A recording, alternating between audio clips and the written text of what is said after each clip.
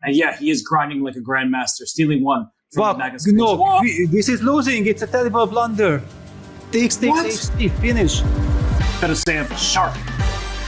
One heart, one shot, now the future is yours. Go! Wow, she blundered the rook. It's like a mouse slip. I didn't even know that was possible.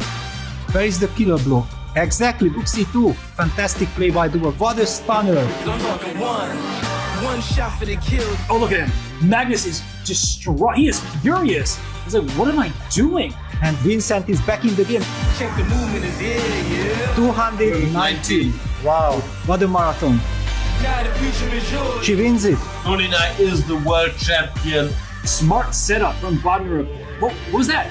Oh, Humpy lost the time. Anastasia Bodnar wins the Women's World Rapid Championship. Oh ho ho! And there's another fork. Unbelievable. And Magnus Carlsen is world champion once again. It's one heart, one shot, now the future is yours. Go!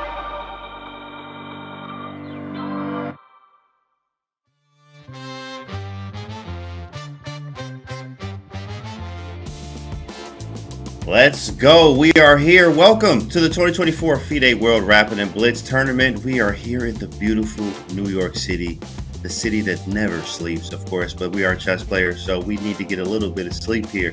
Of course, we're having a great time here in Cipriano, Wall Street, in New York, guys. Of course, it's the New York state of mind, concrete jungle. And in this jungle, as you see, players are ready to go.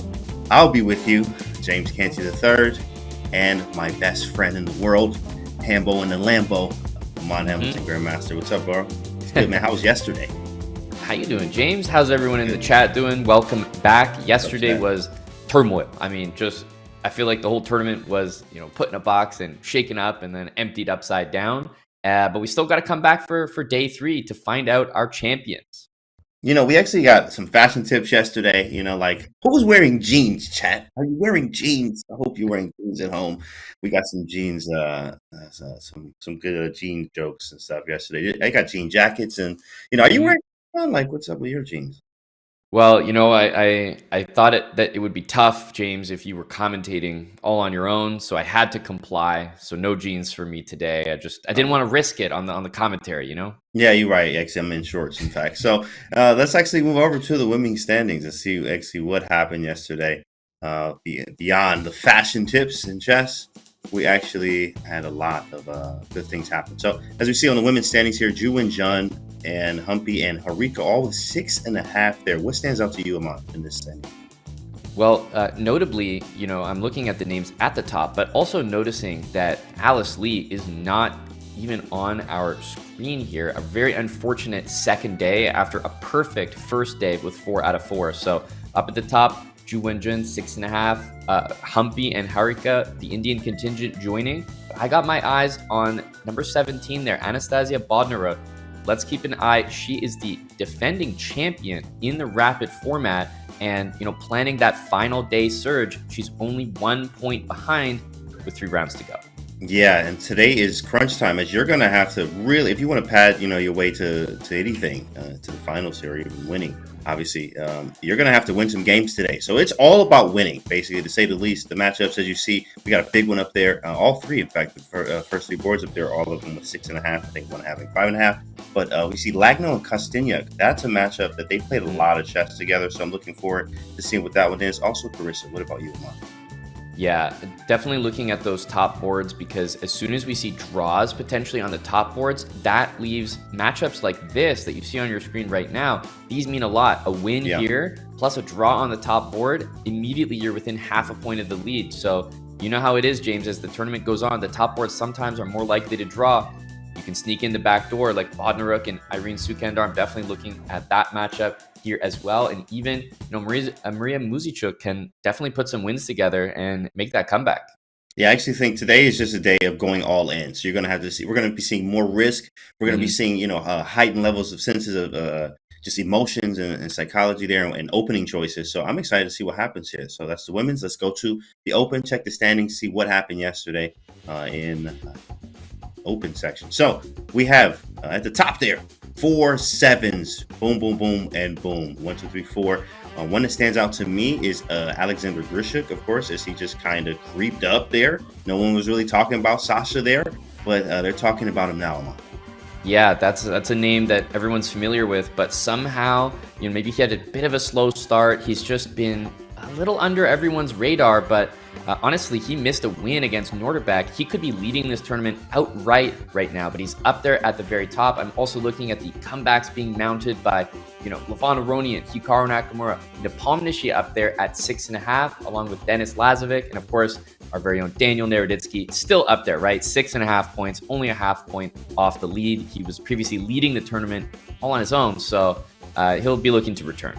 He's absolutely looking to return. Of course, he's a fan favorite. Daniel Naroditsky is going off in this tournament. Of course, he's now today again is a day you have to really go all in. There's 4 games, and you have to whoever wins all 4 is really looking crazy here. Like if it's possible, and it is possible to do. But this is the day, to say the least. If you didn't watch any other day of the Rapid and Blitz, today is the day. We see Merzen up there in Duda. I think that one's still really one to look out for. Definitely Grishuk and Arjun. That's going to be a tactical fest too as well. What about you, Amon? What do you like there? Yeah, well, need to highlight these All-American matchups here. Of course, Naroditsky is up against Giri. That's going to be really exciting. But I'm actually looking at the Ray and Fabi matchup, the Antipov Aronian matchup, and how about Brandon Jacobson and Hikaru Nakamura? These are all-American matchups that are occurring, black pieces for the higher-rated players in all of these. Are we going to see more risk taken? Because winning with the black pieces on demand is quite a tough thing to do, even for the best players in the world. Which means they are going to be taking some risks there. And this is the type of chess we like to see. I mean, of course, win with white, draw with black, the professional approach, or don't lose any games, take less risk, but okay. Like, it's going to be risk every game here, which is, more decisive games, which is fun to watch and obviously things to learn from. So it's going to be awesome. I'm excited to see opening choices today. It's going to be lots of fun. Here we go. Yeah, Jan is showing up with the tee and the turtleneck. Look at those. I was going to say, he made sure that no dress code violations today. He did the turtleneck up. He said, everybody see this? You see, I am wearing professional business attire here. Yeah, didn't want any allegations his way. Wanted to make sure of it. Get the paparazzi out. But yes, he is made his way all the way up to the those very, very top boards. I think that today we're going to see a little bit of a mix between risk taking, but also the top players on the top boards maybe not taking risks, maybe making some draws where they're feeling like, okay, let me protect this lead. So I really think this final day is all about the underdogs, the comebacks. I do think we're going to see somebody finish on top of the table that is not there right now. That's a great hot take there. That's possible because these guys that are in on the second half of the page still have 5-6 points. You win 2-3 games. You where did you come from? Out of nowhere. Who is this guy? But no, also it's funny that, Daniel I think is in 10th place or something like that, but based off of the as many points, it's having the same as others. But I saw Hikaru on the other page over there, and I think Fabi was over there too. So those guys are right behind you, breathing down your neck, ready. Don't slip, you young fella. Yeah, that's right. Esipenko on our screen right there. Looks like moving over to Denis Lazovic, who was actually seated well ahead of any players. He was there 15 minutes already in his seat. What do you make of that, James? He's just completely locked in? Those kind of guys, it's you have to be very scared of those type of players, or at least not even scared, but just aware that this guy is very serious. This is business. You know what I mean? He came 15 minutes early to work. Think about this. This is work. He came early, showed up early, leaving later. Getting the job done nothing happened. That's right. And obviously, everyone I think in the chat here is aware, but probably needs to just be restated that Magnus Carlsen is clearly not paired for this round. He wasn't paired yesterday. It's my understanding that he hasn't maybe been officially removed from the tournament, but I think we all understand he's probably not showing up for the rest of the rounds in the Rapid, and I think very unlikely to play the Blitz tournament either. In fact, they've already on social media posted a kit that you can buy that they're selling that comes with jeans and some other knickknacks with Magnus is on it. So of course they're making it's already happening. So. There we go. Well, some smiles on screen, but I think those will quickly disappear as things start to get underway in the tournament very shortly. It's all smiles, and I think most of these guys are good friends. But now it's time for the action to start. Handshakes all around, and the day is underway. Here we go. Day is underway. Let's see the opening choices, what people are going with. Looks like classical chess so far. Oh, Duda knew it. Something spicy. Might be a banko there with the early C5 lines. That one's going to be spicy to already pay attention to. Might as well definitely dive into that one. Got to look at some Naroditsky too. Yeah, what do we have here on the bird's eye view? Interesting that Merzin and Duda game features White just played the move c3, but Black played c5, so was actually inviting the move d5. Usually, James, you don't really want to see that because you're kind of going into Benoni or maybe Benko territory, and that's not a very popular opening at the highest level here. So interesting that he was willing to play a position like that. I was actually thinking the same thing because I was like, oh, this is slightly risky, going into these lines here, but Duda is very confident in the time control. You also is it transposing top left of your screen? Is it on. a London? All right, now, Aman, I'm gonna need you to breathe first, sir. I understand your excitement here, but it is a London. I'm just saying we're in the ballpark here, James. Starting to get excited about this one. We do kind of, I mean, we really have transposed into a London on the very first board.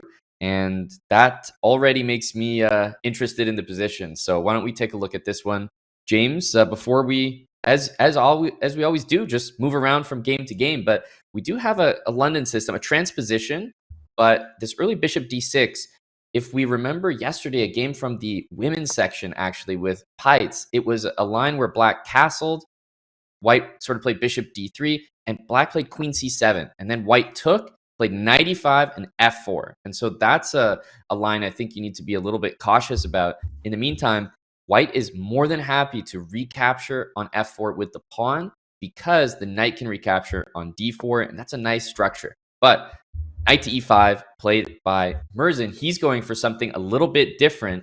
Maybe he's even looking to connect the knights and perhaps just go very aggressive here on the king side, James. This one's a very fun line. What I hate about this, I lost the game to Helios. I was so mad because he played the only line that you are trying. And he just read me like a book, bro, because I'm so aggressive. So my next move was going to be bishop d3, but he plays c4, which isn't played as much. But when you get this bishop to d3, you have g4, you have h4. You can tuck the bishop. You're the one going for mate. But then he got c4 in, and I was like, yo, come on. Why did you do that? He read you. He knew he was playing the man. Man, he knew I was about to attack him. So I was like, well, maybe I should go bishop d3, but then that gives the extra option of bishop takes f4. So, it's kind of annoying. You have to pick and choose there. c4 isn't covered a lot either. It's a very rare move. He's gone for the more standard knight c6. Definitely more popular move. Obviously, this knight, not really a target to capture just yet, but Black's kind of building up to maybe take it. Like, for example, queen c7 is already a move you're looking at. And usually what happens in the London, sort of like a big principle of the opening is as soon as this knight moves to f3, Black jumps that knight into e4 and wants to play f6. So the knight on d2 is kind of stopping Black from doing that right now. But as soon as you support your own knight, you allow Black's knight to jump into e4 and f6. And you can see how that kind of disrupts things because you want to leave that knight on e5 forever. But if Black gets f6, things could get bad. So he's pausing. Just want to make sure that he plays the right move order, plays the right variation. But this could explode into a kind of an aggressive position based on what we've seen so far. Definitely, because he's allowing us to play bishop d3 and knight over to f3 after a queen c7, trying to put pressure on the e5 knight. So bishop d3, very, very possible here. I'm curious to see if he goes for it or not. All right. Bishop d3 though, maybe. Maybe we can look at some of the other games, but immediately I can say that the game here is interesting because it looks so boring, so timid, but I can definitely see even g4, h4 happening. Let's look at our bird's eye view. What other games do we have developing? It's nice to see goodness, on those top boards. What's catching your eye, James? We got to go to Brandon Jacobson's games right now. We have to go there right now. You will not believe what's on the board. I don't believe it's on the board. It has to be some type of OTP mouse slip is what I believe. It has to be. There's no way that he could play this. No. All right. It's got to be. I'm going. No. This didn't happen. Go. Let's go from the beginning here. The beginning. Let's go from the beginning. I figured it might be this move that you were thinking of. Guys, my hands are up. I mean, look, A4 in the World Rapid Championship. Brandon Jacobson, for those that don't know, there's definitely a little, what's the best word? A little online beef, James, about this A4 and Rook A3 opening. There's a lot going on right now because I think, number one, Hikaru's streaming this too as well. So, they know and they're like, oh, Brandon Jacobson, he know for the views, for the memes, for the content. So he did it for the content. But he also plays this move against Hikaru too as well. I mean, this is going to get wicked here. He trolled him, but then still got an okay position here. In fact, I just want to point out that according to the engine, white is slightly better. I mean, not a shock after 10 moves of play, but a shock after 10 moves when your first move is A4. A4, right? 100%. Wow. And if he wins this, yeah, it's very liable. It should be okay to knock over a piece or two. And you know what? I like the idea because, hey, if he loses, it's like, hey, well, I mean, I played A4. What do you expect? Of course I'm going to lose. But if he wins, I played A4. That's right. You know what I mean? It's a different level. It's how you say. It's not what you say. It's how you say it, right? Oh my goodness! I can't believe he's brought it out, officially called the Where opening. Where did you come up with this move? Come up with it? Oh my goodness. Okay, well that one's very fun. We're gonna have to keep that one on our eye as well. Yep, absolutely. We might head to more standard territory here. I don't think any game that we look at from here on out is going to be as exciting as that one. Truly, there's a couple games that I wanted to take a look at, but Anish Giri is playing Daniel Naroditsky, and that's certainly one that, of course, the people here are going to be very interested in. But I'm also interested in the time advantage that Giri has already posted over Naroditsky. This is the first real think that Giri has done the entire game here as we're in Danya's King's Indian. So what happened here is this is what happened. Last night, actually, pairings came out. I remember we were done. I'm in the middle of the stream last night, and we take our quick break before this tournament, and I'm like, oh, the pairing's up. So I'm looking. I'm like, oh, pairings are up. So I'm checking and seeing. So I think Gary had time, and if he has this time advantage like this, he obviously looked at Danya's KID and probably specifically this knight a6 line because he likes to play this, which is rare, So I'm sure he probably looked at it, got into prep, found something.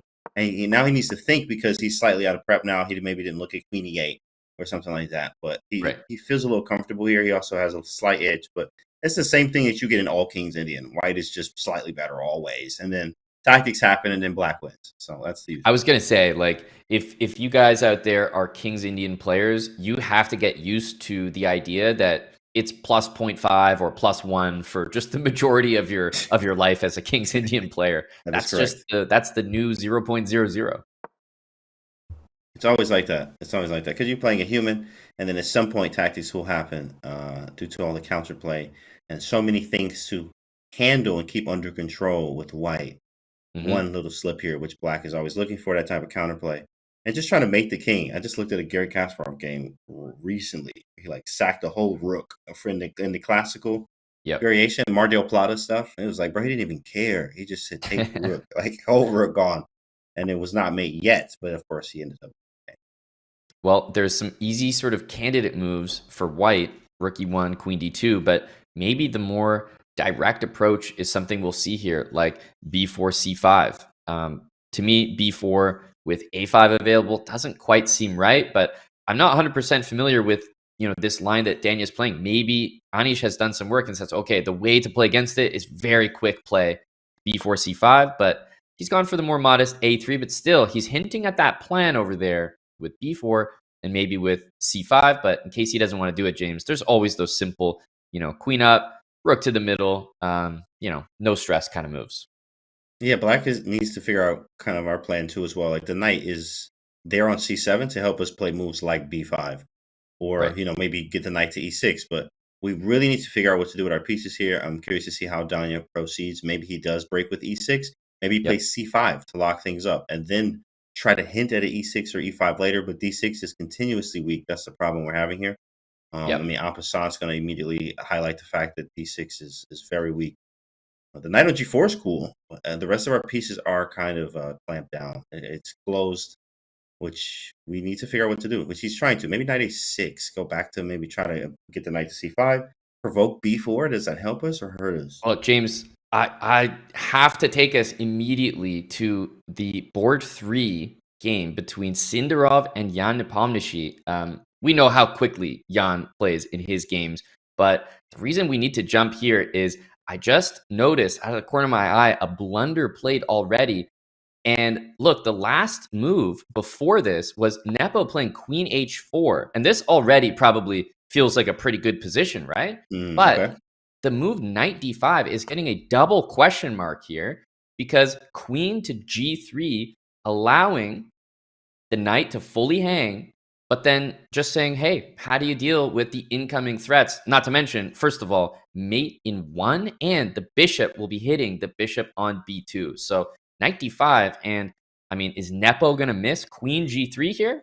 Yeah, he's calculating the rest because of the knight e7, bishop g7 check, but he just takes with the king, and and that's nothing else. There is no queen c3 check there due to the rook. Now put your line on the board here. Queen g3 takes, right? Takes. And then basically, let's just say he's completely dead lost, if not for this move. So knight e7, bishop takes, king takes. And how do you actually stop yourself from losing the whole entire game here? Honestly, I don't even know if white is a little bit lucky here, guys, but the only way to stop it is knight h5 check. Oh, Losing the queen knight. g5 and queen h5. Okay, that's what he's You got doing. it. Queen g5, queen takes h5. But I mean, in this position, black can just settle down and just play some chess, right? I mean, Yeah.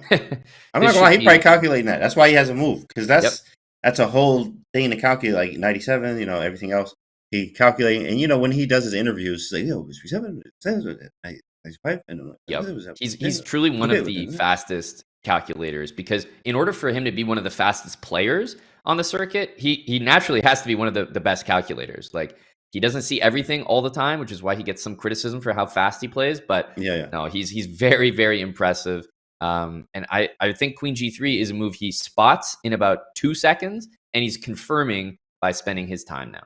He's doing that right now. So figuring all of that as out. I'm watching him, your words are fitting perfectly. It's exactly what's going on in his mind. That is what he's doing, and when he finishes, he's going to play the move queen g3. Yeah, that could wrap up a game on one of the top boards very, very quickly. We talk about, the risk needed. Nepo is, he's on the attack. Queen g3, we could see a win really quickly. That would move him to 7.5 points. And if we see some draws on the top boards, James, he's well within striking distance of a potential first. This was a Najdorf. So I was like, what kind of Sicilian hit? It was a Najdorf. That's right. That's right. Nice. Well, he's definitely in thought here, but we'll keep you guys updated on that. Had to jump here when I just noticed the big blunder from white with lots of time on the clock. So completely underestimated that move there. And Nepo he's got that look like, I know something's up. So we'll wait to see if he finds that. I'm sure Sindarov figures it out too. He's like, oh, bro, what am I? And then you have to sit there and like no composure, like nothing happened, even though I am lost. Yeah, absolutely. Wow, let's continue to look at some of the other games. There's one game that I kind of knew would maybe pop off a little bit. It's on board 5, Esipenko Mamedyarov. Just say those names and you're like, yeah, that sounds like it probably is going to be an exciting game. And it's kind of delivering here. Even though the evaluation is kind of around even, this looks like a bit of a wild position to me. And I'm not going to lie, I'm a little scared with all the firepower on the king side here. Yeah, and Shaq looking comfortable too as well. But first off, where do we move the queen? That's number one. Mm-hmm.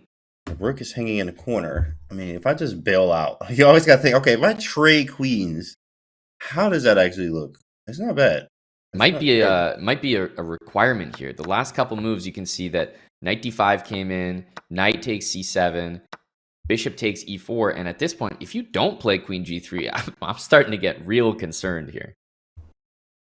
Yeah, I'm just gonna. By the way, I mean, I'm getting word from chat that Queen G3 here and on the Oh, Nepo that's board. funny. That's Queen G3 is the move of the day, guys. Yep, Queen G3 there was found by Nepo.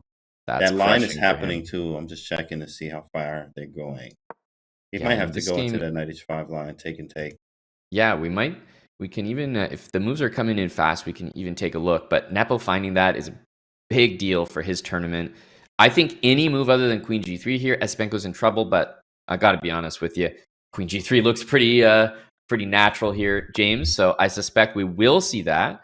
Uh, actually, we see They a said draw draw. offer. He's like, you want to draw? Draw. Спасибо. Well, this is what I was kind of saying at the beginning of the show. As you know, maybe we can jump back to perhaps that Nepo game and just see that variation play out as the moves will come in rapid succession here. But this is what I was alluding to at the beginning of the show. I was saying, look, we're going to see some games like Nepo, right? Tons of risk, sacrifices, blunders by white. And then we're going to see other games where players are like, you know what? I'm not interested in too much risk. Let's make the draw and move on to the next game. Yeah, this is crazy actually right now with this Nepo game. And shout out to the chat. The game is firing up. Tons of genes. Everybody talking about genes as well. That's kind of funny. I see you guys in chat. But yeah, this game is cooked. Ooh, look at Nepo's face. Is that of like a? What is he saying with his eyes on my? I, Did I you see honestly him? think he's that look is like I know that you know that your position's not good. Oh my goodness! I know that you know what's up, right? You Yeah. know what's up. Do the thing. Do the thing right now. Come on. You know it. You know it. Yeah, the eyebrows up and down is like hey, you know this is a bad position. What are you doing? You got nothing here. Like, do you see something? I don't.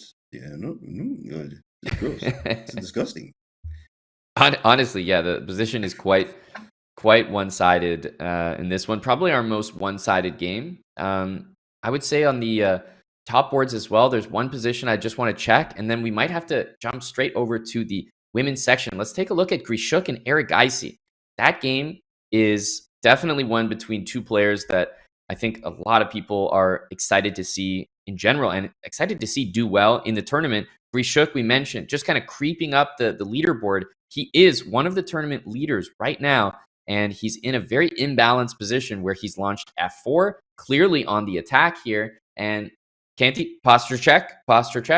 Okay, yeah, number one, everybody stretch. Everybody just stretch at home, okay? Every time you see Grishik here, we need to, stretch it out. Okay, posture check. It's not as bad as yesterday, but, okay, now he's leaning in. He's like, psych, let me Yeah, do it again. But, okay, Grishik, posture check. Number two is he does have this F5, G4, H4, and G5 idea. Like, you see this in the Englishes. He has a legit attack with this F5 idea. I wonder if he's going to go for it. This may be the time. mm-hmm. But I think it's very logical. It happens a lot. F5, G4, knight G3 too as well. But H4, G. I mean, you just steamroll on the king side. That's what those Right. pawns are actually for. And you have the pieces around the king too as well. There's no real good central breaks. Like D5 is covered. He plays C4 to make sure you never get anything. Not even it's like C4 at all. Like so he now he's heard you gonna go. breathing the word D5. He said, no, none of that. Not None of that, happening. bro. Not happening. Now he can proceed with this easy king side attack. I think. Yeah, I mean, I have to say, I really like Grishuk's position. Yes, you give some and you get some, James. You mentioned that knight coming into d4 is something that is now available, but you also lock that bishop down, prevent d5.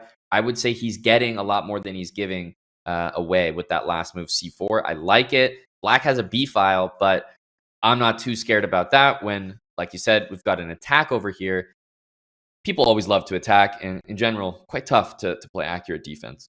Yeah, especially when they say, how do you beat strong players? Is you have to attack them. In fact, you do have to attack them too as well. So being attacked, even as an attacking player myself, you just hate being attacked. So you don't want that to happen here. F5, G4, it's hard to defend. But Black does have this one idea that you can play with that defends against this, which H4 needs to be played quickly, maybe even a sacrifice of the G5 pawn. When that idea is H6, knight H7.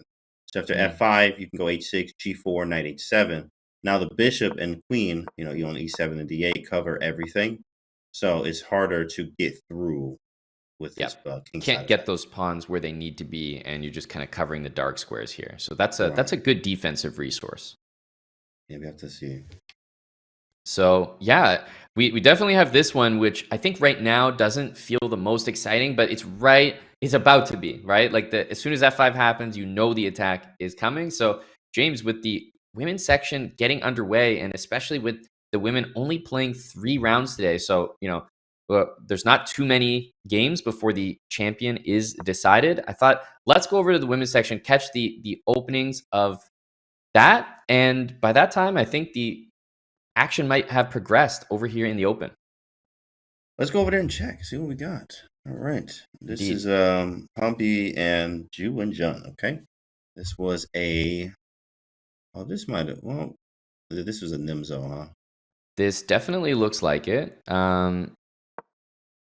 You can get that type of position from a few different things, and yes, it did kind of start as a Nimzo, but we transposed back into a Queen's Gambit.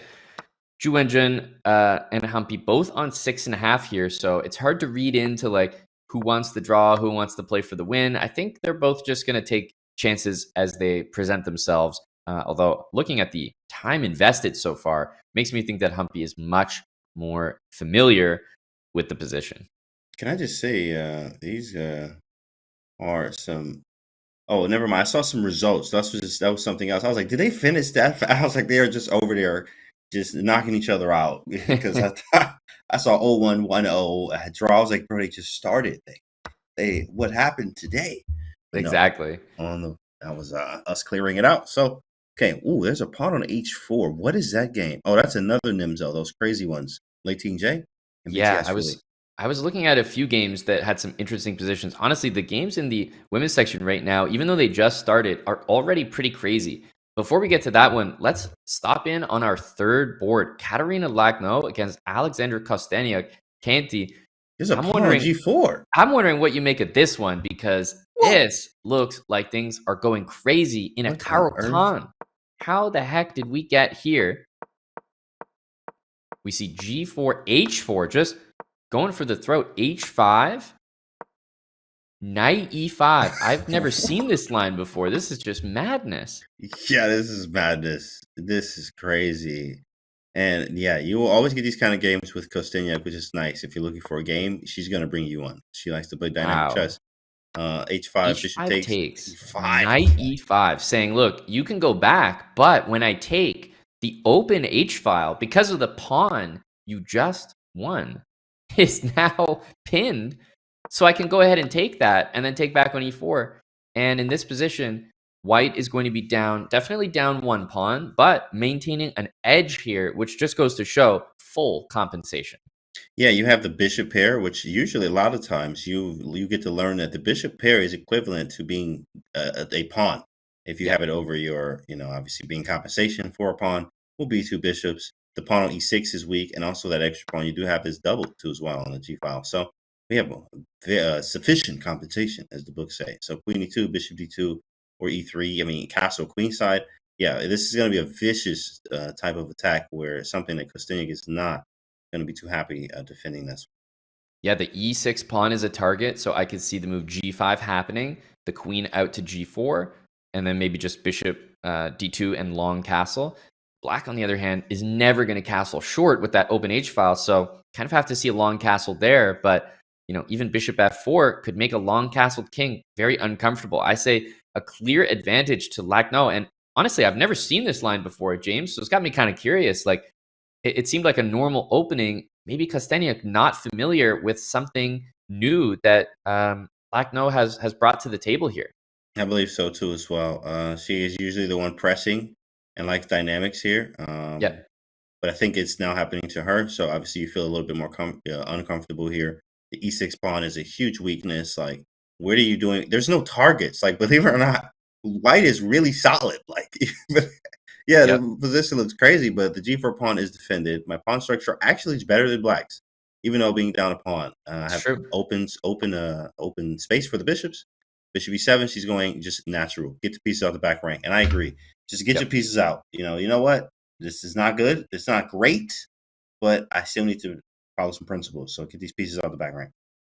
Yeah, and even after the knight takes on e4, the bishop can capture on g6 there in that game. It did not look like a fun position. So clear edge for Black. No, there's that game you were mentioning, Leiting J. I wanted to look at that one, James. That one was reminiscent of the Nepo game that we saw yesterday, where I don't know if the chat remembers, but he had a Nimzo game where he just moved every single pawn and like pretty much fianchetto his rook. Like, I don't even know how to describe it. So Yeah. I think we see that same variation here once again. A3, F3, and E4. And Nepo played rook A2, rook F2, and then launched the pawns. And, 12 moves into the game, he had Yeah, that was barely great. moved anything other than pawns and rooks. So kind of the same line here. That was actually a very cool line where, like, you just want to implement that in one in your chess career. That was nice. Interesting. H4, knight G8 is rather strange. I mean, it's definitely not a terrible move, but never feels good, right? To completely undevelop your knight like that. Takes. I'm looking at a free tempo with knight H3, and we know from the Nepo game that sacking this pawn on C4 is actually part of the opening. Yeah, it's also a slower piece, maneuvering the knight back to G8. Of course, is I guess you can say and argue that, well, white isn't fully developed either. So, okay, we're not fully developed. I have time to move the knight back to G8. But, yeah, I think I still like white in these positions. It was just very fun to see that how Nepo did that game with Gelfand. Knight H3, hit the queen. Makes sense. Maybe that's where it starts. Okay, knight H3, and then queen where? Maybe E7, natural. Yeah, E7. You could probably put it just about anywhere. Anywhere. G7 as well. One thing about queen G7 that I start to think about is, if I stop you from castling, it's probably a silly move, but if I stop you from castling, you're not castling kingside, so maybe that's somewhat annoying. That is kind of nice. Bishop H4, what a move that would be. Is that that's on the board? Queen G7. Bishop H4. No, sorry. Yeah, Queen G7 is on the board. Exactly. Yeah. This is the live position. I was like kind of half joking about Bishop H4 here, but maybe you could defend the pawn. Queen A4. That's another way to do it. C5 is another one where you guard the G2 pawn here. And if this ever gets taken, you're never concerned here because you can just grab the B file, bring the queen out. Black's knight on A5 is without a really good home, it just has to return to C6. So such a weird opening, James, where honestly it feels like white's breaking all the opening rules, but has a much better position. Yeah, it's a funny one. This one does break a lot of rules here. But hey, that's what it is. And when some of these openings are like that, and it's aggressive too as well. Like this F3 line is always just an aggressive line of chess. Queen A4 does defend, but the problem is for black, we can't get to C4. Usually the queen would be like going to C8, D7, C6, or Queen E7, D6, C6, and then we'd either trade queens or get to C4. It's so far away. Exactly, it's on G7. So that whole idea doesn't work. So now Queen A4, black could just develop. I guess black's okay still. Knight E7. Yeah, knight coming in is going to be annoying too. There's a lot to think about, and this is a rapid game. It is. Yeah, there's lots of time here. Leiting J, though, looks like she has a fantastic position, and with potential draws on the top boards, as I keep mentioning, that opens up a lot of opportunities for players to mount some comebacks. As we take a look at the bird's eye view, I can say Humpy and Zhu Wenjun looks very equal on that top board. The second board as well, between Elizabeth Peitz and Harika, also extremely equal. I would not be surprised, Canty, to see a couple draws up there, which means that maybe Lacno with that really aggressive position against Kostenyuk and potentially Leiting J here as well. They have a lot to play for because you can really, really mount a comeback easily here. Yeah, so I'm actually looking at the other boards now to see if anything decisive down there, anything different, any type of positions that will give chances. Definitely Leiting J game. That game is that's probably not going to be a draw at all. Just too much going that does on. not look like it. No, that game is heating up here. I think that we have a clear picture of the women's section. Looks like potential draws on the top boards, which means opens the door for Leiting J, maybe Lacno with their aggressive and well-placed positions to make a comeback. But let's head back to the open section, James. See if there's any further developments in some of those top games. I think Nepo is well on his way in his game as well. Can definitely see some results already, some early results. Giri and Naroditsky with a draw. Norderbeck and Denis Lazovic also drew relatively quickly, which, hey, they're joined by Sam Sevian and Lenier Dominguez. So Dang, another draw too. lots of draws here. Quick. We want to stick where the action is, though, and you can see the just the quick post-mortem there, but obviously nothing doing between those top boards. Yeah, Nepo seems to be in the best position on any of the top boards. What do you think, James? Any of the positions going in a way that really get you excited for a decisive result? Yeah, I'm actually. Why is Nepo's game? Let me refresh. It is still going. I just thought it was over. I was like, wait, why is it still going? No, okay, it's winning, but it's actually not over. So he hasn't won yet. Still looking around. Oh, there's a pawn on f6. What is going on? Let's go to the Levon game. Look, of course, engine the bar is like, oh, yeah, equal, but no. From a human standpoint, there is a lot to play for. I think on Antipov versus Levon. Let's take a look. Also, Alireza's game is heating up. Well, there's one thing about this this game with Aronian that it kind of looks like it has the features of that Nimzo. So I'm almost wondering, maybe the people watching are starting to feel the similarities in the position. But yeah, it's got that structure of the Nimzo in it. F6 has just been played. Maybe we'll see some sort of mass trades. But Queen takes F6 is one I wanted to point out, because Queen G4, psych, not actually trading queens with you. Instead, hitting the rook on C8, hitting the queen, meaning there's only one move that's available. It's queen back to D8, bishop to G5. The queen has to move again. You can see we're kind of running out of moves here. And this is just such a crazy line where you just keep chasing the queen. It has to defend the rook, but it's not always able to. And here you would actually get the win because queen E8 needs to defend the rook. But now I have checkmate and the rook hit. Just a beautiful, beautiful line there. Okay, we have to actually go over to Prag's game against Ronak, who was having a great tournament, still is, but Prag just found a nice shot in the game that is a crazy tactic, allowing a lot of captures to happen. There's a lot of loose pieces, which is the move bishop to h6, which he found. Very nasty move. Prag is kind of on the comeback trail here. Did not have a fantastic start, whereas Ronak, I feel like, did. He was at the top of the table early on. Let's have a look at this brilliancy in this game, because, hey, if I was sitting here saying there's going to be a brilliancy out of this position, you probably wouldn't even believe me a couple of months ago. Not at all. Queen f5, queen c8, and now bishop takes h6 on the board. Queen takes queen is going to be met by first rook takes rook check, winning material. So knight d6 was played. What was actually the main problem with this? I think it's rather simple. Just queen takes check. King has to go somewhere. And no matter where you're going, you're picking up this pawn. Or, for example, king here, we're just picking up that rook and winning the game easily. And then that is I think here, just probably take with check. And then eventually this knight will come in for a checkmate attack. Yep, absolutely crushing. Absolutely crushing. So this is great. Stuff.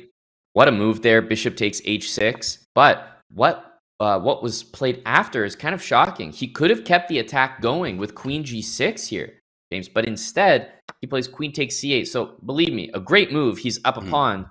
Good job there from Prag. But with time ticking down, he did not keep the attack going. Honestly, I think you still have some work to do here, but we'll see. Oh, yeah, he still has some work to do. But, lots of swindles do happen, but he's found that bishop h6 move, which was really nice. He also is a little bit of time trouble, but what's the pawn count now? 3-6, 3-4. I got an extra. It's possible. Just an extra pawn here. I think Prag he's got the winning chances. I would say he's a definite favorite here to win this game. E5 played makes me think, whoa, okay, hang on. He might all of a sudden just be a massive favorite because Raonic is getting desperate for counterplay. It could work out, That's a but good I feel move, like if Prague's accurate, he's got this one. That's a practically good move. I think takes in c5, but then you get black 2 passers, which is Right. weird to do. He does take. Is he gonna go see? He just took both, and apparently it wasn't it. Maybe it was take Well, d5, I guess. Yeah, 'cause the I think knight's that hanging? was the one, but I have to say Rana found a really interesting move. He offered another pawn, but those 2 pawns with time a little bit low, I'm not going to lie, I'm a little scared of that as well, so I understand his decision.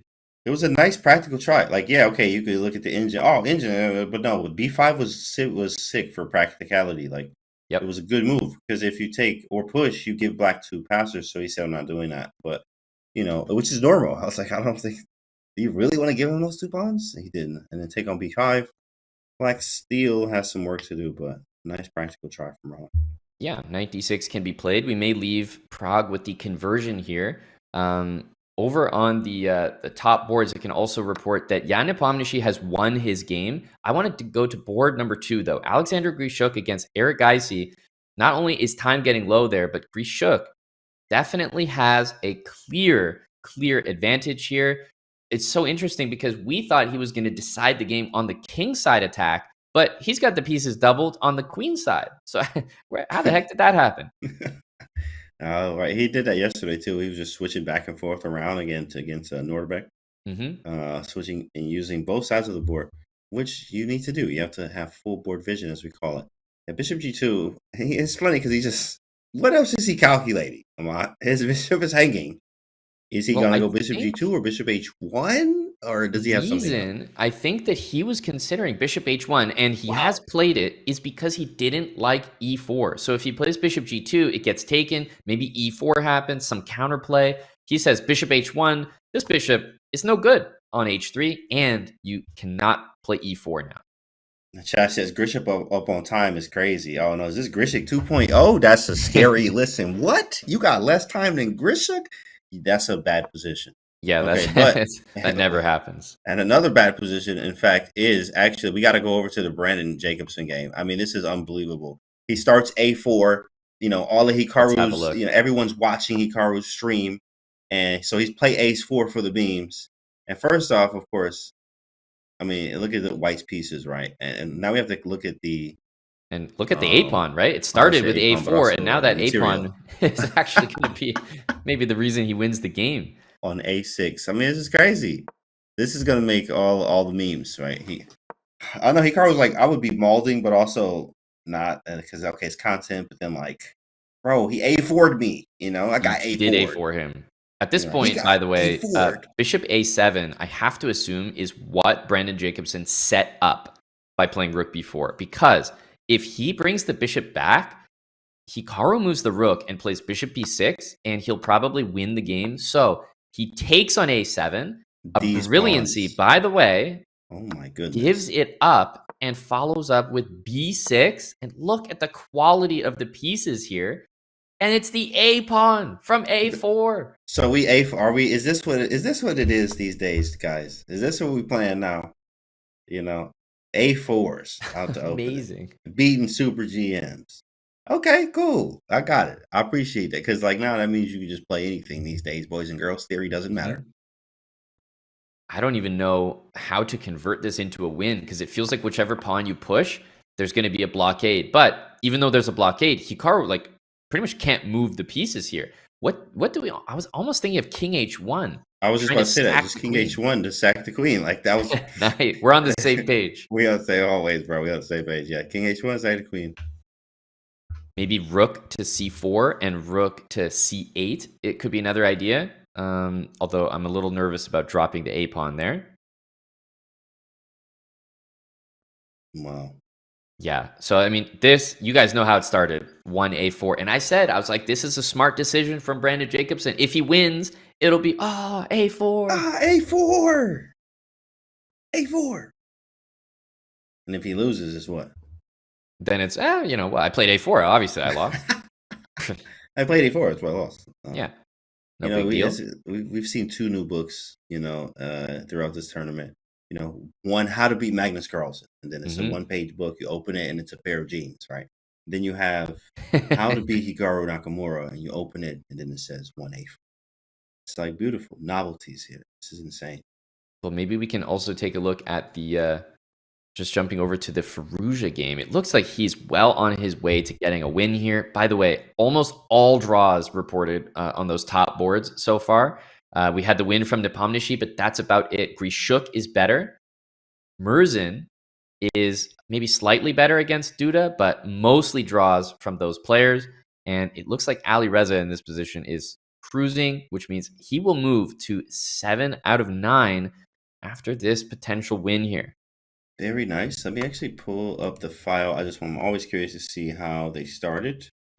There we go. Alireza's game. What was his opening? This was a Nimzo, kind of Queen's Indian, actually.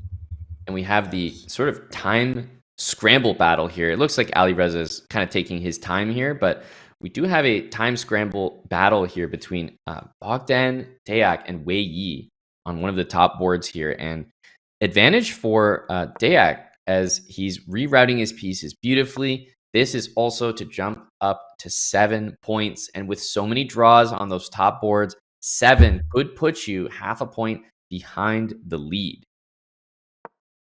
That is crazy. I mean, and we still have 3 games, anything can happen, right? It's going to be like, especially when you get a win here and you get confident, especially when you get confident, you get those next 2 games.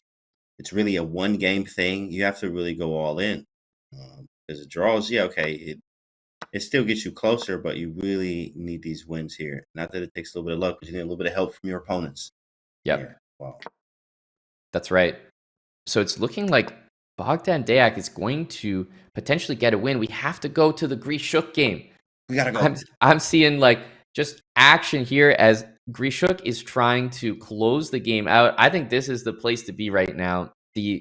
Honestly, it's been kind of a masterclass from Grishuk, and this game is for first place right now. If we have a winner in this game, it's very likely they will have sole possession of first place in the World Rapid Championship. Oh, I like the option he chose too. He closed it. He played close Sicilian. Look at that. And he played it in a move order that's so annoying for Sicilian players. I'm not even gonna lie. So this is a very smart option here from Alexander Grishuk. And he's in his form because he got no time. So this is really a scary Grishuk right now. He has no time and he got a good position. I was wondering about, I guess it's no good, but knight e2, take the knight c3, and go after the a pawn, because I'm desperate for counterplay if I'm playing in Erigaisi's shoes. So maybe that's what he's trying for here. Rook takes e4, takes, and knight e2 to c3. I feel like you have to try something like that. And he will, because he likes to try, whatever he can. Absolutely, there it is. 92. But look at the extra pawns here for Grishuk. Yeah, I was just about to say that. He sees the idea of knight c3. You gonna take it? Where is he going to put the king, first of all? I'm not gonna take it. Oh, the panic is starting to set in, but he's one of the absolute best with low time. h2, he goes away from the action, but the king might just be safer there. Knight to c3 will almost certainly be played. You just can't imagine a different move, unless maybe bishop b2 to try to guarantee that pawn. Oh, that's good. That's good. He went knight c3, but that's good though. That's good. He's just setting up. It's not mate. No, he does have rook check and bishop h6 though, right? That's GG. That is GG. Rook f7 just loses. Take everything. Everything. Bishop f8.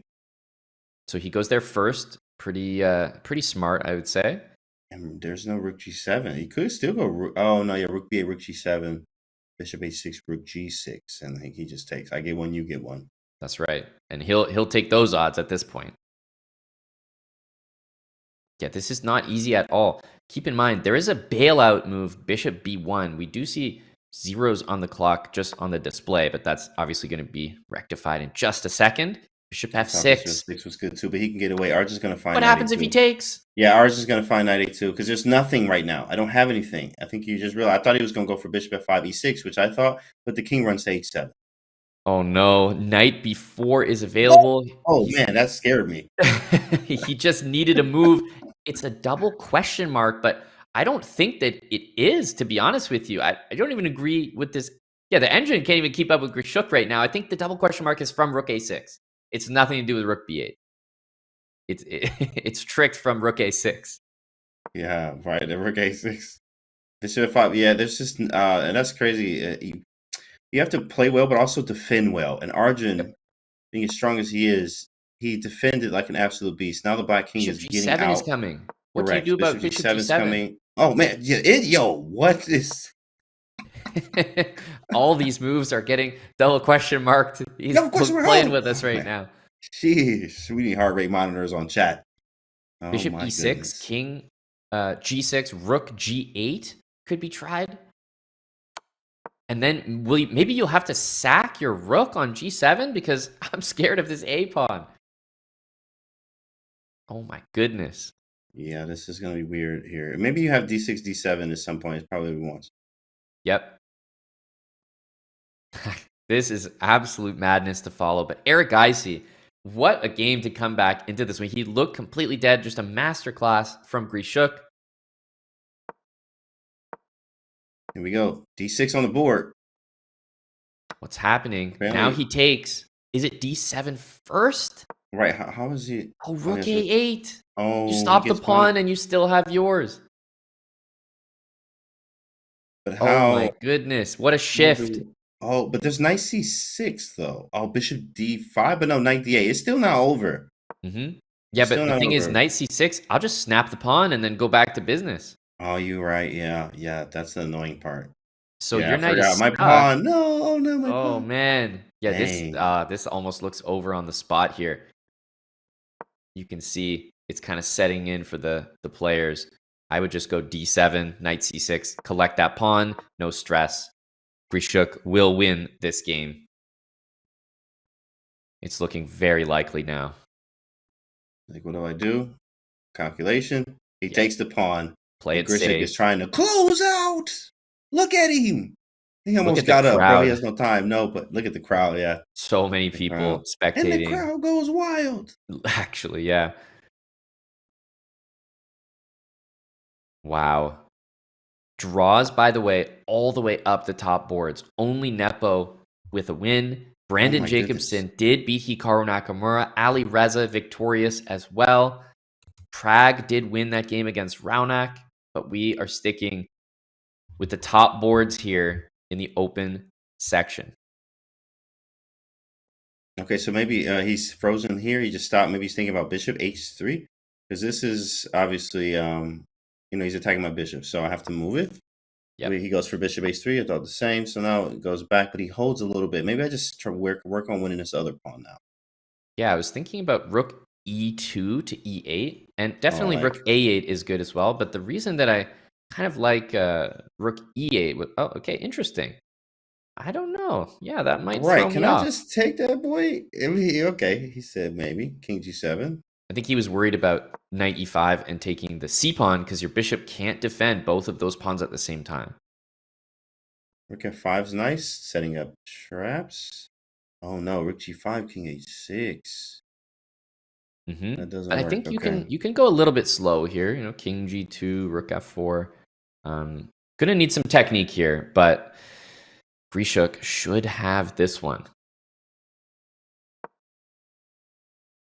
A little rook shuffle. F2 check. Yep. Just try to maybe gain some time there as well. Grishuk actually let something go in his other game. I'm going to take us to board number 1 here. Murzin against Duda. This looks like it's going to take some conversion from Grishuk. So let's immediately go to the top board where everything has just exploded in this rook endgame. Talk about a game for first place. Murzin. Oh my goodness. Cool as heck. E7. And they both got 2 passed pawns. But his look better. And he's getting mated. There's a problem. He has to go rook. Okay, yeah, it's either check d3 or e3. So he went d3, then maybe he'll go e3. Right. I mean, he's trying to get the king probably closer. If king here, rook d1, tricky. What a confusing endgame. Rook e3 next. Now I can on push. g3. Oh, he does it. Here, takes, and that king will not reach because the rook will go to d3, James, and set up the Lucina, I think. Oh my goodness. It's over. Rook e7 takes and rook d3. Lucina, pawn already on a 6. 8 out of 10 for Merzin is looking likely, but rook e4, what a good move. There's only one move on the whole board that wins the game. Okay, that's tough. I guess I was like, I mean, king e4 looks fine. There's a lot of moves here, and he finds the only one. It was king d5. That's crazy that it's king d5 only, because, I mean, it felt like the other ones could have worked. King c5 seems fine, but this is with tempo. Yep. Rook behind the pawn. Something like take? No, that can't be right. No, yeah, just rook behind the pawn. Rook check. He's definitely trying here. It feels like, you know, you kind of just want to get your king around to safety and then go take this.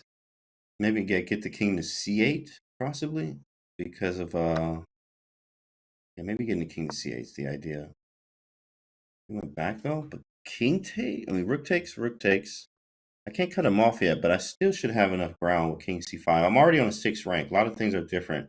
Yeah, the pawn already on the 6th rank. That's right. Should be enough. He goes rook takes, and this king needs to make it here. But the question is, can he manage to do that? I think king c5 and rook d2 is happening quick enough. And for example, here, rook to d2 will win the game for white. Proper technique in the rook endgame.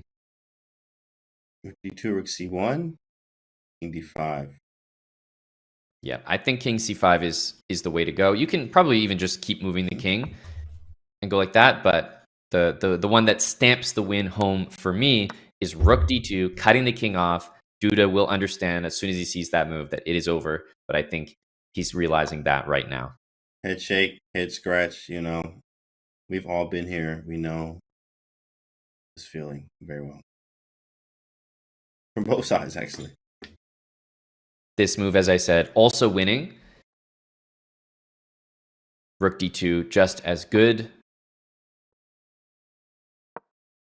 Yeah, the reason why I was like, you know, maybe you go for rook d2 was because of king d8. You don't want to let it get to c8, but obviously he's not going to do that. He's in full control here, converting in his own way. Rook d2. Just rook d2 and push. Yep. And this is a trivial win for someone of this level.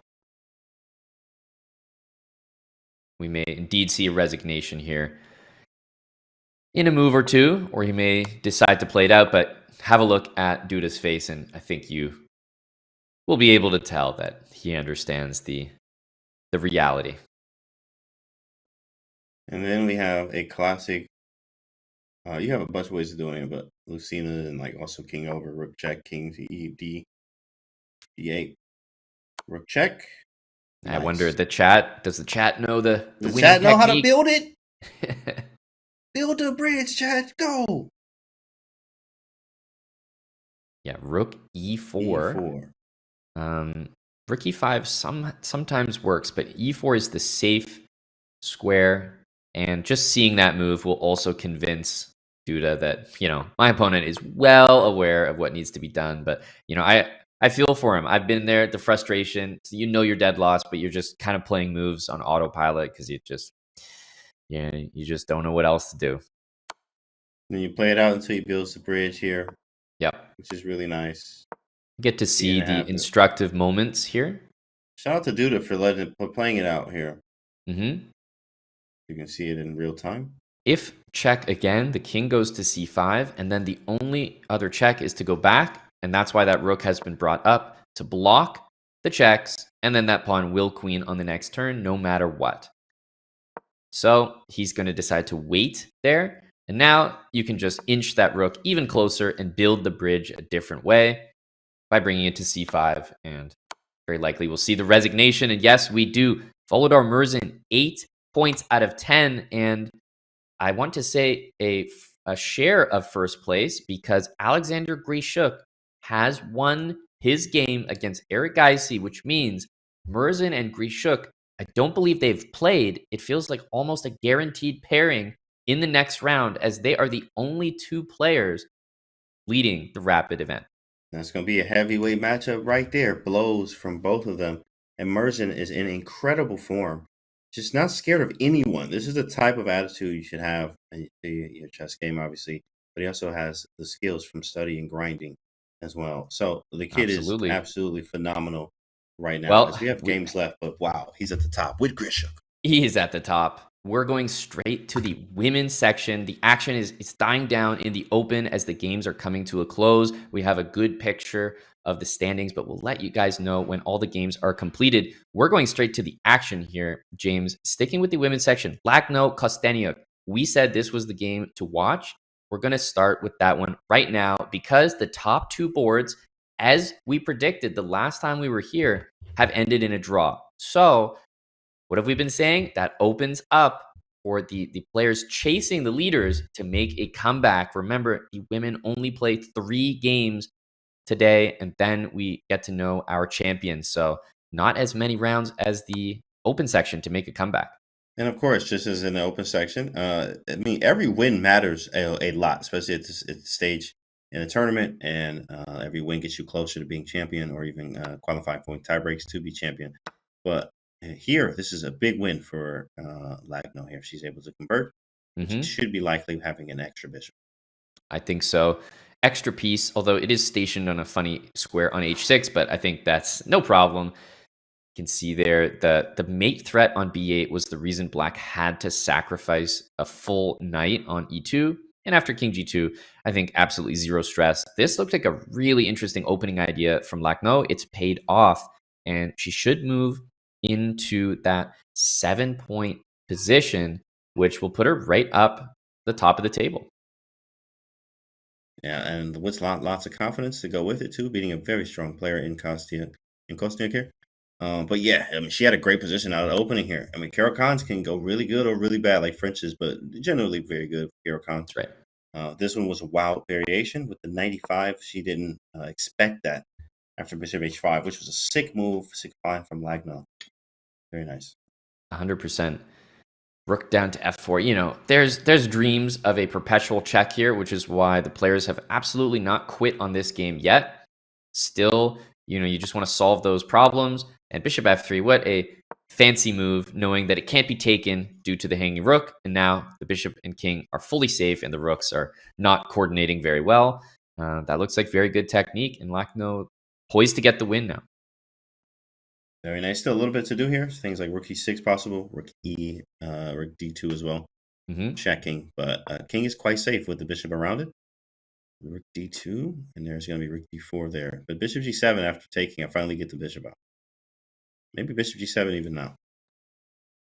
Interesting. And then the rook moves, rook h2, pretty much my only threat. But I like bishop to g7, definitely. Is rook takes e6 playable? Because I'm not going to lie, if I could take a pawn, you might catch me interested in that. Yes, always. Come on, always. Yeah, rook takes e6. I don't see a problem with that. Actually, I don't see a problem with that either. I like rook d2, but rook d4, okay. Let me trade. And we're up a bishop. We have an extra one. So bishop g7, bishop around f6. It's going to take some time. Maybe try to use the a-pawn queen on the light square. There it is. Take. Rook h2 is kind of a fancy way of doing the exact same trade on d4. But there's just not going to be any threats to the white king with only that bishop and rook here. So I think at this point, get your bishop out back into the action this way, and should be all good. No mate threat. Rook h2 looks scary, but, go bishop g4 here, right? Like, yeah, bishop g4, worst move on the board by far.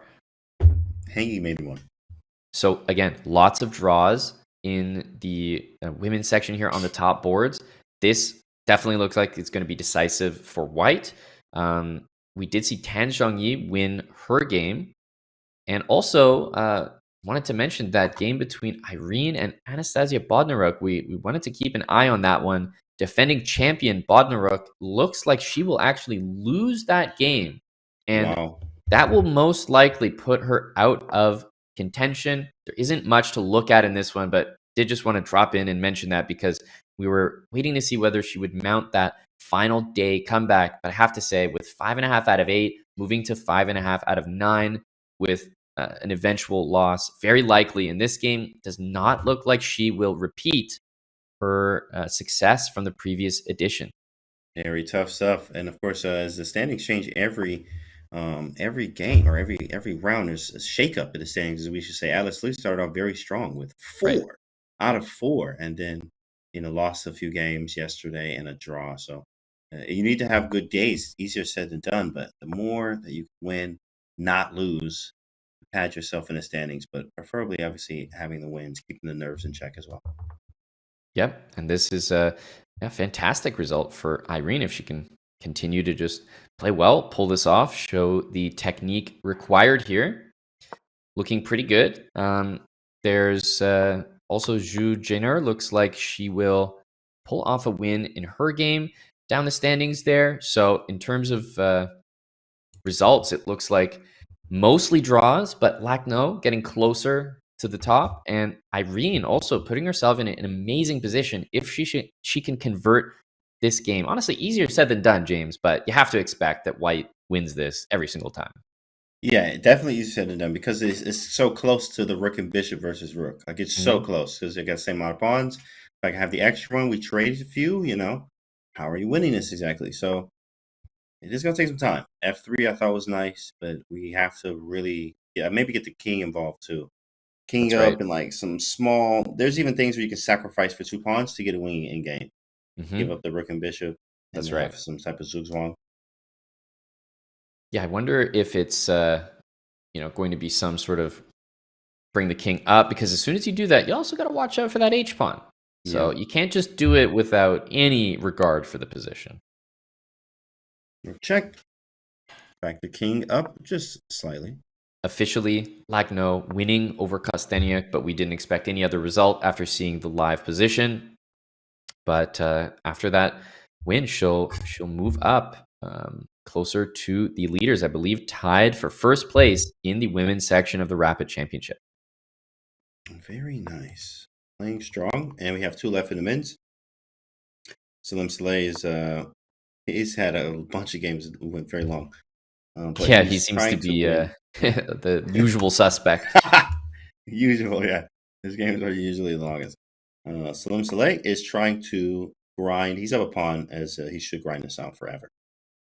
And also Alice Lee, I was just looking down the standings in the women's, lost again. Really just a day one wonder, 4 out of 4, but a bit disappointing on her end since then. You have to wonder what changed, but sometimes it's, she wishes that the tournament was just nonstop day one. Like it just, let's keep playing. We don't need to go home and reset for tomorrow. Now I'll play all my games today. Well, that's the option too, but then your opponents would have to sign a waiver or something as well to understand. But that's kind of funny. Like, no, I want to play them all in one day, all of them. So interesting. Just watching this conversion here, we see G4 takes, pawn takes, and I'm not sure the exact technique, but it looks like it's just going to be a slow win, bringing that king up, rook over, blocking and then check. Trebuchet. That's it. And then have your Trebuchet. So you get the king to D5 after rook D8, rook D6, rook F8, rook F6. Trade everything out, and then you win the game. So that would actually be a good way to not win the endgame. Wow. Yeah, that endgame is actually not winning. How is that not winning? That's the pawn endgame would be winning. I can even put that on the board here. Just kind of get something like this. Oops, that's probably the most annoying move to play. Let me just rook H, anything. Rook F5, rook F7. So you will win the pawn, but the problem is, he's in the you're corner. only going to be. Oh, that's so stupid, bro. Yeah, you're going to be going here. But if the pawns were up, like the pawn on G6 and the pawn on G5, it's 100% winning every time. So because she doesn't have that easy sacrifice for a win, it does mean she has to work a little harder, right? You kind of got to bring the king in slowly, go after this pawn. E7. Yeah. So not that easy. A little bit of technique needed. Of course. If we know in games, it's going to be a mod. I'm saying always. He will. Well, because you know when I'm playing the speed chess, James, I'm always looking for the quickest way to win. So I got my sacrifices on lock. You do, bro. You do. London means Indian. You know what I'm saying? This is his repertoire. And Taminoff Sicilian, which is actually very flexible. Very Yeah, flexible. we've seen a few of those ones in this championship. But honestly, pretty diverse openings that we've seen so far. Like a little bit of everything. I've been actually surprised by how many different openings we've seen. Good technique here in the women's section. I think this is going to be eventually happening. Rook f7. You can really do nothing else except shuffle. But what I'm expecting is, for example, like rook f7. I'm trying to think, like we shuffle or something, and the rook goes back, king e7, rook here, king e8. You see how there's no rook f8. And then after king g7, we could maybe take, and now we just bring the king back up. So that could be a nice finish, maybe. We might see that. Very nice. Very Wait and nice see. here. Yeah, the g4 pawn is like what they call pawn freeze, where one stops two, which is nice. So we also having the pin on d6 and having everything working together at the same time here. It looks like we have all other games finished over there. In Women's section. In the women's? Wait, let me see. Is that the only game? Oh no, I was just looking at the bird's eye. But we have like a handful left there. A few left, And definitely. guess who's still playing in the men's section? Wait, I've got one guess. Is it Salem? If you put your house on it, you got you another house. That's right. That's exactly right. Yeah, he really. I wonder if there's a statistic for most moves played, right? Just by like a single player in the whole tournament. So he might be up there. Yeah, I think he had 3 games that were like the last game or something like that. Definitely the first. Okay. Okay, this is big because now this move cannot happen because of rook d7. King up is forced. King e7, rook f7, king e8, and we will get the position that I was talking about. Irene has figured it out. I believe king e8, what a move. And after king g7 here, she actually doesn't need to find rook takes f6 because also rook d7 is super easy as well. So she's very likely to win this one, which means I think black now has to move the rook this way. Which allows lots of checks and maybe just a resignation here to not play it all the way out. It's totally understandable. Yep. Just pick off that pawn. Either way, honestly, but bishop takes makes a bit more sense to me. And rook takes and rook f7. Oh. Open section is concluded. Yeah, this is a really nice one. Good spot, James. I was worried that might be stalemate, but not quite. Like, stalemate? Wait, no. What's the rule for that? I feel like, it's no stalemate. You're like, it's a stalemate, bro. It's not. Come on. That should be Why it. are you wasting everyone's time? That should be it. I like it, though. I like it. Look at this move. That's cold. Oh, my goodness. She really no, stalemate. That was nice. Wow, what a move. Beautiful.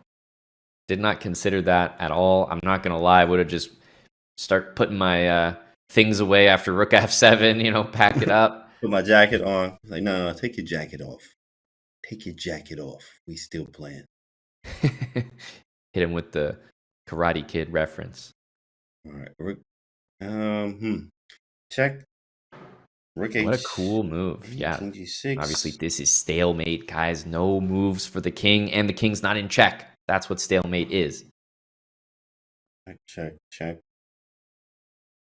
King H6. Wow. So, yeah, I mean, you have many moves here. Many, I mean, 2. But rook f8 is obvious. However, there's just no mate. Like, you can give a bunch of checks, whatever. White was hoping to just trade rooks and then be done with the game. Yeah, actually, I think rook h8, king g6, rook g8, and then king h6, bishop f6. And then okay, you know what? We're going to take the other pawn then. But then there's This is like a weird one. Rook and bishop versus rook with an extra pawn. Extra pawns, because that's what we're getting. I can get closer to the king. Rook f3, though. Kind of annoying for Irene. She probably thought that she wrapped up the game really beautifully there. So whether or not I actually didn't see any of this, but my instinct was to take on f6 with the bishop. I don't know why that was my instinct, because rook takes f6, rook f7 looks so much better. I didn't see that, but now that we've got that stalemate trick, which I totally missed, starting to think maybe bishop might have been easier. Oh, it is, because okay. This is annoying. King g6, now I'm like, this is going to take forever. Like, you're so annoying. Like, that's what you start saying. Yeah, that's the thing. You know that you're going to win this game still, but it's like, man, it's just so annoying. So annoying. How are you fighting me like that? So there are going to be more rounds today, of course, but not the same for the open and the women. So the women only play 2 more games, and the open section plays 3 more games. And then we will potentially have tie breaks, James, depending on how the results shape up in both sections. That is correct, which we will cover later. If we have some tie breaks, we will have that for you. And to figure out how tie breaks even work, and if that's possible, which there's a good chance that we may have some tie breaks here today, guys. So it's going to be fun to watch and tie break as well. And we get champions in both sections. Okay, so white going to play bishop d4. Just try to separate the rook from this pawn, I think. It's kind of the plan. In the meantime here, we're actually going to pick up on some results. Let her convert this, and we'll come back to it. But let's take a look at the results of the open section. So see what happened as it has concluded already. We see top of the leaderboard there. Look at that. 2 wins. Sorry, 3. There, Jan's like, don't count me out. I was the first one. Yeah, that's right. Right, y'all just forgot that I even won. It was so fast. And then Grishuk and Merzen as well, with dubs looking nice at the top of the leaderboard there. Draws all the way down. Other than that, anything stand out to you on that amount? Well, definitely just the fact that the top boards had wins just shows you the fight, like how much they want it. They know even just a win or 2, and you maybe can just draw the rest of your games. So still a lot of chess to come, but nice to see the fight on the top boards there, because as we see here, many draws down the board there, and it's not till you get down to the game of Alireza Firouzja, what we dropped in on briefly just as he was cleaning things up, but probably the surprising result is Brandon Jacobson not only winning against Hikaru Nakamura in a very important game, but how, right? With that A4 move. A4, it was either going to be A4 or he played A4, come on, and A4 was crazy. So that was insane. I'm not gonna lie. That was probably one of the highlights there. It's gonna be all over the internet at this point, and we're gonna see lots of this in Blitz and Bullet now. So let's take the openings, the standings. What are we looking like at the top? Looks like Merzen. My name is Merzen. Follow their Merzen here with the A piece, and Grishuk right behind him as well. Grishuk is on fire right now. I'm not even gonna lie. There's a lot of 7s there, so literally, there is going to be some tie breaks today. There's even 7s all the way down to Prague now. That's crazy. Yeah, they're definitely going to be tie breaks today, I believe. Jan has made a serious comeback in the tournament. He's up there right behind the leaders. I think that pairing is more or less forced unless the colors come into play. They've had too many white or black pieces. But otherwise, Merzen and Grishuk looks like a pairing that's about to happen. And Nepo.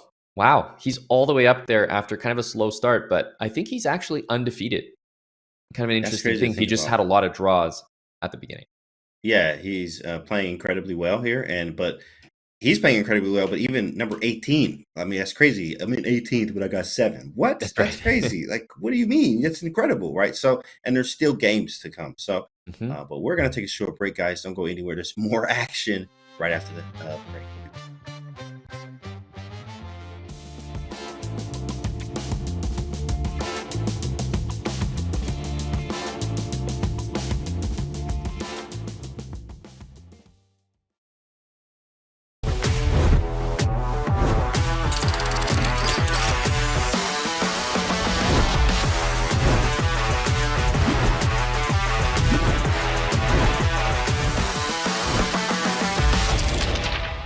While the previous tactics were all about lines, this next set of tactics is all about squares. Chess is a game of squares after all, and disrupting your opponent's control over a critical square is often a winning theme in chess. In this section, you will see tactics based around pulling a piece to a key square, pushing a piece away from a key square, clearing squares, blocking squares, and controlling promotion squares. First, the decoy is a particularly fun theme where you lure an opponent's piece onto a vulnerable square where it can be exploited. Often this involves sacrificing a piece to set up some other more basic tactic, like a fork or a pin. A powerful hop-in from this black queen seeks to draw white's queen to d2.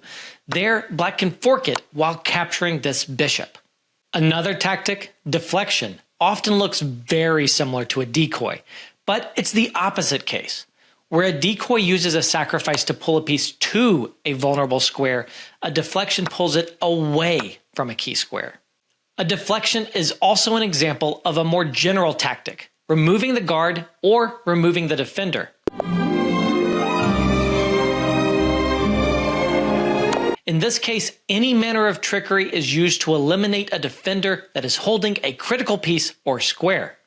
Queen takes h7 removes the pawn defending g6, setting up knight to g6 checkmate.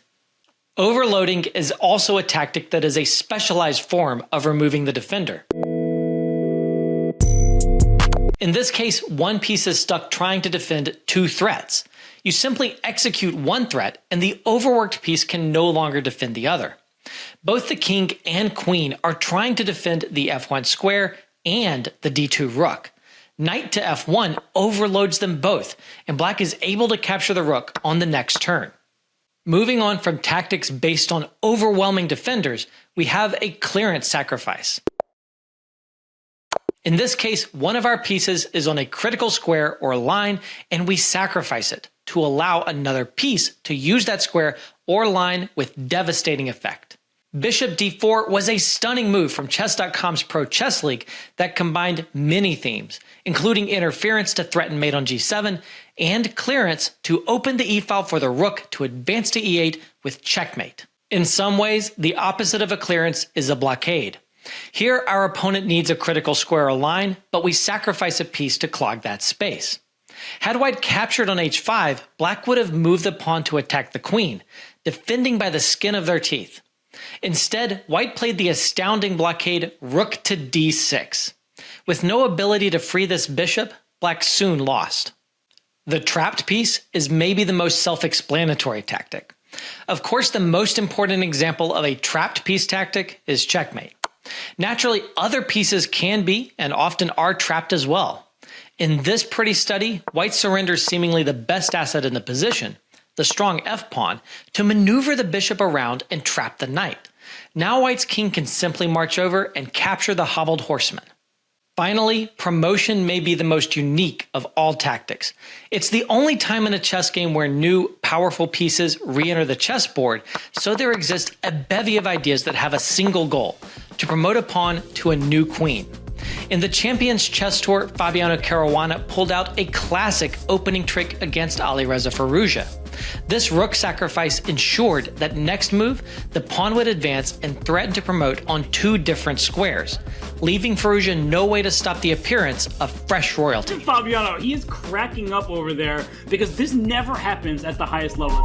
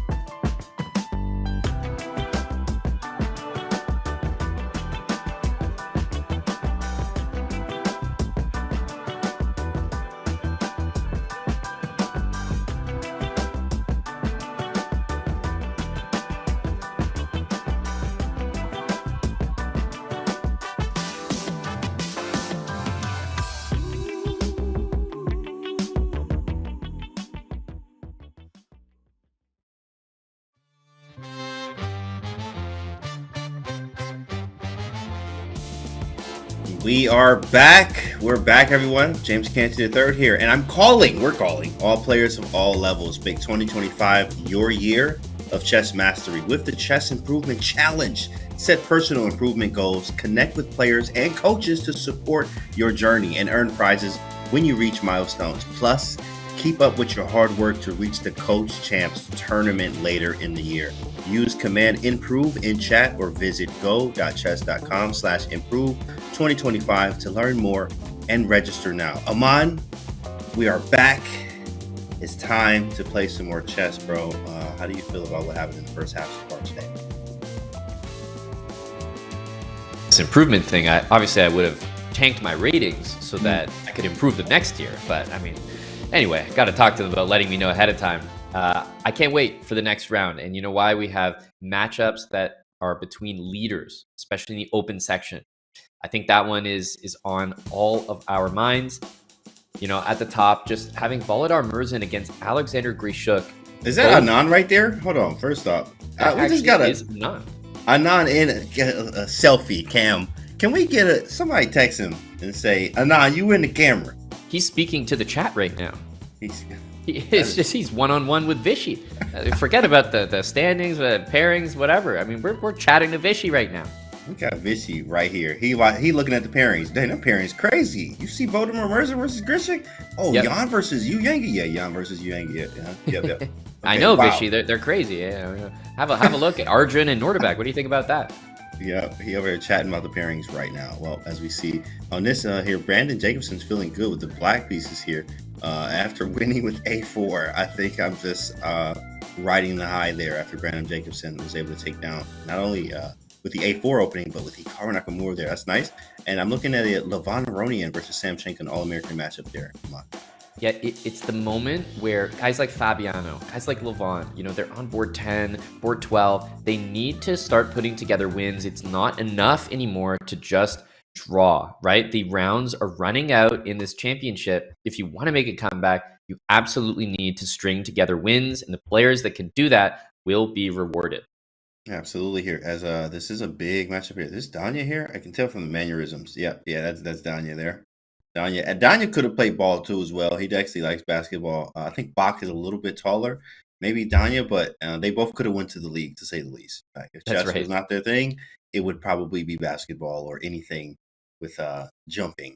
So people don't know, but Dubov, you know, before there was Jeans Gate with Magnus Carlsen, there was Balenciaga Gate.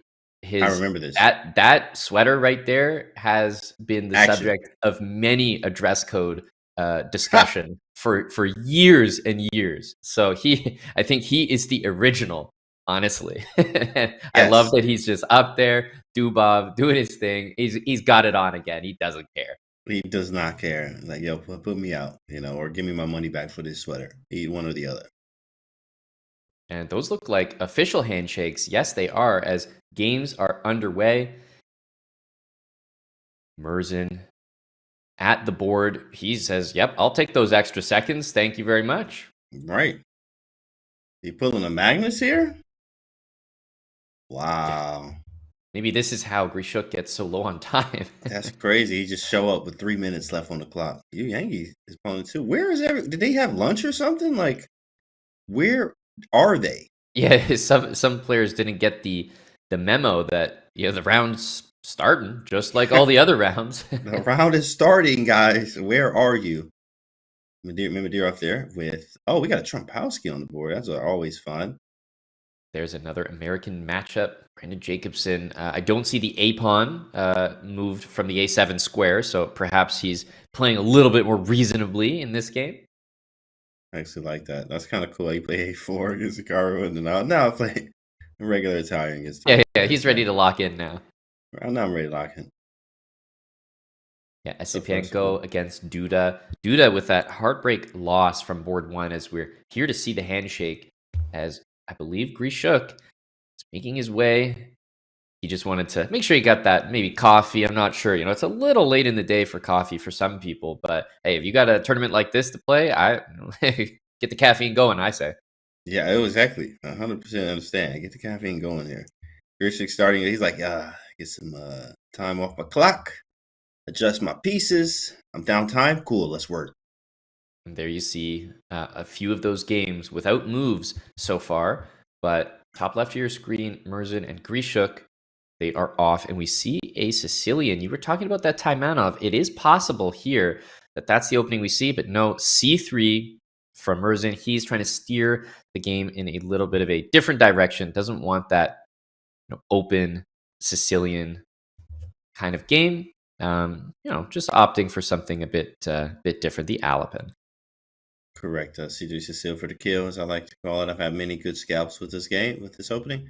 Nowadays, I like to play different things, but definitely have played the C3 Sicilian for some time. Right. It could be tricky. Depends on how White wants to play here. This is the more modern way with Bishop C4. At some point, we are going to go for a kingside attack by bringing the bishop back to D3 after castles, Queen E2, Knight C3 at some point, and bishop over to D3, Rook D1, Queen E4, and go that way.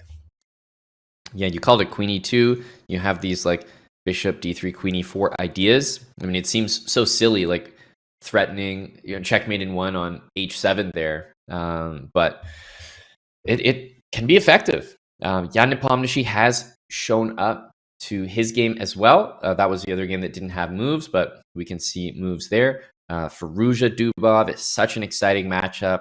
Erigaisi Abdusatorov. I'm looking at these matchups here, and I can't even find one that's like less exciting than the others. Than the others, right? Yeah, they're all exciting here, and it's funny. I like Yu Yangi's choice against Nepo. Now he's like, I'll play Petrov too, but no, it's like he's playing the Russian or the Petrov against Nepomniachtchi, who plays this. That's right, and the Chinese players are definitely known for that. The Petrov, it's kind of a thing. Almost every Chinese player can play the Petrov and play it quite well. So it's kind of a weapon that they have. Obviously not exclusive, but certainly very, very good at it. So he's like, yeah, I'll play it too, Nepo. Let's check yours. And actually, I mean, this is an interesting line he chose where bishop D3 was played. Out of all the moves, I think this is like something he keeps, because he plays the Petrov. So he's like, all right, I'm going to keep this little one that people may not know as much because he played an early bishop D3 right in front of the pawn. So it's kind of a Kopek system that you would see in the Sicilians. But he played it here in the Petrov, which is now you have this D4 and a great good bishop. I like it. That's something to learn from there. I've never seen that bishop on D3 so early. I've seen everything else. Knight C3, D4, other stuff. That was different. Well, let's take a look at Erigaisi and Norderback as we jump into some of the action here as the opening phase is kind of ending and we're moving forward. The reason why I wanted to start with this one is, although it really did start as a King's Indian, James, if you look at this position, that's probably not the opening that you would really call this. I mean, this is more of a Benoni type of setup, and the Benoni, it doesn't have the strongest reputation. I don't know if we have don't want to offend any Benoni players out there, but it really doesn't have the best reputation at the top level of chess. And it's funny because like Benoni, it's like Benoni means son of sorrow, and then they're like, oh, cool, But then you see my grandfather Tal and like all the greats like to play the Benoni, the aggressive stuff. Okay, cool. But then they'll say, even when you have a great Benoni, it's still a Benoni. And like, what does that mean? What does that even mean? For a Benoni player, you're like, what are you trying to say, bro? Yeah, it's still a Benoni, but it's a good one, but it's still Benoni. Wait, what? Doesn't make sense. But I understand. You're cramped for space and etc. Fun things can happen here, but you can get squashed quickly too, though, if you don't know what you're doing with black. Yeah, this is a position here with Knight D2, Queen C2, where I think Arjun is ready to play the move A4 as soon as B5 becomes a real threat. So, for example, Rook B8, I would not be surprised to see A4 there. And maybe if A6, to follow up with A5. It's a very classic way to prevent that move. In the meantime, we may see a move like H3 or F3 just to not only solidify things, but also stop Knight G4. One thing that you have to watch out for, and in this position, I could say, okay, maybe like A6, A4, Rook B8, is if you play for F3, just a nice little tactic in the center of the board that stems around that loose E3 bishop. Knight captures on D5, and you can't use the E-pawn to recapture. So even if you take, black takes back and picks up a nice pawn there. So I have to be very careful with that one. In fact, because then what did he say? The saying is loose pieces, loose games. Loose means undefended. So you want to make sure your pieces are defended at all times here because tactics are there, are around those pieces. So yeah, this is going to be exciting here. He played b6, so he wants to go a5, a6, and b5 slowly. Yeah, rook b8, bishop d7, lots of ways to help that happen. I think he did not want what I was pointing out, where a6 and then white gets the pawn to a5. So b6 prevents that, and we'll wait to see how this game develops. But the reason I had my eye on it is Benoni. Now, you don't usually see Benoni just fizzling out into draws or anything like that. So both players clearly here for a fight. I am with that. And of course, these are the last few rounds, chat. And this is going to be crazy, and then maybe if you're out of contention, they still will play some games with maybe quicker draws in the later rounds. But we are going to see some spicy chess in these last few rounds. Yeah, there's a G5 already. Oh, that's the Italian game, though, with Jacobson. You can get that a lot with H6, G5 stuff. Yeah, depending on which opening it is, it's like a move might seem crazy, but then you find out which opening it is, and you're like, okay, that's normal, not that interesting. It's actually very normal. Right? Yeah, some of these top games to take a look at: Alireza and Dubov. I wanted to jump to that one right now because we see the knight jumping into the center of the board here, and a very interesting maneuver from Alireza. He sort of played knight e5 and then had the bishop take up the square the knight used to be on. And he's clearly putting some pressure on this diagonal, even at the cost of maybe some of his development. He's moving the bishop and knight a few times here. Yeah, that's you have to be careful doing that, obviously, because you can get in trouble moving too many pieces, or moving a same piece multiple times in the opening. So good book, Chess Fundamentals, says that. But these guys can do whatever they like. Especially when it comes to what your pieces are doing. What is the idea of it? I like the bishop as it aims in the center. Cross bishop on b7, right? Your counterpart. It helps control the center. The knight on e5 is really good. Knight takes e5 may be nice. For white, there is going to be a weakness on e5, but we can, parry that with rook e1. And have a cross pin for the bishop on b7, as we talked about loose games. Loose pieces, loose games. Bishop on b7 will be loose once the knight moves from c6. So we have to think, what do we do with the knight on b1? You can go a3. To try to create some things. It is a quick, cool tactic with knight a3, knight b5, and if a6, you have things like take on c6 first, followed by knight a7. Weird stuff like that is possible. You also have knight b to d2 and rook e1. I like white for the activity of the pieces, but black is very solid. I mean, I have everything developed besides the queen.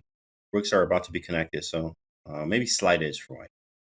Yeah, it seems like this is the type of position where what can you really dislike about black's position, right? E6, both bishops, kind of where they should be. Every piece seems good. For white, I don't really like knight d2 because, I feel like I'm kind of walking into my bishop. Knight c3 feels like the first move I would consider. And remember, if you take here, you're walking into that pin, so the d-pawn would not be hanging, for example. If black ever takes here, you're taking back, and there's immediate, there's way too much pressure on the d-pawn. So I kind of like knight c3 as a move. Other than knight c3, I'm not really sure. Yeah, knight d2, knight a3 don't make as much sense. So knight c3 played pretty quickly from Alireza here. I would not be surprised to see the move e6. And then for white, you already mentioned it, rook e1, maybe getting this queen, rook c1. These are the moves you expect. What I'm wondering is, when the obvious moves run out, James, who's got the idea? Because I think everyone can just bring their rooks into the middle, solidify things, develop. But as soon as we see this, who's going to make the first move? Yeah, that's what they say a lot with the Catalans. Sometimes there's some positions in the Catalan where like, yeah, this position is all zeros, but it's harder for black to make any type of progress or move pieces, whereas white is easier to flow, so it's easier to make just get improved slowly on your on your position, where black can't generally do the same. Interesting. All right, well, why don't we take a look at Jan Nepomniachtchi against Yu Yangyi? I think that game was the one you mentioned with the interesting opening that, it really shouldn't be that exciting, but the Petrov featured a rather unusual move, bishop d3. Never teach the kids to play like this, right? With the bishop in front of the pawn. You always want the pawn ahead, but when you're Jan Nepomniachtchi, you can do whatever the heck you want, to be honest. And he quickly fixes that by getting the pawn up to d4. And here we go. Queen e2, and rook b8 was played. Maybe Yu Yangyi felt like there was no danger to this, but I thought there was a cool moment here that obviously these players have spotted, but Nepo, he plays bishop d3, bishop c2, bishop b3. It just feels like such a nothing game. But look at this, queen e2. If rook to e8, the amazing bishop f7 would have ended the game because of knight to g5. And you can just see with the knight coming in, with the queen coming in, something is going to go wrong here. King here, and well, everyone likes checkmates, don't they, James? Of course, a good smothered and gravy, as we like to call it. Good smothered and gravy mate there. There it is. So this rather normal looking move, queen e2, actually carried like a game-winning idea, because now that I'm thinking about it, how do you defend this bishop? Because I'm sure that he was counting on rook e8. So what did he have to do here?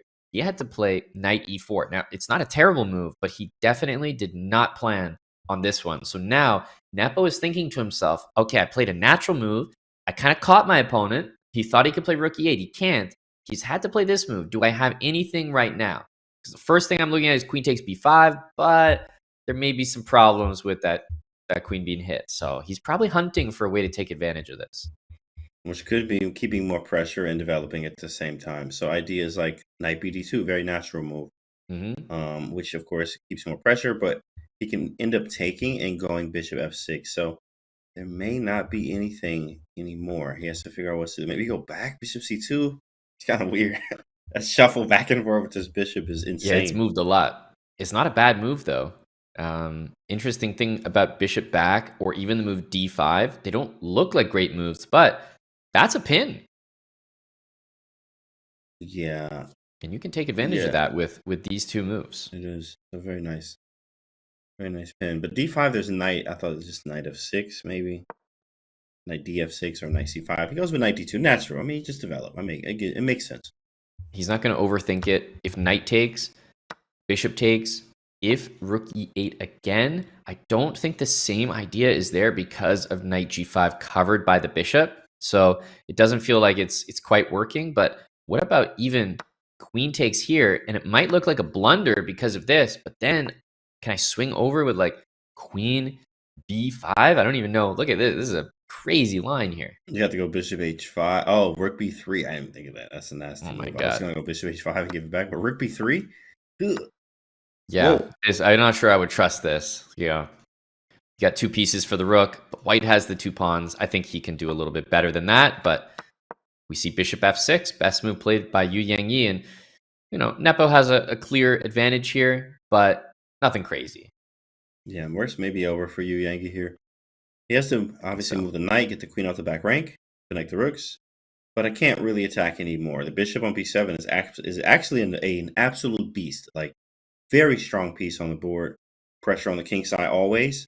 Rook will come to e8 at some point. Hard to do, but can definitely happen at some point. Maybe actually, well, no, I can go rook e8 because the bishop's on f6, so we may go rook e8 anyway. Knight h2, I like it. He wants knight g4.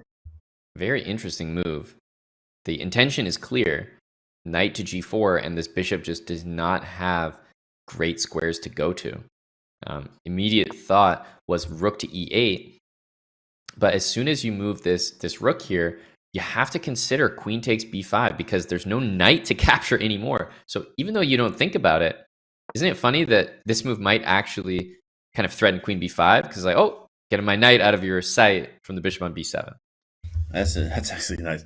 And I like this move from Yu Yangyi here with bishop g5. You see this a lot in like Sveshnikov Sicilians or Najdorf's even. Just Sicilians period with the d6 e5 structure. Usually you just go trade this bishop off. And that was a great move, but I can play f4. So he said, let me provoke it, but that increases the scope of the light square bishop for black. That's right. So, yeah, an interesting position there out of a very boring, an opening with a very boring reputation. The Petrov kind of breathing some life into this game. So what else do we have here on those top boards? I definitely want to make sure we check out the game between Daniel Naroditsky and Pragnananda, because not only does that feature two extremely exciting players, but the position on the board is already quite imbalanced. And I have to say, just first glance here, James, with the knight coming into c4, the rook able to go to c8, I have to say I like black's position. I agree as well. Some Catalan type pressure, but generally the C file is open. So C file is closed. I mean, with the C file being open like this, knight C4 is a thing.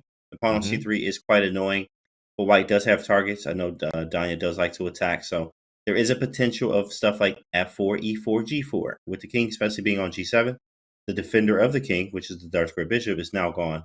So there are some ideas with maybe H4, H5, H6, Alpha 0 style, Queen D2, maybe Queen F4. So there's some possibilities, but black does seem to have a nice initiative down the C file with the C4 square and also the C3 pawn. He says, go ahead, take it. Interesting move, because I think the aftermath of rook takes pawn is just going to be probably taking and maybe E3. And I don't know if this is enough, to be honest. Maybe he's got a different move planned. Maybe even E4, I was just thinking about, with the knight still on the board. Takes and then take, triple him up on the E file. Don't know if that's good, James, but I definitely think if he's even offering this pawn to be taken, he must at least know that his position probably can't be that good, because he's already kind of hunting for counterplay. Correct. So now we need to figure out where after knight f4 do we go Queen D7? Or is it a rook c6 type thing? Rook c6 feels weird with this bishop on g2. Maybe Queen d6? Queen d6. Guard the bishop, because you can't really move the bishop at all with the d-pawn hanging. Looks good, I think. Queen d6, maybe rook c1. Now we defend the pawn and try to consolidate. There's a knight c4, though, which is super annoying. Yeah, it does feel like black has the easier position to play. However, I can see Danya maybe hunting for this e4 move to open things up, and maybe the knight and the rook are just kind of offside if all the action is happening down the middle. Yeah, definitely love.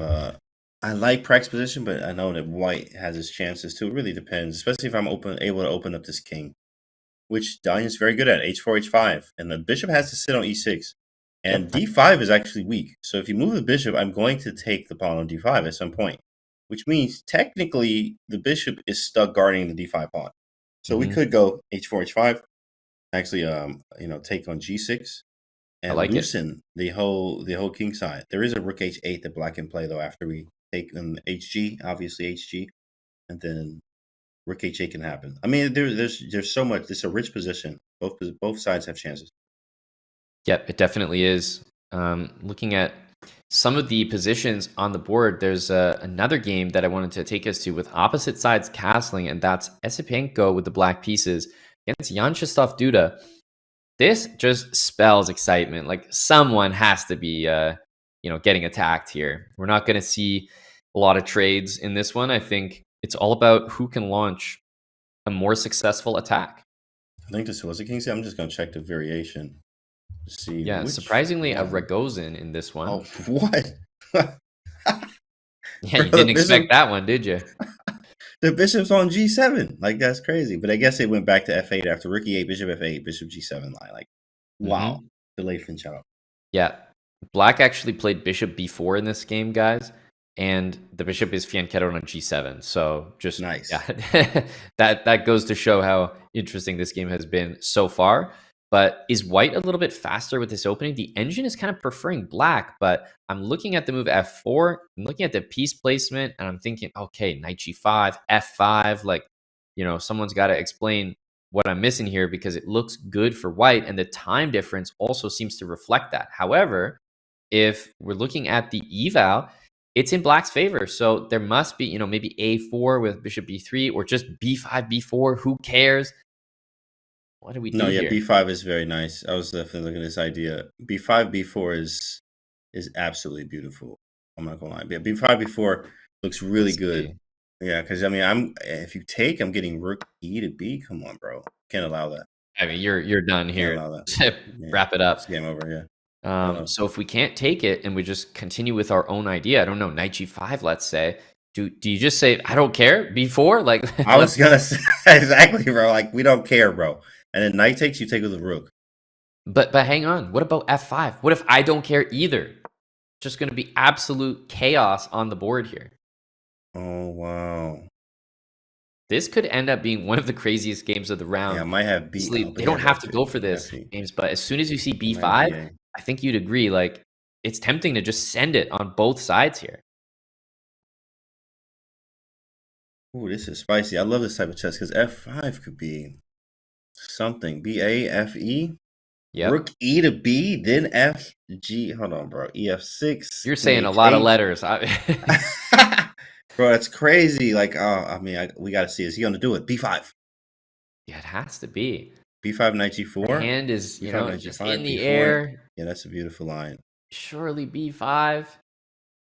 Well, I mean, I think it comes down to obviously having understanding when you got castle on opposite sides. Whoever gets to the king first is going to win. So B5 has to be played, right? B5. There are definitely other ways to play this position, just different styles, but he doesn't play B5. Same idea with C5, right? He's definitely thinking about, hey, let's just throw everything, sack. I want to play C4. You can't take it because of the C file. But if we play knight G5, C4. Anyway, right?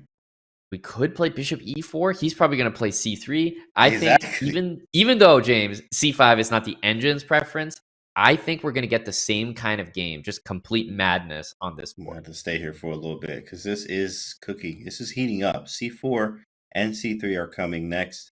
He's going to think a little bit, definitely. So we probably should obviously maybe move around a little bit, come back to this one. But yeah, he's definitely going to play C4, C3. You can see it coming. So many tactics have all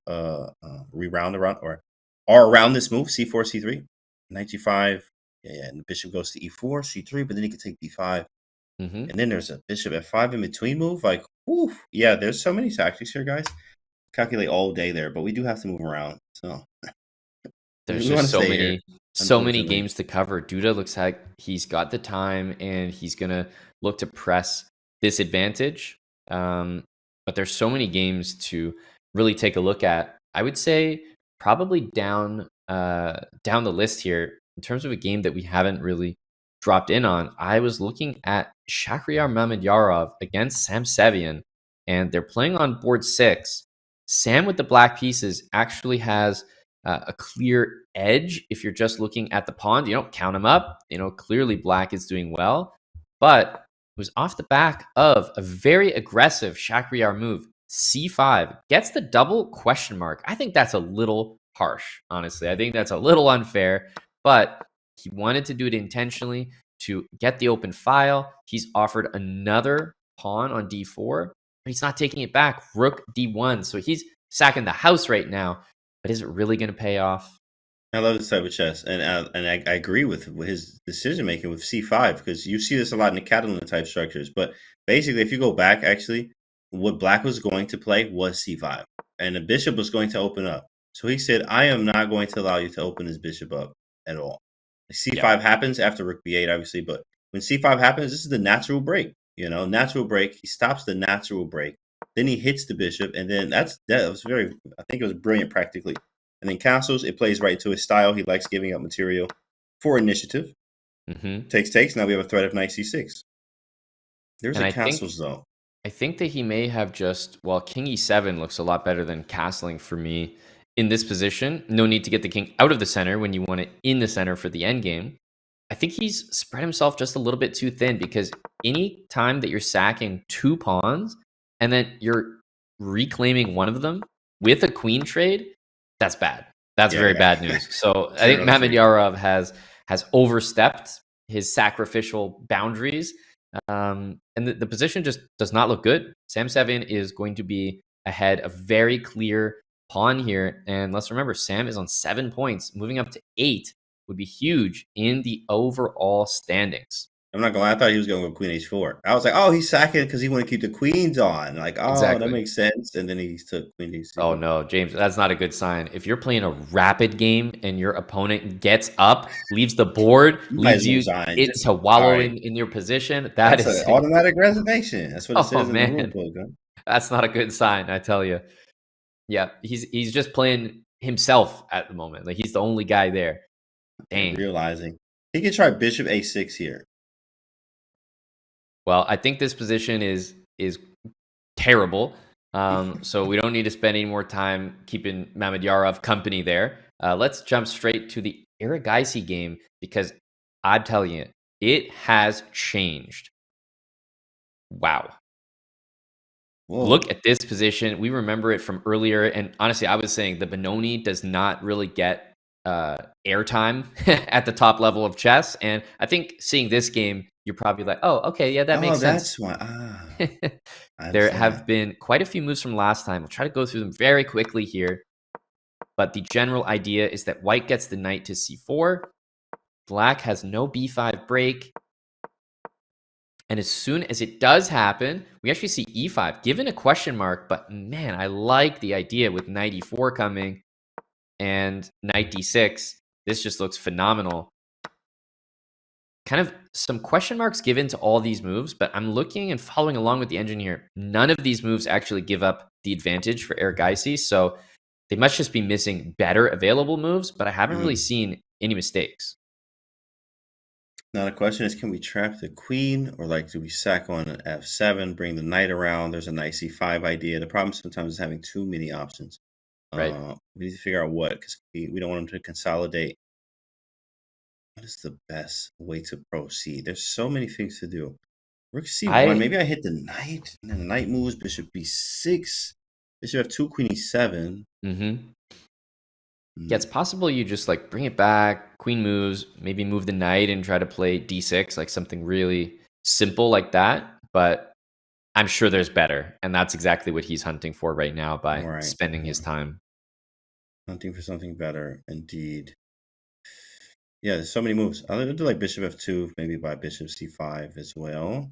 Going both, but he can go back to h4. So it really is just a matter of how he wants to do it. Rook c1 looks good, knight c4, bishop f2. He's spoiled for choice. A very, very good position for Erigaisi. Also trying to move up to that 8 out of 11 mark. That should be a pretty big deal. Also, Lenier against Brandon Jacobson. Let's check out that game. Huge advantage for Erigaisi here as we leave it, but Dominguez against Brandon Jacobson.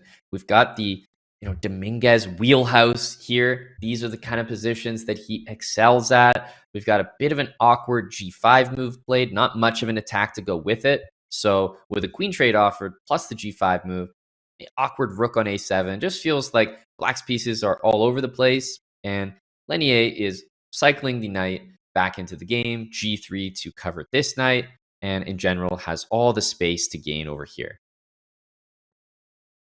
I never really liked these positions with white as much for black as I did for black. Obviously because I like to attack, but never.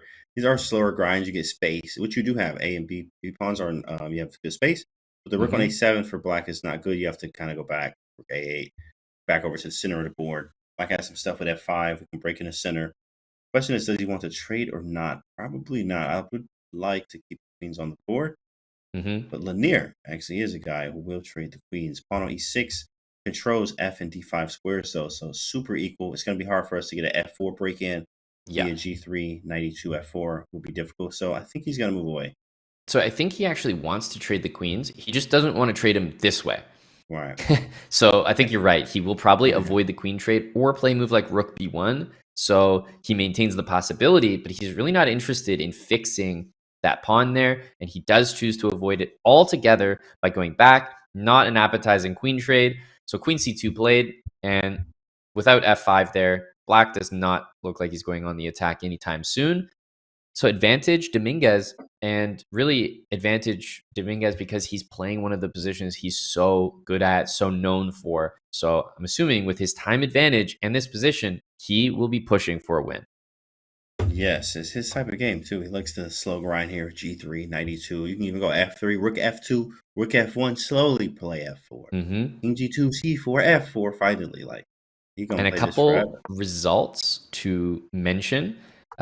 Board 1, Murzin Grishuk has ended in a draw. And also board 3, Alireza and Dubov has also ended in a draw. So still that board 2 matchup, Jan Nepomniachtchi against Yu Yang Yi. They'll be playing for share of first place. And we know that Erigaisi has an amazing position against Nordebek, probably the biggest advantage on any top board right now. So he probably has the best chance of any of the top boards to really make some strides in the standings, with all the other boards maybe looking more drawn. And he's trying to push. He wants to push here. Where is it? Oh, over here. Okay. Got him. Checking games. Wei Yi. H6 there. Yeah, definitely looks like Sam Sevian is on his way to a very, very good position and victory against Mamedyarov. Obviously, lots of conversion still to be done. Why don't we go back to that Esipenko Duda game, because that one was, it was heating up. When we saw C5, we knew these guys were going to be going for an attack. Okay. As soon as C5 was played, knight D6 was the reaction, and it was not the best move, not at all. Rook D8, F5, Whoa. rook takes. And even though white gets rid of that amazing bishop for black, it was at the cost of a pawn. And black is still going to play C4, C3. Yeah, now my bishop on G7 is an absolute beast. C4 is coming. Bishop on D3 does not like to be where it is right now, especially being hit with tempo. Mm-hmm. I don't want to give it up either. Bishop C4, then I'm up, down pawn, E4 hanging. What happened? Yeah, I'm not feeling that great about the position here. Bishop G5. Okay, I'm a little bit nervous about my queen. I'm not going to lie. I start to look at things like Bishop G5. If Queen H5, then Bishop E2 looks like it traps the queen, but first H4 just to lock the queen in there, and you'd be lucky to escape here. That's beautiful. I was actually snatching grab, my Yasser, like, yes, I will take it. Come on, I will. So Queen H2, I am going to take this pawn on H2, and then that's right. Get out of there, like Queen C7 or something. Agreed. I think that's the kind of moment where if you're not a pawn grabber and you refuse to take it, you could get yourself in more trouble than if you did.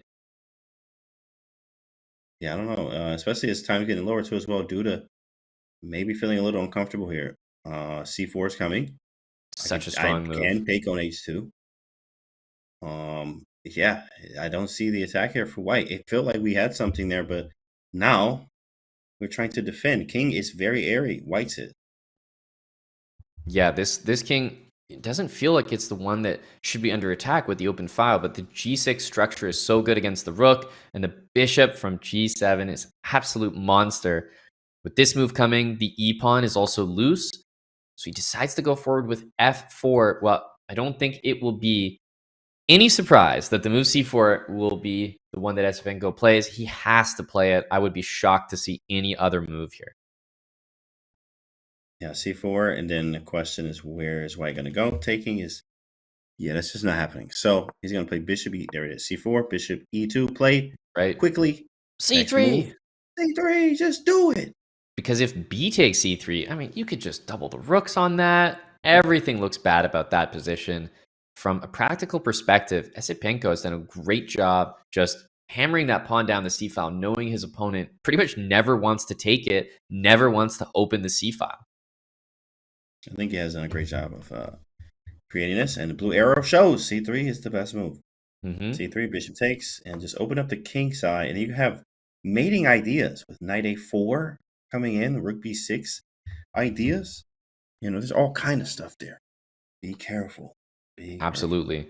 So much happening here. We haven't really visited the Nepo game in a while, so I just want to take us back there, as it looks like for the first time there is a difference in the position.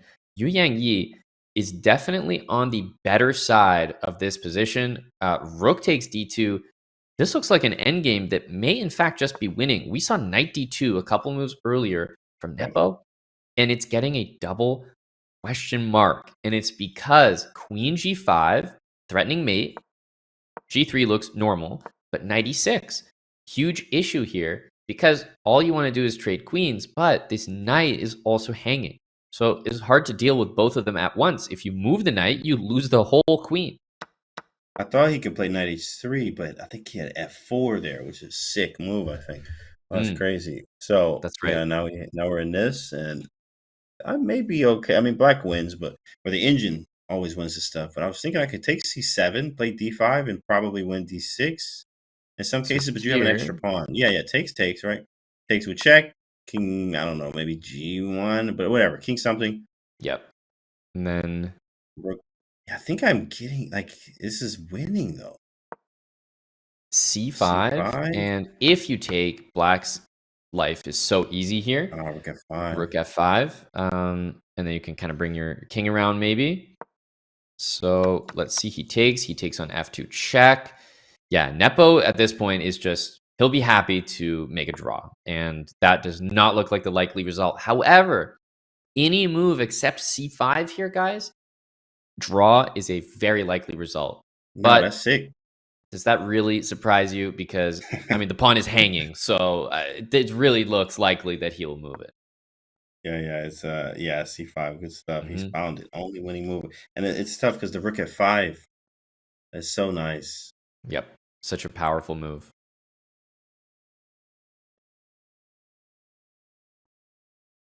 F5 anyway, dang.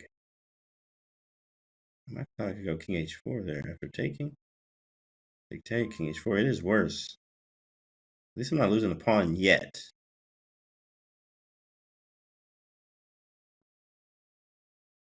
No, this looks like it's, I mean, very, very surprising from Nepo to just play that knight d2, because since then, it's all been a forced sequence, and Yu Yengi is in a position where he can win, he can draw, but he cannot really lose. Very nice from Yu Yengi, trying to take down a very strong young.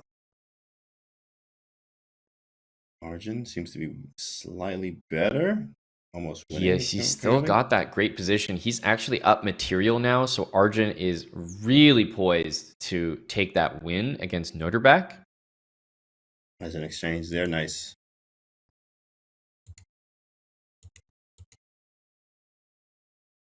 Lenier also still pressing that edge over Brandon Jacobson. Dania and Prague. Looks like Pragnananda is up a pawn in that one, but tons of work to do converting. I'm really curious if we're going to see Rook F5 here, guys. And the reason why I'm hanging on this one move is any other move is a draw. So let's see if he's going to be able to find it. He just goes straight for this. Rook takes, king H4. Yes, black is better, but there is no, like, rook C4, rook G4. You feel like you're winning. The rook holds things from D5.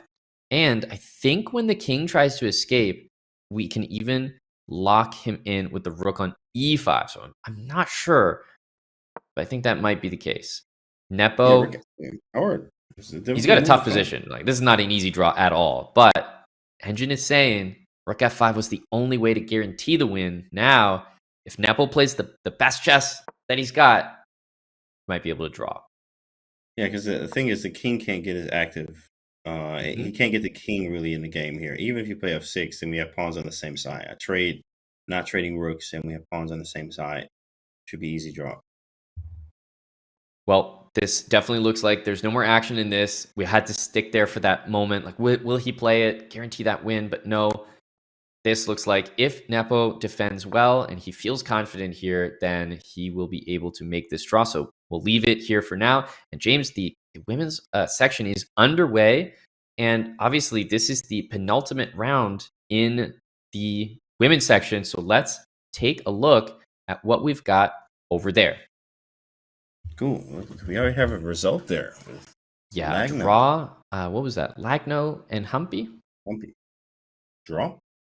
Draw on board number 2. On board number 1, it looks like a fairly balanced position. Maybe I do give an edge to white, just better pawn structure, but nothing too much. I want to start us off on board number 3. Tanjong Yi, Carissa Yip with the black pieces. What an interesting game here. It almost looks like a Benoni, but if it's Carissa, it's probably King's Indian. That's how we got here, and fantastic position for black. Which variation of King's Indian with this? Definitely King's Indian or modern, knowing Carissa.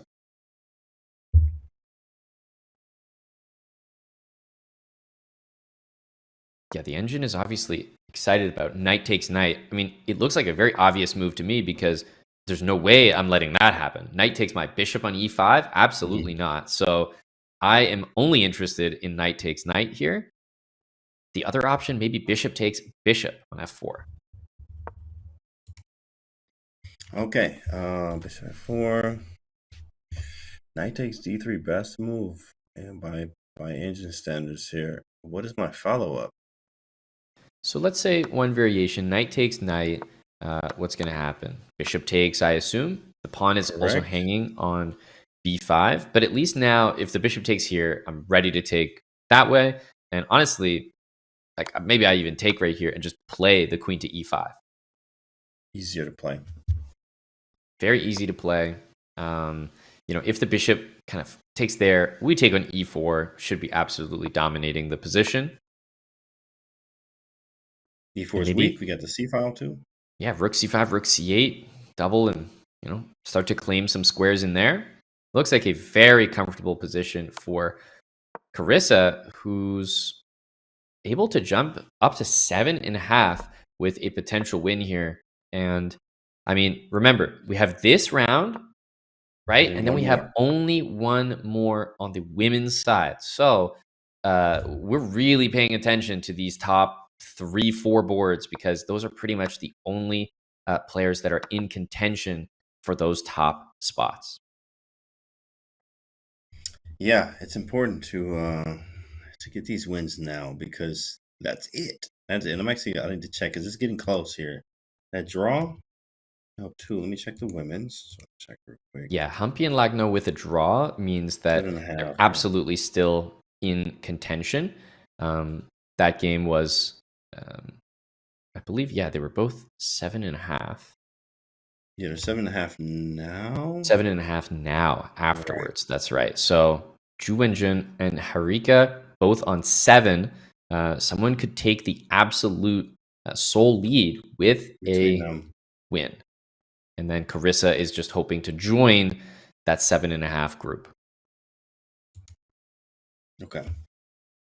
Ju Wenjun and Harika game is very important. That is going to be first if there's a win there.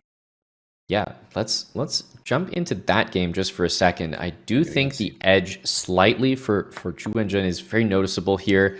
But honestly, the way that they've played the last couple moves makes me think that a draw could be in the works, especially if more pieces just trade. Although black has those double pawns, James, the bishops are on light squares. So it's actually not going to be able to be targeted unless it's by the rook. But that's quite the sequence just to go attack the A-pawn. I don't know if there's time for that. That's a funny sequence. Maybe there is, depending upon what's the rook's entry squares. The D file, what is their response to that? Maybe a rook D5, rook C5, but there's nothing you can get in. Even there's a funny thing where the rook being trapped on C5. In some cases with King D4. But Bishop E6 stops that now. Yep. Bishop E6, also hitting the A-pawn here. If you play A4, it also kind of solidifies the A-pawn on A5. No concerns there. I do think Ju Wenjun is a little bit better. I kind of like the move H4, actually, but maybe the move Bishop D3 is one of the better ones, stopping Bishop C4. I think with best play, we might be looking at an equal position, just, potential draw, and then there'll be a big group of ladies tied at like 7.5, I think. Maybe including Carissa if she can convert her position. So that looks like the kind of the lay of the land as we know it. It looks like Irene also on her board. Remember, she's at 6.5. She's in a tough position there. Oh, crazy imbalance there, though. Let's go check that game. That is insane. I think this is one of the more interesting games that's not necessarily on the absolute top boards, but Irene, you'd have to think like having a queen completely winning, especially when it's for a favorable material imbalance. But the engine is actually sitting here and saying, no, I'll take white. Let's have a look at this one. Yeah, I would too as well. With the 2 bishops and the 2 rooks, and the king on H8, like I have the possibility E6. I have absolutely sufficient conversation. Only issue is obviously, bishop coming back to F6 is the only issue that I don't like here. Bishop B5 is not a move on the radar. I'm telling you, if I had 100 tries, I was not playing that. Wow. Just trying to go back here to see where the imbalance came from. queen takes e4. What a move. The absolute best move. And just so happy to give up the queen. And yeah, white is crushing here. How crazy is that? Yeah, how crazy is that indeed? What beautiful piece coordination here. You're going to try to punch through the d-pawn soon, maybe by doubling the rooks. So, wow. This is quite the game. Both of these lasers look to jump up to 7.5. If we see a draw on board number 1, then that means we could have like 8 players, James, on 7.5 points going into the final round. Yeah, that's gonna be crazy. Tie breaks are for sure gonna happen there. Mm-hmm. Tie breaks are for sure, which I think we are do some tie breaks in both sections. But yeah, that's going to be insane. I think we have our picture here in the women's section. It seems like 7.5 is the score to be on. Juwenjun and Harika, both with a game in front of them. If either of them win, they'll be in sole lead. So a lot to play for, but it looks like a lot of the participants are about to be on 7.5, including potentially Carissa. As we jump back to the open to catch a lot of these time scrambles as the action is on. Look at the top boards, though. Draws everywhere. Erigaisi win. Dominguez pulled off the win against Brandon Jacobson. We're going immediately to Daniel Naroditsky's time scramble against Pragnananda. He's down a pawn. Definitely worse here. Let's see the conversion. These are time scrambles. Remember, guys, being like, oh, time scramble. And all you guys say, oh, I can just pre-move. Not here. This is not anything like that. There is no OTB pre-move. But they do get increment. So many draws. Almost like down the entire standings. It's just draw. Wait, oh. Rook takes b6, which actually looks like a very good move, by the way. Rook takes e2. Rook takes f6. Check. Yeah, I guess that's okay, because that would be draw knight, and maybe a4 could fall, but... Okay. Yeah, you just take base. Time pressure here. A4 is hanging. He's trying to hang in there. Can I not take this pawn? Well, he wins that way. If I do rook a5, he goes rook b2, rook e5, we trade everything out, and this should be enough. Yeah, I think this is just winning. The one thing about the conversion here that's so important is that rook takes a5 is not possible due to rook b2. So that may have been missed in the quick calculations that ensued. If the pawn pushes, though, rook can jump over to a5. It's not so easy. Nice. He went rook c5 first, attack the knight. Moving the knight, we go rook a5. There's also some checks available. g6 is a little loose. Mm-hmm. At this point, knight d1 played. Probably the knight is going to end up on maybe b2 of all squares. Kind of a funny position for the knight, but hey, whatever works at this point. It does work. We could try bishop c2 to b1. Yep. Rook to a5 there as well. Looks kind of good. Yeah, Danya down the pawn here, guys. It is not looking good, but he is trying to save. He's trying to save Prag, trying to win as well with the 30 seconds here. And Danya trying to hold. Prag winning, catapult him into the standings. I think the intensity merits a full cam view. Canty, what do you think? I think at this point, you can just appreciate the nerves of the moment better. Yeah. Look at that. Time ticking down for both. Spotlights on. Oh, indecision. Nervy move there. He does decide to play it. Rook to a5.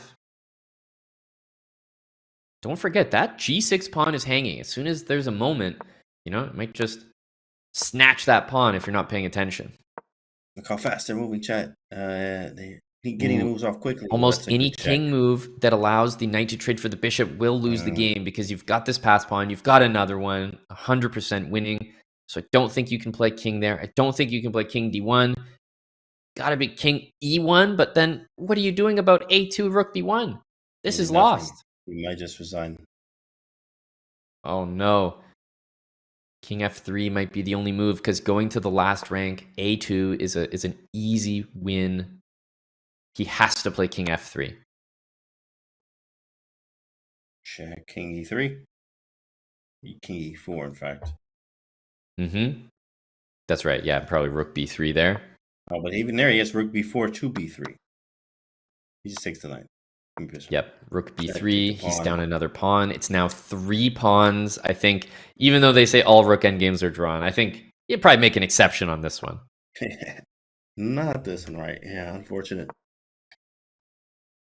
Yeah, now there's no pieces to trick your opponent with, anything like that. h5 looks nice. Not anything for white to even dream of. No h5, nothing. Rook to it's h3. just no tricks. No tricks. Maybe any stalemate tricks? Anything? Come on, anything? I think at this point, the winning plan for black is just rook g3, rook g4, even at the cost of my a pawn. If I pick up this h pawn, even if I lose my e pawn, yes, these two connected pass pawns will win the game. So I would say that, a2, a1 here, or rook to g4 is a nice path to victory. Plays on, but very good from Danya here, and I mean even better from Prague. People were not even talking about Prague as much, and now he's up at the top of the standings. And Danya's still there, though. I mean, Danya with 2 rounds left, so imagine 2 dubs come out of the next 2 rounds from Danya. Oh yeah, he's definitely near the top. With a loss here, probably not playing for the absolute top spot, but a phenomenal tournament nonetheless, and still not over. Yep, and this will be a win for Prague. There's nothing you can do, no tricks to be had, no checkmate threats, nothing. These 2 pawns connected will storm their way down the board, and Prague will move up to 8 points. 8 points, hefty. Yeah, at this point, the king is not even near the action, so I don't think there is any hope. Just that classic frustration that I know all so well. You're playing on just to play on, but there's no hope. Yeah, you just play on, right? Just to play on, as you always do, as we always do. It's respectful. It's respectable as well. Resigning still the same, but there it is. There it is. The handshake. Elation for Prague as he wins a game with the black pieces. Very difficult to do. He moves up to 8 points. And there's still a few games going, some end games still, but at this point, after the conclusion of that one, I think I want to go back to the women's section, James, where the games are still going, and a lot of them will have serious implications for the last round that's coming at us quicker than we expected, right? There's only one more game after this. We're going to spend our time immediately on board 1, Zhu Wenjun, down on time, also temporarily down a pawn. So what has happened here since we were last here? The engine seems to think, oh, no problem, but equal. Yeah, equal. What are you worried about?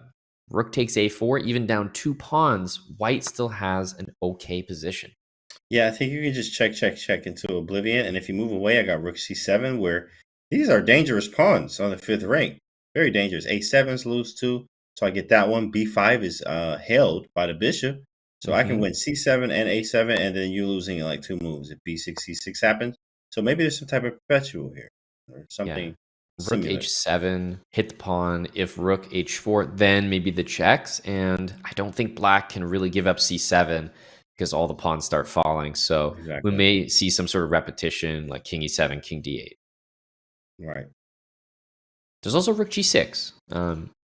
Very, very natural move if you just want to guarantee the h pawn. This rook h7 might guarantee more of a perpetual, but rook g6, if you just want to take the pawn and keep playing, is an idea as well. I like that. You want to play rook g6, rook h7. And if we do see a draw here, it opens up, the floodgates for all of the other games to join that first place 7.5 points. There's going to be some tie breaks. Rook takes d3. Rook takes Nice, D3. nice trap being Play it. set. Play it. Rook takes D3. Oh, game over. Definitely do not play king d2 though. Then you really will be losing. Not good. That's going to be with a check. No problem. I think we can repeat right here. There's a rep. And the time is there for Harika. So she really can sit here and try to figure this out. But the engine is confirming, just looking at that position, it does not look like there's more in this than a draw. And like I keep reminding you, a draw on these top boards means anyone who's got 6.5 points right now has something to play for. And that should be a repetition. One more, and Harika can basically choose whether she wants to. We'll get the full cam up there to appreciate the moment, but it does seem likely. I don't know how to play on here with black, so Here we go. Probably going to settle this peacefully.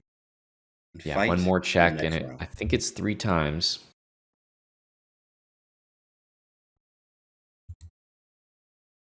Okay, we got 2 left in the bins. Chucky playing. Ivanchuk. A pawn trying to win in a queen in game. That's difficult. And another in game as well. Queen Draw agreed on the top board, which means we're going to jump to some of the other games, which are very, very exciting. We still have a real imbalance in that Irene game, but let's jump to Carissa Yip on board 3. She had an amazing position earlier. I don't know what's happened, but we don't have time to figure it out.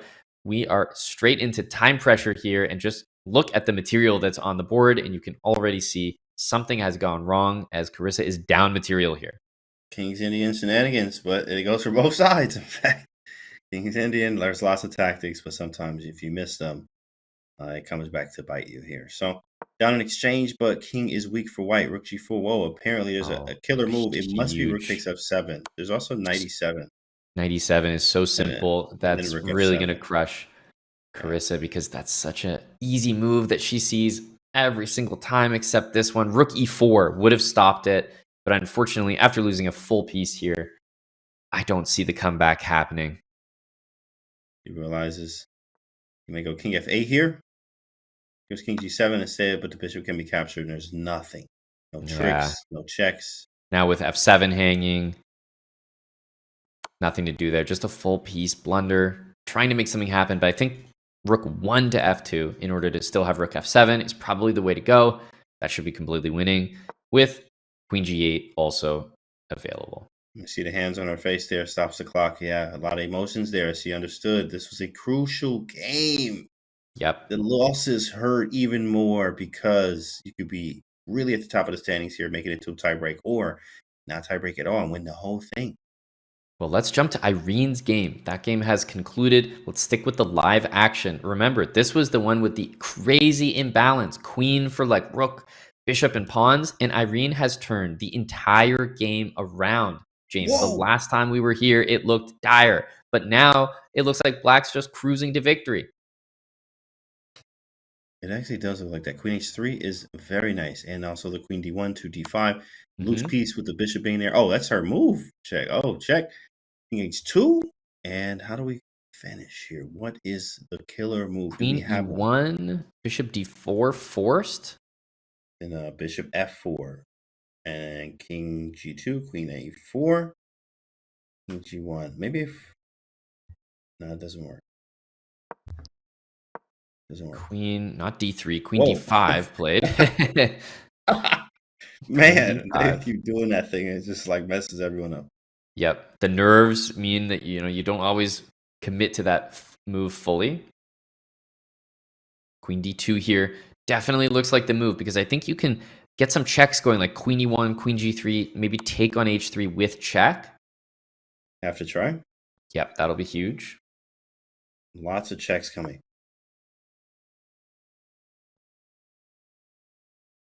Queen e1, king e2. Now queen e3 is the way to do it. Yep, I think both of these moves work. Ooh, neither one played, but I don't mind this move. She knows that she has the checks. There's nothing white can really do about it. And in the meantime, how about getting that bishop into the action to help with checkmate? Nice rerouting of the bishop. Bishop b6 check, helping with mating ideas. I was about to say there is a check that we could give, but that's only one. And you got to be careful with king h5 because, bishop e2 as an idea is checkmate. So I do not enjoy that being in the position. Kind of one of those puzzles or studies that you set up to figure out how to mate the king on h5. Queen checks, pawns being picked up, decides to just grab the pawn straight away. Makes sense. Queen takes g5 available, rook g4. Still anyone's game here in this one, and both players on 6.5 points, which means this is an absolutely monumental game with one round remaining in the women's section. Whoever wins this game jumps into shared first place. Oh man, that's crazy. Like these games hold so much weight. Every loss hurts. Every loss hurts here. But definitely Stuvrova is trying to hold, as she had a great position there, but something happened tactically, I assume, and in time trouble for both of them. And yes, white was completely winning the last time we were here. The tables have turned. Now it is black who's, I wouldn't say expected to win, but certainly has all the chances. But don't rule out white winning this game. I know it seems like a long shot, but anything can happen with imbalanced material you're just not used to. And low time. Two bishops on the board, right? If we can get them active, like a bishop d3, rook g4, white has some chance. Rook e2 available. If you see something like bishop b6, just got to watch out for rook e2. That's kind of what I mean when I say, like, be careful, because bishop b6, you could almost lose there. Yeah, oh yeah, rook e2 there. Ooh.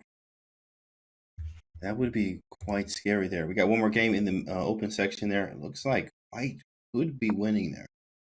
It's going back and forth. Could be a draw too as well. Same amount of material. This game is fun to watch. Queen c3 with what ideas? Maybe e4 at some point. Staying around everything, making white make a move. Exactly. Sometimes that's the idea in and of itself. Just give it to your opponent to make a move. I wonder if black can manage to get the bishop to f4, g5. That would feel great. Oh, yeah. Anchoring the bishop on f4. Playing right now. Bishop g5, going to f4. Give the queen a freedom of moving around.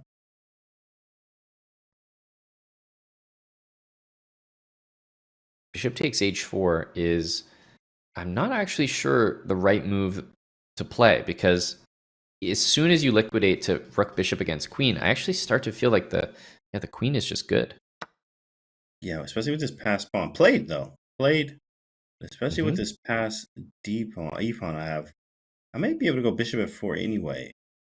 Kind of shut the rook out a little bit. Still have aiming at it, but takes. Wow, bar reacts slightly, but we do have this passed e-pawn that is kind of dangerous. Yeah, this, I mean, definitely going to take some technique, but this definitely looks like a position where black will be able to win because the king can maybe get up here, and then there's even sacrifices, like queen can sack for the rook and bishop and win the pawn endgame. Oh yeah, that's a classic one here, and white trying to hold the fourth rank. Maybe we could hold here, I guess, too, back and forth. If we get the king to f3 and shuffle, try to build a fortress. Yeah, this bishop on f3, rook on e4, but then that's kind of what I was talking about. In that moment, queen d3, and you can try to win some of these pawn endgames. Snatch the rook and the bishop, if possible. I don't know how you stop e4. It doesn't look that comfortable. There's a light check. Played. King f4, nothing crazy. Rook check. King e2, king. I'll go king e3. e3 there. Blunder the game away. Oops. Yeah, no, king g5. Smarter move, definitely. Trying to approach. Maybe king f4 now. Rook check. Queen d4 instead. There is bishop c6 here. Because if queen c4, forking the pieces. There is bishop back to b5, defending all the pieces. So Yeah, exactly. that Same will moves. hold. Same moves, trying to hold and build the fortress here. Doing a good job under the time constraint that they do have as well. Black trying to make some progress here, but the e4 square is actually locked down. So Black is actually looking for some of these opportunities to be able to sacrifice the queen, maybe for the rook and the bishop to win the pawn endgame. Ooh, interestingly, I didn't even consider rook takes e5 as a playable move there. Oh, with check, yeah, and then F6. Didn't even What think the of it. heck was it? That's crazy. Oh, and you could have went bishop back to b5 and block a rook e2 after king f6. That's That is amazing. incredible. That is like, I'm going to go back and just show that moment because that is I incredible. mentioned this, not even assuming there was another move. But here, bishop b5, the queen has to check. move, and there's no check. There's no check, no check, no check. Only checks are down here, but then you have rook e2, and this would probably be a draw. That was incredible. I mean, So there was a moment there. It's hard. There was a moment where it actually could have been a draw. King met to g2. This looks much more winning again. Running out of squares, trying to hold the line, boys. Hold the line, boys. King Hold the f4, line. queen g5, queen g3. No, I feel like we're almost lost here. Good technique from Irene, who has had to show technique in a number of her games. Like she's played some of the longer games and just managed to get it done. We have a few games left, guys. We have one still going. Hold on, this is still, how many moves are there? I gotta check. Okay, it's not 141 or 200. It's 117 in the men's and 3 in the women. 3 in the women and 1 in the open. Let me actually check. Oh yeah, all 3 of those games are going. All in games. Queen g3, and it may be time to resign here. Rook f1, king e5, getting out of the danger. Even king e3 looks decent. And I think white has to play bishop d7 to cover the h-pawn because there's just no way you can allow it. But honestly, king e3, king d2, and just pushing the pawn looked completely over. Getting the king around too as well, push the pawn. The king is just not able to hold everything. Also, the bishop and the rook and the pawn defended. I guess there's too many things to pay attention to. Bishop g4 is nice though. I am able to stay around here. It is. Stop e2, hold h3. I would have preferred black to play the king down to d2. Somehow I thought that was the better way to do it, but nevertheless, the king will get there or maybe get to b4 here and should be winning. Right. Overall, pretty good technique. You know, not perfect, but never really messing it up, except for that one moment where even I didn't pay attention to rook takes pawn on e5. It was there, though. You got to be so alert for those moments as the defender because they're not going to happen too often. Yeah, and even spotting, like, you know, having this time too as well is too hard. You don't have enough time. You're trying to figure it out. You already, you know, sometimes even in your own head, like, bro, I know I was winning. How did I get here? All the emotions sometimes you just can't you know, comprehend all the emotions and everything and play good chess, right? Then the a pawn also dropping here. I think you could probably just go ahead and take it. Oh, you just gonna snatch the pawn over there again? I'm thinking like you pawn grabber, you are this guy can drop on g6, but maybe queen c2 and then just queen c2, anything really. And queen e4, rook. Queen c2, there's rook c6. That's funny. I mean, you probably still you know what's winning, crazy? though. I'm like, wait a minute, am I actually? But no, of course, a horrific move there. Right. Probably still winning. With the Yikes. Y people This one looks like finally we're really getting it done here for black. Rook is pinned at this point. To be honest, king g1, I'm just sacking. Like that's a win. Yeah, very easy. No, you don't have to worry about anything. No tricks, right? Push the pawn through. Sack Yep. takes, push. He's like, yeah, you know what? I'll keep the queen a little bit longer. Just in case. If the bishop moves, you can sack then for real. I agree. I agree. Let's see if the open game has finished, has concluded. I don't know if that was a draw or not, but that one finished. And then the women's, all 3 games still going.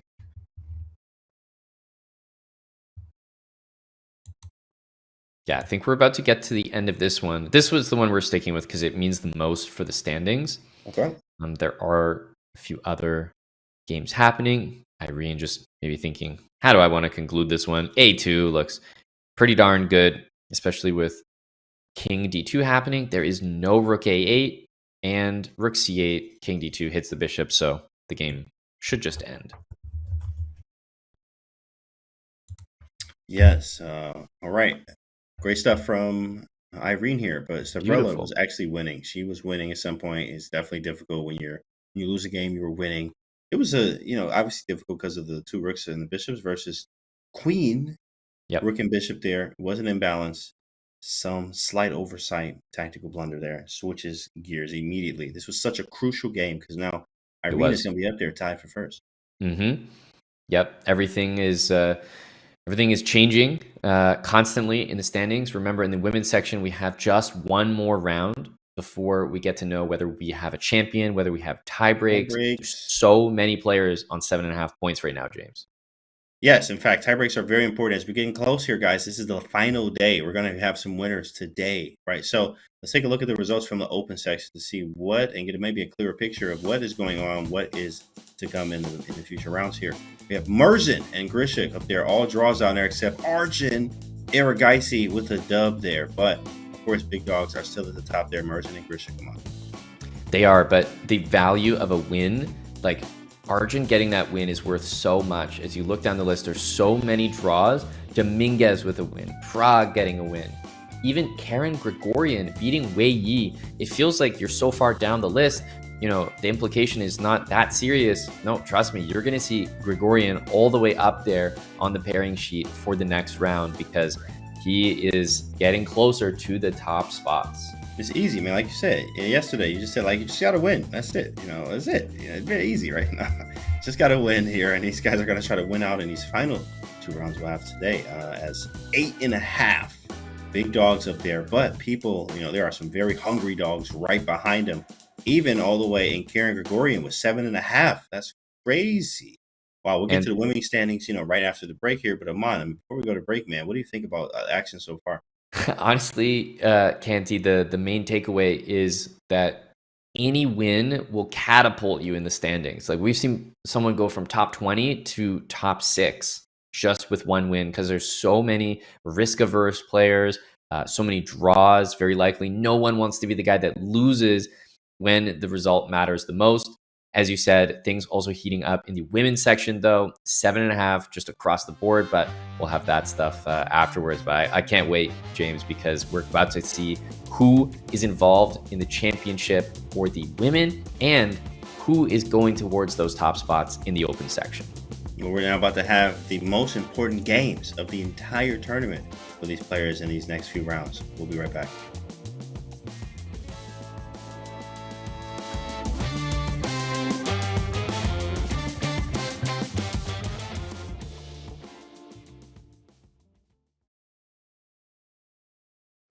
You were in University Chess Team shirt at the moment. Can you tell me a little bit about that?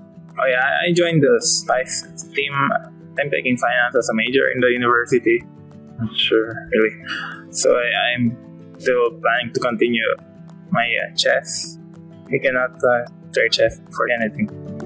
So every now and then I get offers to play here, play there, play for our team with Bayo money. So I got an email from a Filipino living in Minnesota saying, hey, if you want to come here to a weekend chess tournament. And then he said, oh, I know this Filipina actress named Lotiski and her husband, Renato Kabigting, who used to be a professional basketball player. He said, I'll invite them to our house for dinner so you can meet them. So I was like, yeah, why not? I'm Lotis Key, and I'm Wesley So's momager. Mom and manager, it basically means that you do all the work, but you don't get paid. You do it because you're the mom, and you do it for love, Okay, but yeah, it's quite a job.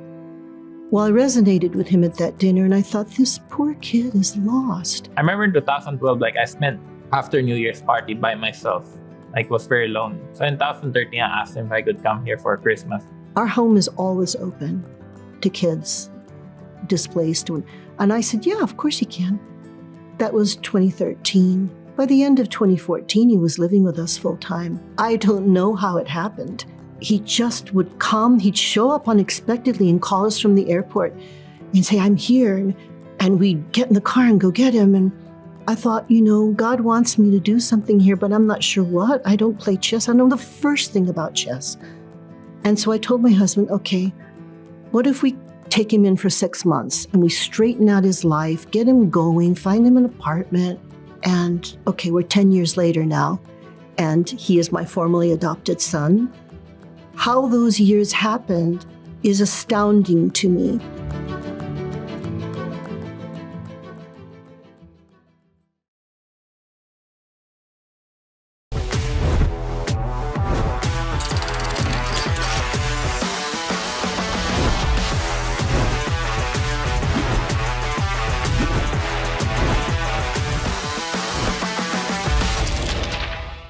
This past year, our goal has been to grow chess as a positive influence in the world.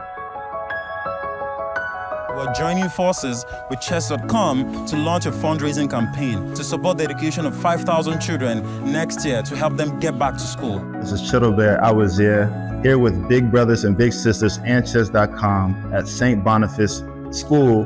We're here to play some chess, to have some fun, just have a great day here. A world where every person can enjoy the game, connect with others, and be accepted in the community. Chess just became something that I could do. I just fell in love with all over again after my accident.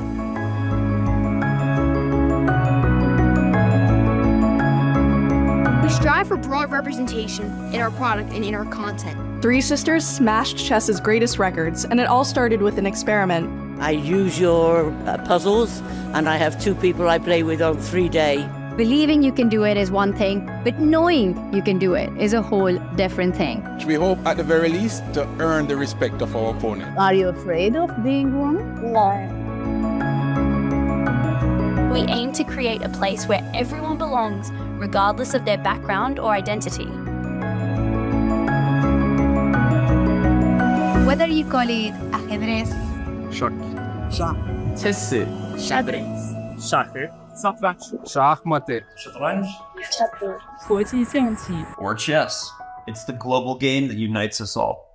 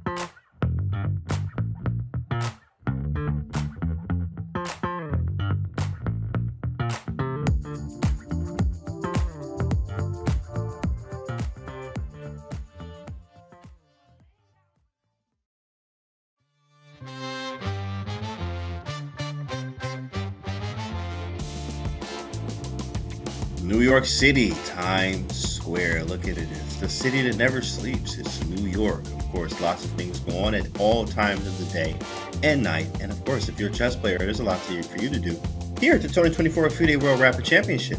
I'm here, James Canty III, with Grandmaster Ma Hamilton. We're unraveling all the traffic and all the ups and the downs, the great season, the blunders, and the crazy stuff happening with what's going on in this tournament so far. A lot of ups and downs so far, Harma. Absolutely. We've seen it all, but it feels like there's been ups, there's been downs, but now it feels like we're almost going straight. And I don't know if we're going to go up or going to go down. Depending on which player you are, you may have a different fate. But for the women, we are getting into the last round and ultimately what will decide this year's champion. We actually need to check the women's standings because this is very, very important. This is their last round, so it goes down now. All or nothing. Here we go. At the standings, 7, bro. Look at the 7.5s there. And then right behind them is a few 7s. So, 6.5s, maybe looking out a bit. Aman, or what do you think? I think if you have 7 points right now, you may not have a shot at first place already. We've only got one more round, so I think we isolate just the top 7 there. If you have 7.5 points, I think you're playing for it all. The reason why I'm doing that seems kind of harsh. 7 points is a fantastic score to be at, but I think you have to be at 7.5 because as soon as someone wins 8.5, boom, that's the score to beat. And even if we see draws on those boards with 7.5, there's only a couple players, James, if there's a tiebreak, that are eligible to compete.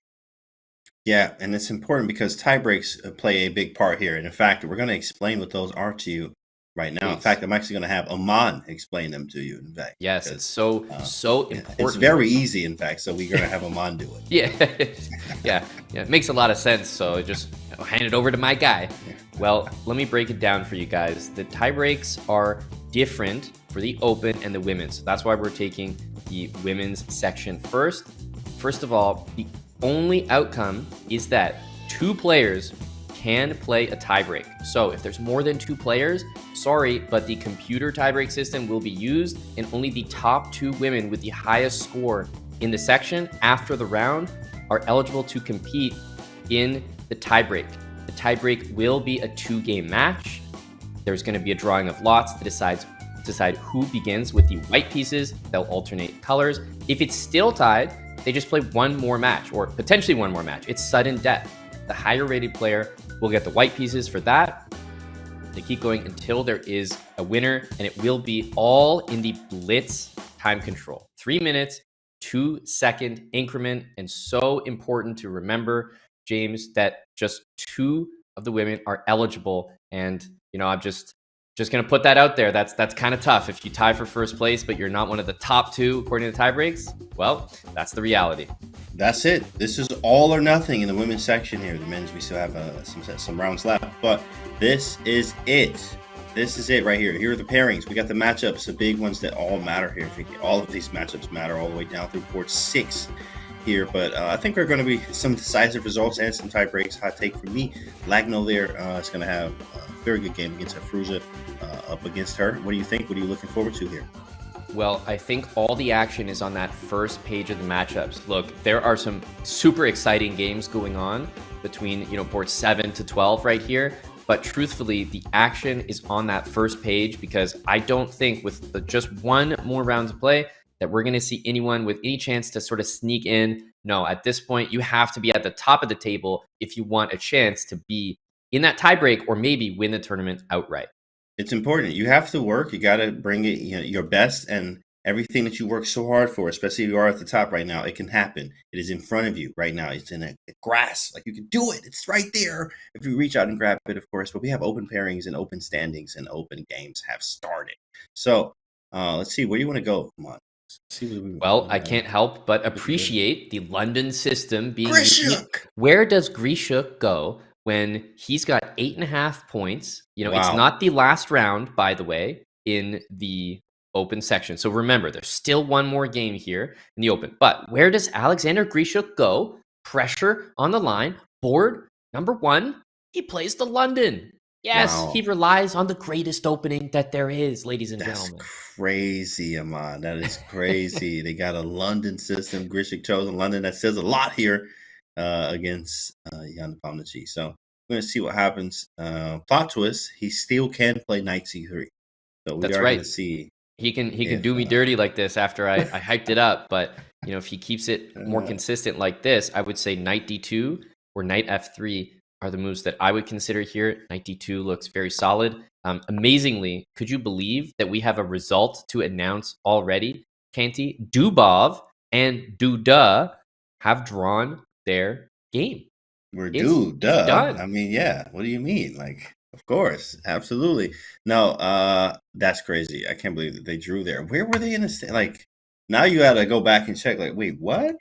I thought they were They were playing on board 5, but there really is this risk aversion. And remember that, you know, the prizes are there for the taking. It's not just about that top spot, but you have to feel that with a draw like that, they're not really gunning for the absolute top spot. Yeah, they just like, yo, you want to go get, you know, some lunch, some dinner? We're done. Well, they're done for this round, but there are many other games in full swing. Spending some time on board 1, we can see that Nepo just left. He said, let me make a move and well, I'll see you later. He's not interested in spending any time sitting there at the board. Is that a confidence thing, or did he forget something? He maybe forgot his tea. Because generally he doesn't get up. Like, we haven't seen him get up in any game. So maybe he's like, I forgot my tea, which he needs, you know, he needs to have his tea. It's like his power up, you know, like Mario Mushroom. He came back with the cup. I'm telling you, bro, it's the power up. He came back with the cup. I'm good. You have no chance now. And yeah, Grishuk's looking confused. He's like, man, did I really just let him get his tea like that? I should have said something. Big blunder there.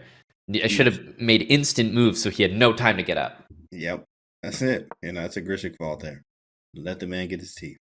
Ooh, h4. I like what we're seeing from this game so far. h4, bishop b5. I mean, you can see bishop d7 to b5, a very intentional decision. He wants to get rid of the bishop on f1. I think h4, at least it indicates to me that he wants to recapture almost with the king and maybe put it on g2. At least it's a possibility.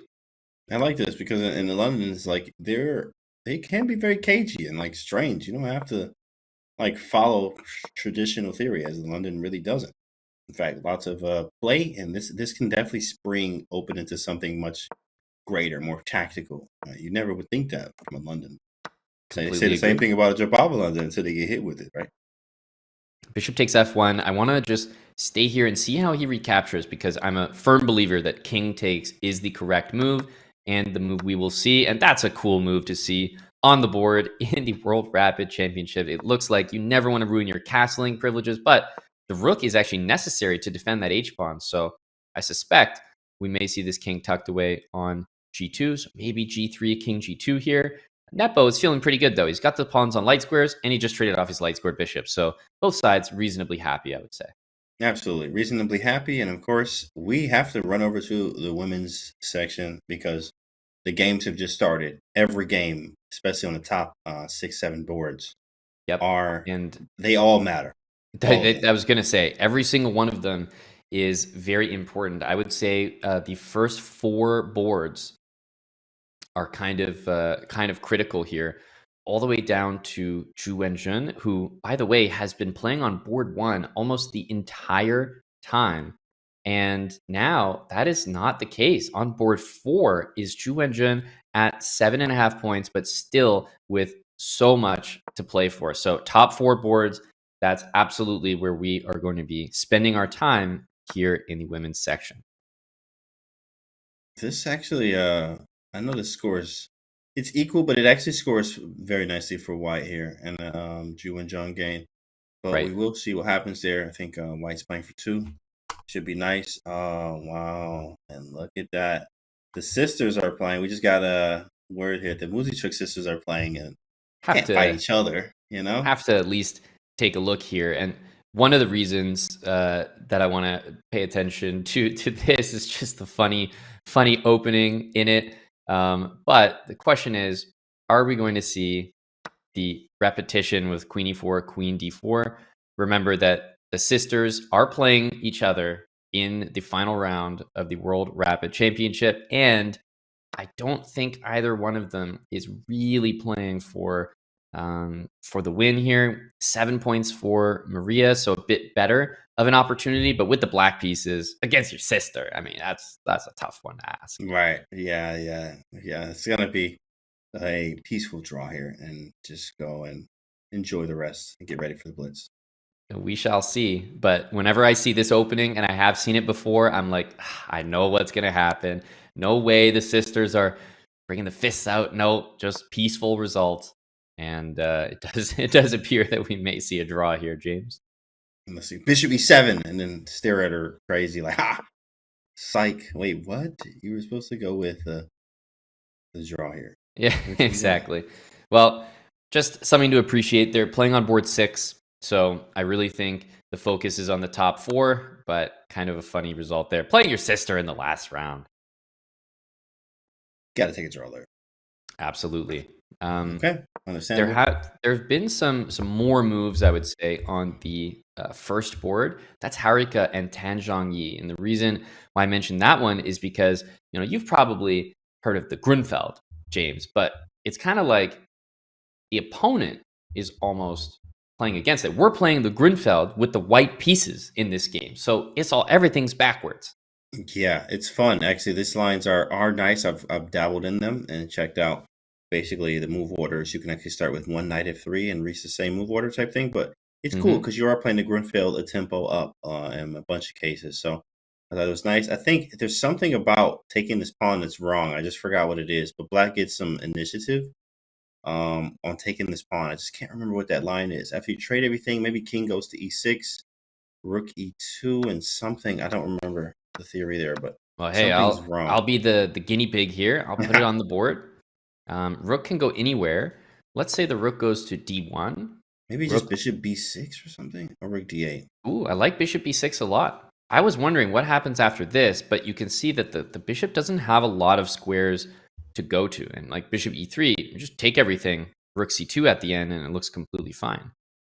But yeah, it's crazy because it's this crazy theory that you'll see. I mean, even in a Grunfeld, like a bunch of times you'll give up a pawn, sometimes 2, just to have the activity of the pieces, and then everything ends in a draw. Which is why I'm not the biggest Grunfeld fan, right? Because you have to play it. And I'm like, why don't I just play King's Indian? Or I'll just keep more pieces on the board and stuff like that. But here you reach this position where you see she voluntarily gave up the pawn. Look at her clock, by the way. So she knows this. This is not something that she just came up with. She has more time than she started with and gave up a pawn here in the center. That's right. No, that's a really good point. Bishop c5 was the last move. So probably a lot of us, myself included, would look at this and think, oh, got to defend. Right? Of course. I mean, the pawn's attacked to d4 maybe, or how am I going to defend this? Rook c5, but all of those would be bad moves. Instead, the best move in the position, bishop c5 played, and I can say, barring one single move here, I would say that black is completely equal. Like if you take all those lines, I'm sure she knows them by heart, which is why she has almost 17 minutes. However, there is one move that the engine likes, knight a4, at which point she'll probably keep that bishop, but at least it's a game you can still play here. Yeah, bishop g5, and then bring the knight back around. Yeah, again. Okay. But this will give us a pretty good idea, James, whether she's here to play or happy with a draw, because knight takes d5, taking there definitely feels like, okay, probably a draw is a very likely result. Knight a4, I think white maintains some great winning chances. And obviously black will have some winning chances as well, just keeps the game going. I know Harika likes to play on too as well. She wants to really fight. She's known for that too. So I believe she will play on maybe with a knight a4 or try bishop g5. What about those other games? So that's this one. That's board number 1. We kind of get the full picture here. It feels like knight a4 could be some life in the position. Otherwise, very, very drawish. What about board number 2? Katerina Lagno against Afruza, is that Kamdamova? I don't think we've seen this name before, but up there with 7.5 points. Wow. I feel like my eyes are just opening here. Afruza at 2188 is quite literally having the tournament of her life right now. I'm not familiar with this player, maybe just extremely underrated, does not play, or as I said, just having an absolute tournament out there. It's incredible. I mean, looking at her backtrack right now, she drew the first round. She drew Fishali, beat an IM, another IM, drew one of the Muzichuk sisters, Anna, drew Bolamaga. She lost to Li Tengji, beat Gunina, drew Bibisara, beat Zhu Jiner, beat Pates, and now playing Lagno. She's 15. She's, amazing. What a story. Incredible chess. And she's up here with an absolute shot at not just a potential, first place, but maybe even just a tie, maybe even a podium. What a moment right there. We're kind of in this topical E4, E5 type of position. Rui Lopez very clearly is where we got this position from. As always, I think White is slightly better here. Lagno has to be, probably pretty happy with her opponent. But I was going to ask you, James, how do you feel? Let's say you're in the last round. You play a much lower rated player than everyone else, but that lower rated player has obviously been having a sensational tournament to be there. Are you happy with that pairing? Because you're like, well, objectively, they are, weaker than the other opposition I could get. Or are you thinking, okay, no, this person's had the tournament of their life. I don't want it.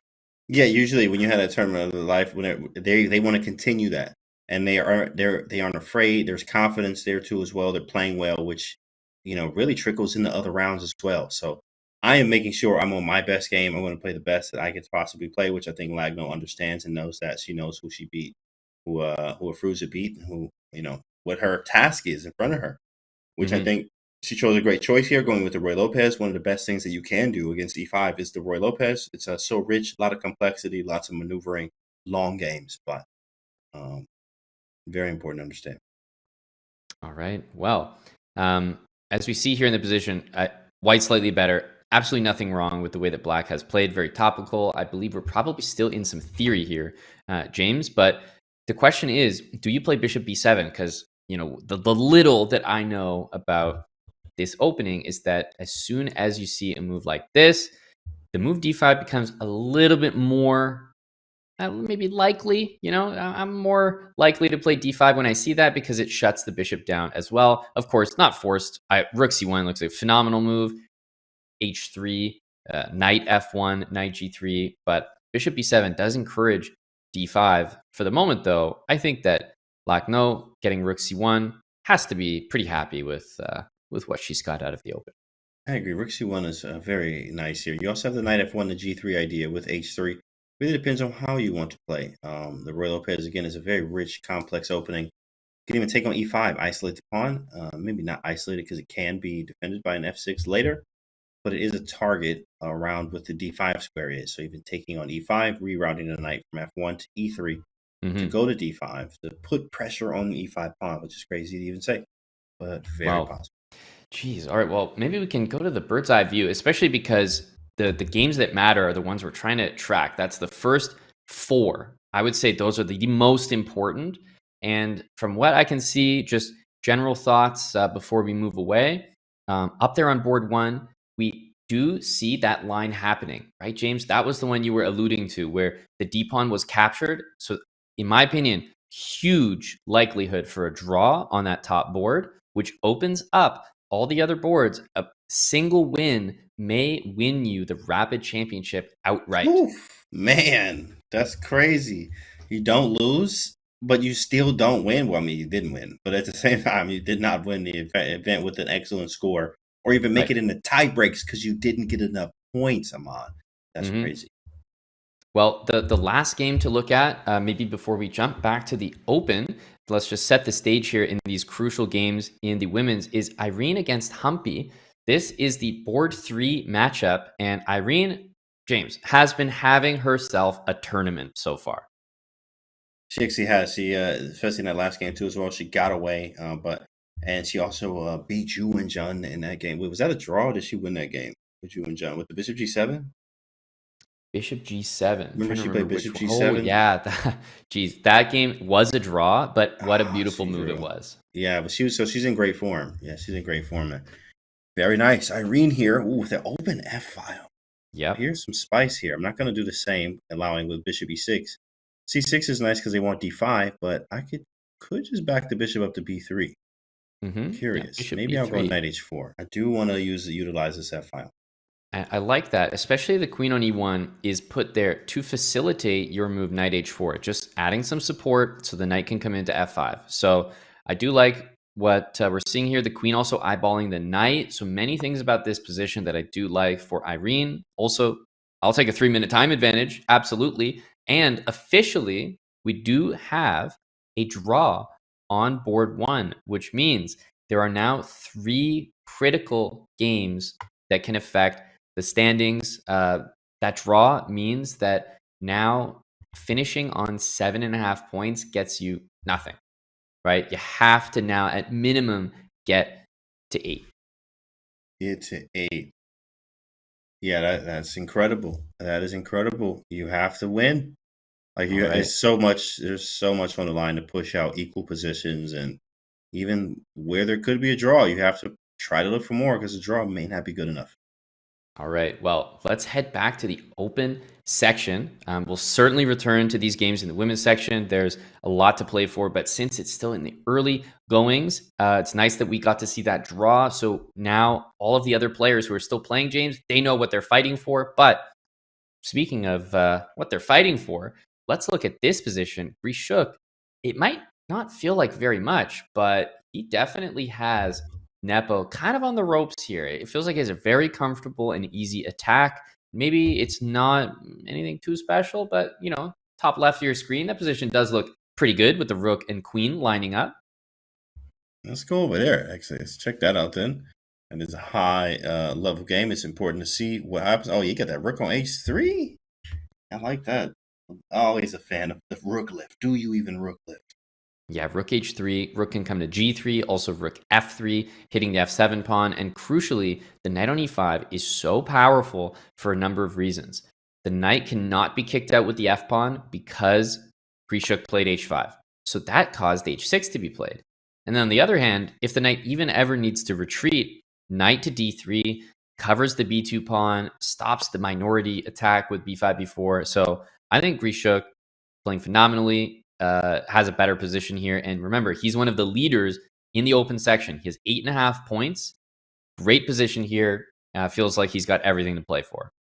You can even have the double rook lift, right? Like, do you even rook lift, but do you even rook lift for real, actually? Is actually putting both rooks on the third rank and going for it. So that's a possibility. I'm annoyed by bishop 65 as an attacking player, but you know what? Because I'm annoyed by it, why not go f4 in there? So maybe f4, do a double rook lift, and try to hope for the best here. But it's just kind of equal because he can snap this knight off. I do have shots at the king, but it's going to take a while. Nevertheless, though, I think white definitely has the better prospect for sure. Agreed totally. I actually really like the move f4 as well. You can just double the rooks. But in the future, I think f4 followed by f5 is probably going to be where the main counterplay comes from. For black, it's got to be minority attack. But white is very quick and making some very serious threats on the king side. So big fan of Grishuk's position. Let's move around here, especially down to board 2, where Prague is taking on Merzin. This is a battle of the younger generation here. What an exciting one. We have Merzin is way down on the clock, and I think that this is an opening that with a little bit of theory to it. Obviously, the kind of the Italian game, and this bishop takes f3 kind of feels like white's king is very exposed. Obviously, black's is as well, missing like the entire shield that they had, but he's very comfortable, Prague, just playing king h1 in the corner, saying, I got rook g1 coming, maybe f3, bishop on b6 is not really part of the game. And meanwhile, I got these 2 f pawns that you can do nothing about, maybe in an endgame. Yeah, I remember this being theory, very deep theory here. Actually, Wesley covers this in his chess, of course, like an encyclopedia. But Rook G1 over to Rook G5 is nice. You also play Rook G2. Mm-hmm. You do have chances, obviously, to try to create things on the king side. You also have Black's bishop looking like a winter bishop, meaning, Capablanca winter, if you go look at that game. Whatever, maybe winter was white, but whatever. The bishop's really bad on b6, and you can't move it. Now, of course, my bishop on e3 is actually the same if we do a comparison of bishops. It looks even worse, honestly. Exactly. But I can push f5 at some point with Rook G1, Rook G5 type ideas. Rook G1, Rook G5. King in the corner is kind of annoying though, because I will have to pin there, but I think I'm going to take white. You know what? Maybe I'll go f3, because this queen check move is so annoying. Yeah. Maybe f3, Rook G1 to G3, double the rooks. It's possible, because now there's no queen e4, so maybe f3. Strange, but a lot of merit to it. Yeah, because Rook G1, Queen E4 does not look like what I want to do with the position. So wouldn't be surprised if we see F3, Rook G1. For the moment, I think Merzin's position is okay. Maybe you can follow up with like King F7, Rook G8, H5. Just kind of play on those light squares and double the rooks on the G file. So I don't dislike Black's position at all, but let's not kid ourselves. There's an extra pawn on the board, James, and especially with 3 minutes ticking down, that's something you can start to second guess. Yeah, it does take now. Who would you take here, white or black? Honestly, I would probably find myself optically taking black, just knowing that in an endgame, it's possible that this bishop is better than that bishop. If like pieces get traded, my king gets to f5, I feel like I'm never going to lose with these double pawns there. But if the pieces stay on the board, then I can see how there's a problem with f3, and rook g3 can never take without fixing my pawns. So I feel like it has to do a lot with how the endgame shapes up. If there's an endgame, the king gets to f5, I kind of like black optically, but the engine is here saying, you're talking crazy there, Mr. Hamilton, because this is a very good position for white. Very good, but you can barely move anything, but very, very good though. Very good. But no, I do like white too as well. I just again like that f3 idea, and even trading the rooks off, and it's going to be a long game. Even if I can undouble my pawns with even a queen trade, then I'll have a pass f pawn. So I'm cool with creating that. But a lot of chess left. There. We have a nice we play queen e2, get out of the way. Yeah, he wants to play queen f3. We can keep moving around here. The Merzin is leading the tournament with Krishuk, so definitely want to pay attention to those ones. But let's jump immediately down to the next board. Dominguez, the black pieces, against Arjun. And the reason that I want to spend some time here as well is Dominguez, he represents an older generation, can't he? He represents a different style of chess. He's very methodical, amazing technique, and he's just not necessarily as combative when it comes to the styles of some of the other players. He's not playing the most risky openings, but I love to see that style is still there and still thriving. He's got 8 points in the tournament so far, and according to the engine here, a very nice position. He's not up any material, but it's just about the quality of the pieces. Interesting that he could play rook a8 and say, look, I'll give you the d file, but you can't use it.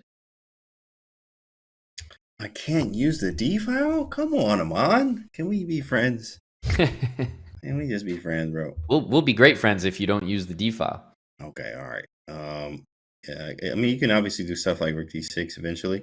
Later, but this is too risky and it's not needed. So we can probably reroute, though, maybe a bishop d1. Okay, steps off the file. Bishop g3, idea, maybe swing to the king side. Rook g4 ideas. f4, f5, too. Also, bishop e1 might be necessary because I think black is moving the bishop to e8, right? And then just uncovering the attack on c3. So I kind of like bishop to e1 just as an idea in reserve, but clearly with bishop c5 hitting the rook and the pressure on c3, Dominguez is making a real case that this position might just be much better for black. And as we look at the standings right above us, guys, look at that. Merzin at the top, 8.5. Grishuk at the top, 8.5. Dominguez with 8. Any of these guys winning, anywhere from 3 to 10. A win, you going to the ship in a way, aka tie breaks, depending on what Grishuk and Merzin do. But if one of them win, I mean, there's just so many possibilities, right? There's like, what if this wins? What if this happens? And if they win, but then this and that, and then this tie break if this happens. There's a lot going on But we always need chat's help. Who do you think is going to make it? What is going to be tiebreaks, chat? What number is tiebreaks? And remember, we still have another round in the open section. Some draws already. Dubov and Duda drew so early in the round. Yu Yangyi and Anish Giri drew their game already. And at the top, it's Alireza and Esipenko in a real battle. Grishuk and Prague, I think, have the advantage on those top two boards. And I think this game between Alireza and Esipenko is one I want to jump in on. See what you think about this imbalance between the two bishops and the bishop and knight, because this one here is another one featuring players with 7.5 points that they can make a real charge up the standings here. Because obviously we saw at the very top Murzin and Grishuk 8.5, but then we have a few players on 8, and then immediately we're into the pack with 7.5 points. Okay, this is a crucial game here. Maybe I take on b5 first to clarify. Then, How do I create something? I do want to go bishop b5. I do know b4 is coming. g4 is crazy, but not too crazy, actually. g4 en passant, which is forced. h6, g3 with the idea of g4 again. I like it. And it's nice that you're using the knowledge that en passant is forced to help you out with that calculation. Yeah, it's forced. So he has to play en passant. And then hg, g4, g5, very possible to create some things. I still have the bishops. But b4 is a thing. And I guess I go bishop b5. Yeah, and this rook on h6 is so strange. Like, I feel like this position looks normal if the rook was just on d8. But on h6, I'm trying to understand here. Yeah, it plays it. There it is. Okay, bishop b5. Yeah, some kind of like rook e2. I wonder what it's for, because there's also bishop e1 to try to target that. In general, Alireza's position feels good enough that this f pawn will always have a threat to it. Now he's attacking the bishop and getting it off this very important diagonal. So kind of improving his position slowly. He plays it too. b4 is on the board. So now bishop e5 probably best. I mean, you could go bishop f6. Not a fan. I mean, bishop e1, I guess, too. Yeah, he goes bishop e5. Okay. So this one looking very even. I wouldn't say drawish or anything like that, but certainly even. A lot of imbalances on this board, though, so tons to play for. The top boards are heating up. Prague and Murzin trading so many pieces. Maybe we can jump to the bird's eye view and just have those boards up at the same time, because I do see that Murzin is getting closer to that end game that I was talking about, where I was feeling, okay, this is the type of position, center, the top of the screen in the center there, that board. I think if all the rooks trade, Black's king will reach f5, and that was the position I was trying to mention earlier, Canty, and I think that's going to be okay for Murzin to hold a draw. It's going to be very nice because his king is going to be way more active. I have no way to kick him away. I don't have any pawn breaks. I'm literally shuffling. So, but I guess on the contrary, Black's doing the same. We trade everything off, and we just shuffle. That's right, and that's why Prague does not trade the rooks. Right, crucial there that he's just not interested in that at all. Instead, he's going rook c1, and it looks like he may want to push c4. So with the time ticking down for Murzin, that's a real attempt from Prague to try to get a win. Maybe we can jump into that game as pretty much just a minute for Volodar Murzin, who, by the way, has not lost a game at this tournament. And has Prague lost a game yet? I think he had a bit of a slower start. So he did slower start. I don't know if he lost, but yeah, definitely. It's amazing, to just have these players at the top of the standings near the end of the tournament, and we're asking questions like, have they even lost? Has he lost the game at all? I don't know. No, he never lost. Ever? No, never. What? Oh, wow. We're looking at a matchup between Murzin, who's never lost, and Prague, who's never drawn a game. That's crazy.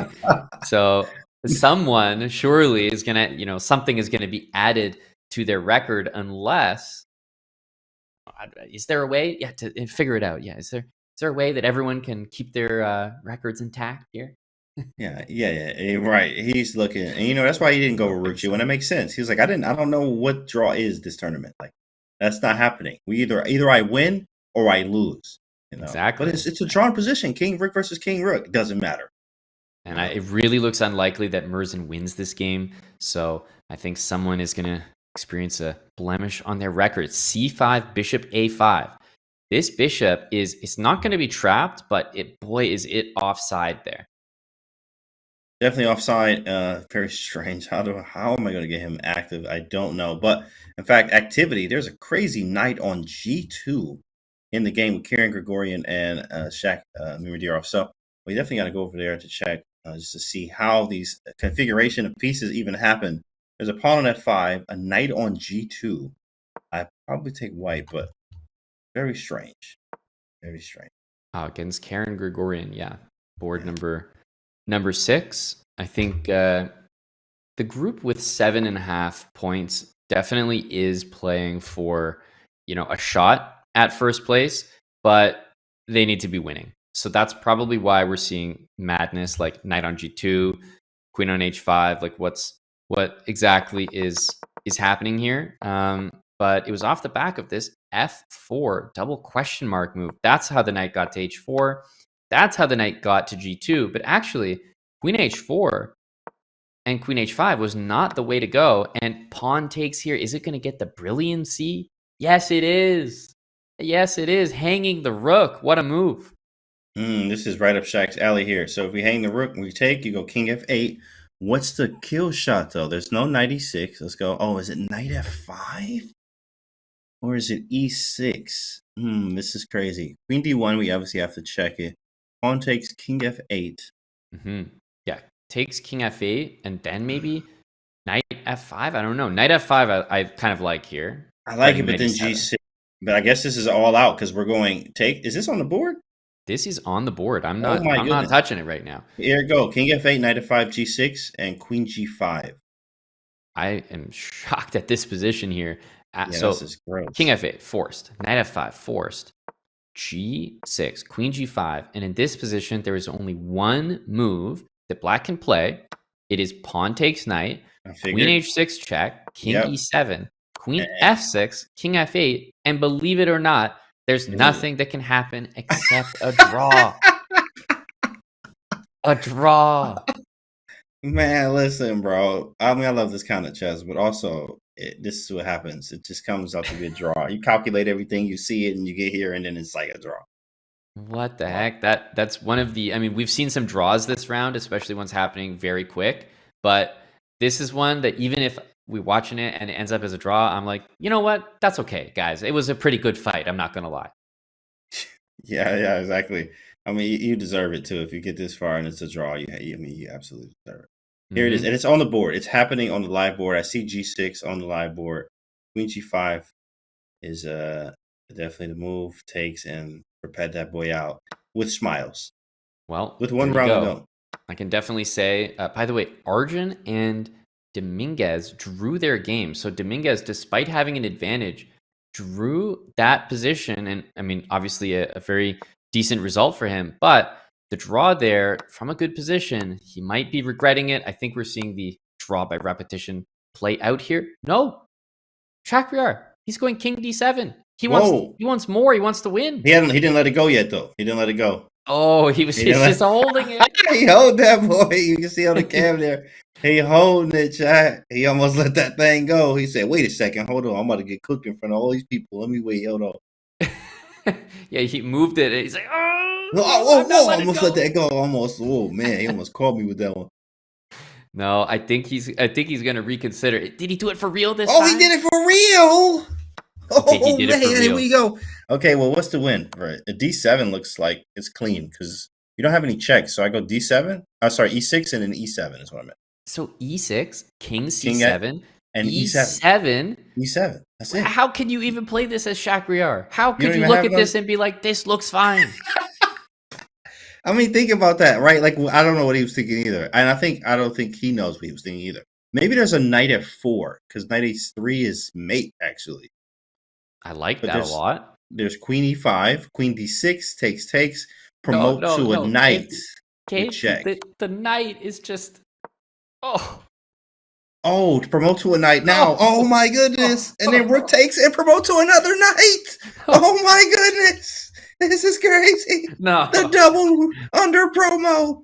No, that's crazy right there. The double under promotion to a knight times 2 to a knight. Hello. Okay, now night? For real. This is one where you are legit okay with knocking the pieces over or flipping the board. I mean, this one, yeah, bro. That's okay. And it's the only move, by the way, which is not surprising. Like, even taking the queen, you think you're all that, promoting to a queen, you're getting mated on the board with just a bishop and a knight. Right. Wow. Yeah, that was the whole idea with the knight f4 idea, but the double under promo, I think he missed that one. Knight d7, queen c3, king back. We're going to see another queen on the board. I mean, guys, there are some exciting games happening, but... is it really more exciting than this? Look, I'm going to bring us away from this absolute madness game. I'm so intrigued by this, but we would be crazy not to spend time on Volodar Murzin's game against Pragnananda, board 2. Pragg is pushing the win. It looks like he's about to secure it. The crowd is gathering behind them. This is a super important game for the standings. Pragg winning will put him on 9 points, which will bring him into a tie for first because Grishuk has drawn his game against Nepomniachtchi. And Pragg, out of nowhere, he was just kind of chilling through the standings the whole time. He was at the bottom. And even though, every game has been decisive, I think he's in the flow. Like sometimes, well, I'm not going to draw. I'm not going to lose, so I'll win. I'm not going to win, then I'll lose. Like he's just very consistent, very consistent. So especially with him having no draws here, that's huge for Pragg here. So Pragg being able to win this will catapult him into the standings, also his confidence, and everyone will be checking Pragg now. That's right. But rook g6, the fight is still on. The bishop is offside. It feels like all of black's pieces are just not quite where they need to be. Maybe f7 to disconnect the rooks from, the pressure and kind of the doubled action on the g file. I have to admit, I do not see the follow-up. I'm just throwing a move out there. It's easier when it's not my pawn that I'm losing, yeah. It's like, you just throw it away. Easy.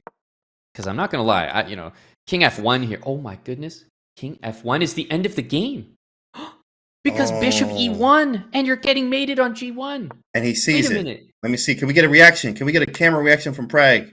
Wait a minute. Check. Bishop e1. Oh, and you can see the reaction from Pragg. No, that's a huge blunder. Oh my goodness. He says, what? Are you kidding me? He had the game in his hand. Oh. It's force mate unless you give up material. It might be force mate even if you do. Double question mark. And that bishop. That bishop on a5. It looked like dead to rights. It comes into the game. Bishop e1 for the win. Bishop e1, and he was done. Wow. Bishop a5. Was very live. That bishop was the one to survive and win the game. Unbelievable. Murzin does it again. He's about to do it again, guys. He's about to do it again. Murzin with the conversion. Wow. He keeps winning. He remains undefeated if he can pull off the conversion in this game. I mean, shock. It looked like only Pragg could win. Maybe we'd see a draw. That actually had a swing. I want to just check the move. It was like +3, +4, down to -4. So that actually might be one of the biggest swings of a single move in the entire tournament. Minus plus to -4. Just like that. In the blink of an eye, the game was over. That's a heartbreaker. Heartbreaker. Chess is extremely hard here. He fought on. And Murzin, shout out to Murzin for keeping his composure here, trying to create something. Stay where it is. Got the double rooks. 0-4 blunder and time pressure. That's exactly what happened. Wow. And I just want to give an update while we stick with the crazy action here that over in the women's section, although, things are being decided there for the championship, it isn't the most exciting. I can update that there have been draws on almost all of the top boards, which means we have to wait for potential standings to see who would be involved in a tiebreak. But there is a game still going between Humpy Conero and Irene Sukandar.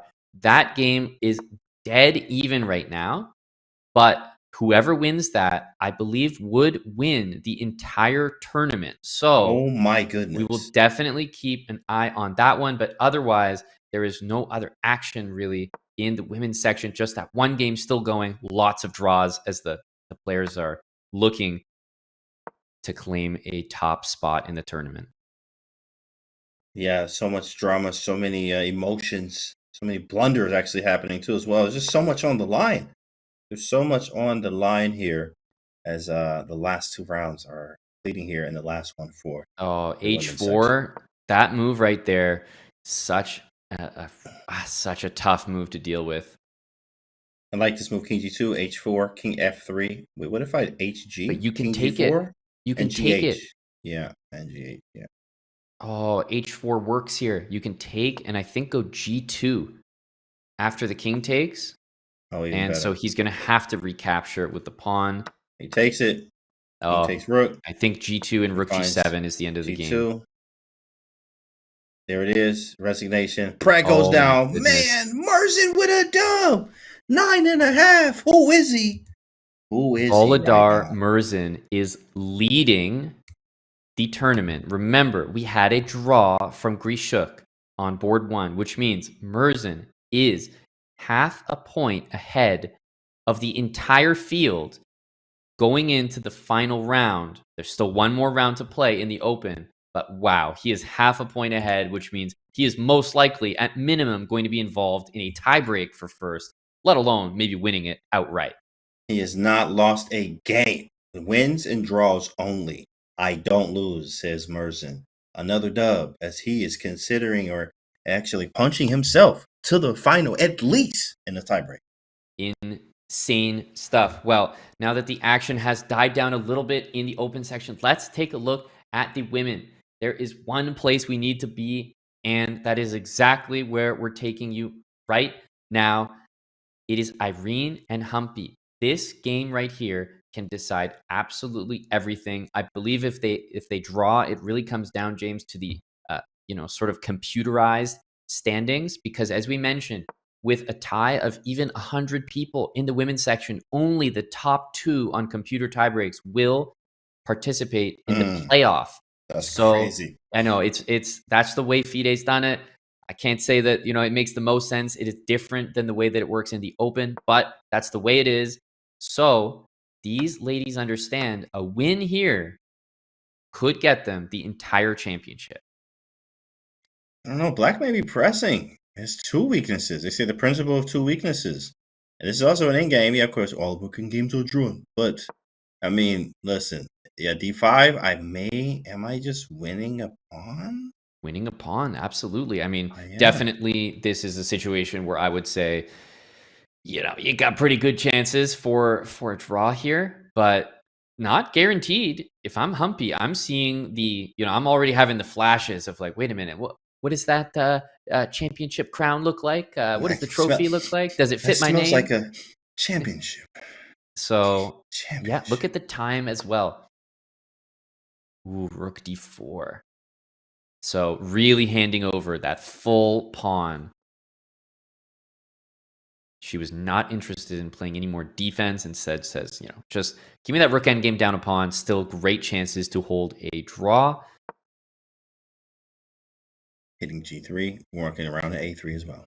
And I was going to say, probably we're seeing this, and there is going to be some trades. Black will remain up a pawn. I wonder, though. I was going to say, I wonder if we're going to see rook b3. That's actually kind of an interesting move, saying, look, you take, I'll take here. Very nice. And yeah, this should be a draw. But hey, we may see some crazy things happen. I really like that move. I think that is a very, very strong one. Rook b1. Again, results on all other top boards in the women's were draws. Juwenjun, draw. Right? On board 2, Katerina Lagno, draw. Board 1, we had Tan Zhongyi against Harika, draw. Draw. So it's all come down to this. It's so crazy because, like, yo, you gotta win, but like, yo, you gotta win this. This is Yeah. what I have to win. Thanks very much. Thanks a lot. Thanks for my hopes up. So if we have a draw here, then potentially we could have so many of these women tied with, I believe it would be 8 points. And in that case, the top 2, after the standings are published after the round, will play a tiebreak. But a lot has to happen before then. So for now, we stick with this because Humpy can just get to 8.5 points with a win right here. And she has that one extra pawn and a dream to make it happen. All I got is a pawn and a dream, Chad. That's it. I got one pawn and a dream. Let me rook. Let me rook. Let's see what happens. So, yeah, we definitely going to try to convert having this extra pawn. See what happens. It is going to be a grind.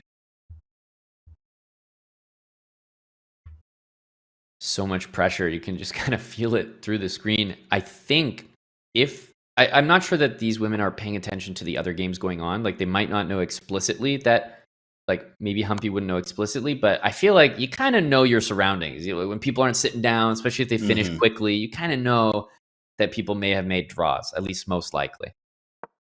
And you also know what's going on, like, before you come in, and also you're checking standings. You know, maybe they haven't even written or on. You check them right before. Obviously, there's somewhere where you can check them and see them, and they also have standings around. This is how it is with always the tournaments. You can check everything, so they know who's in the standings. Oh, this is where I am. Oh, all I need is a win type thing. All these things come into play. Humpy definitely being an experienced in-game grinder as well, and having this extra pawn. She's going to play this boy out into oblivion. Absolutely. I really like the move G4, just restricting the amount of squares that the rook can move to on the 5th rank, because obviously the rook is tied to that pawn. There's a funny mate, obviously, and we can obviously show this the ridiculous mate with King G3, G4, H4 after King G5. King here and like G4, King G3, H4. Exactly. Yeah, I guess it would. It would definitely require a little. Please don't give me check. Because otherwise I don't really. Maybe you go H4 and then G4, like H4 first. H4. Yeah, H4. And please just don't do anything. Let me go again. Let me go G4. Mate. The fight is on. Hitting the G pawn. King defends. I would still say any of these pawn pushes would be sufficient here. So maybe we want something like H5 and G5.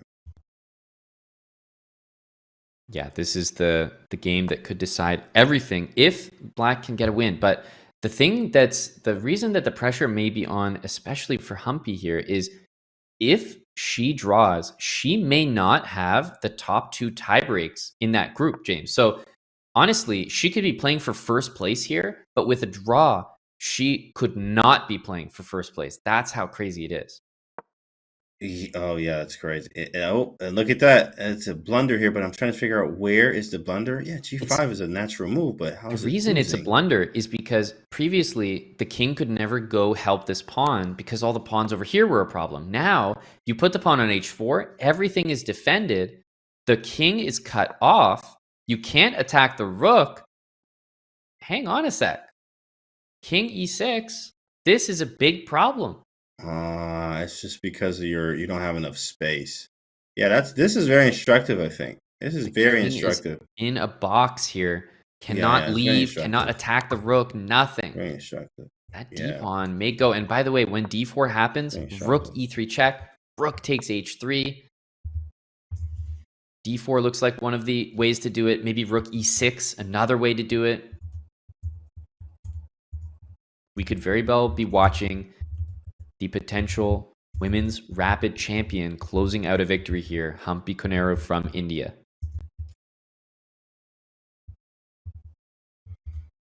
It's all because of the space.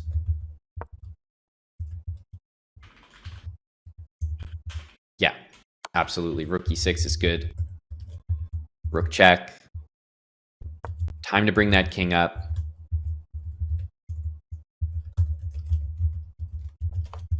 wonder if it's starting to set in for Irene that this might be indefensible. This is not that good. Maybe we can get just the full cam here. There's not much more analysis to do. It's just really just the nerves and the moment here. Rook check, king e5 potentially, yes. And pinning the pawn. I mean, it's just a space once again. You got rook check. Maybe we get something on the fourth rank and you grind it slowly. Rook f4, right? You go d4, king e4. The king's cut off from everything too as well. Check. Rook b6. Now rook b2 and rook h2. That's going around and underneath. I believe that wins the entire game. So king d4 played. A different approach, might still be winning. In my opinion, rook down and over was just cut and dry. That looked completely over. But let's see her technique, because it may be just fine. The reason that I liked rook over to h2, James, was it didn't allow any counterplay. Here, d4 might win, but I start to be like, wait a minute, my pawn. You know, my g5 pawn, I don't know if I want to give that up. Yeah, now we can, oh, she went, okay, this is fine. You can just push, check again, see where the king goes. Yeah, it looks like rapid champion could be Humpy here if she's able to convert. Oof. Personally, I just don't appreciate the extra elements to this conversion, but I do think that Humpy is in full control here. And with that last move, I do like the rook placement, because after king b4, d4 is a guarantee. Now she's back in full control. We talked about counterplay.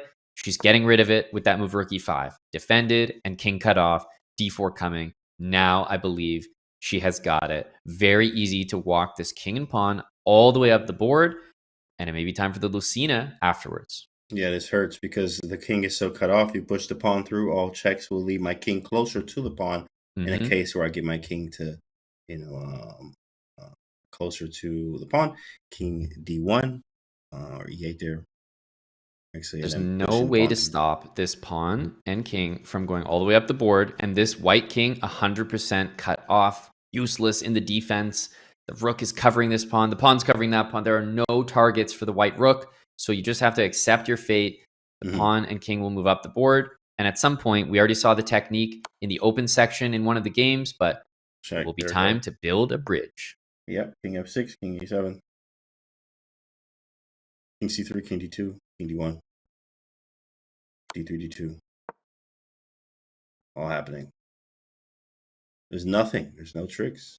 Yeah, and this pawn, by the way, is close enough to the A file that any checks from the side, you can just zigzag out of them and they'll quickly die out. So I think it's time to just keep pushing. These are the annoying ones, though. Checking from the short side or the long side. The long side is actually taken away from the king. We have the short side here. We don't have enough checks, so king can always come around to c3 and b3, pushing and then bringing it in, zigzagging or shouldering back into c2. If we see rook a2, king c3, rook a3, king c2, and then you go king b3 and push. Okay. Or rook e2, king c3, rook a2, d2. Shout out to our production, making sure that you can see the clock, the board, both of our competitors, and the analysis board as well. Everything on screen. And time ticking down for Irene. I do not see a way out. Is just that would have been a good try online, actually. Rook a5. Rook a5. I saw that. Sure. Rook a5. Always do. And it's happening right now. King c2, king rook a2, king b3, rook d2, king c3. Rook moves, push d2, and we may have a resignation.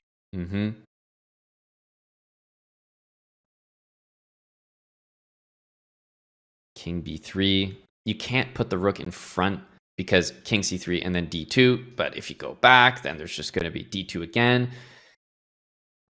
So reminder here is Humpy is the 2019 Rapid Champion as well as the 2022 Blitz runner-up. She's been here before. Resignation! Wow. The winner! You're looking at her. That smile right there is all the confirmation you need. She is fully aware that she is your 2024 World Rapid Champion in the women's section. Grandmaster Humpy Koneru from India, the only one on the top boards to produce a victory on demand. Amazing. And there it is, smiles all the way through, pictures and photos and all the love. She has made it. And big ups to India once again. World Rapid Champion 2024. Humpy Konaru. As you see, they're at the top of the leaderboard there. 8.5. Nobody is going to catch her, Rahman. Look at all the people with 7. You did great. Great job. But it's not enough, unfortunately. Exactly right. On top of the table, on top of the world, 8.5 points. Getting it done. Amazing performances by all those women that follow with 8 points. They were probably hoping that that would have been a draw, and then they would be the lucky selection to be part of the tiebreak. But Humpy said, tiebreaks? No, let's not worry about those. Make it easier for everybody. I'm your champion, 8.5 points. The champ is here. Tiebreak, what? What is that? We don't need him. 8.5 for Humpy Konaru, winning, and now 2-time World Rapid Women's Champion. In fact, 2019 she won. 2024 she won. 2022 she was a Blitz runner-up. So congratulations to her. She is not a person that people talk about a lot in the chess world, of course, but she's very well known. Of course, Olympic gold medalist too as well for Team India. So she's absolute beast here and now winning the women's rapid. So that's amazing, Amon. What do you think about that?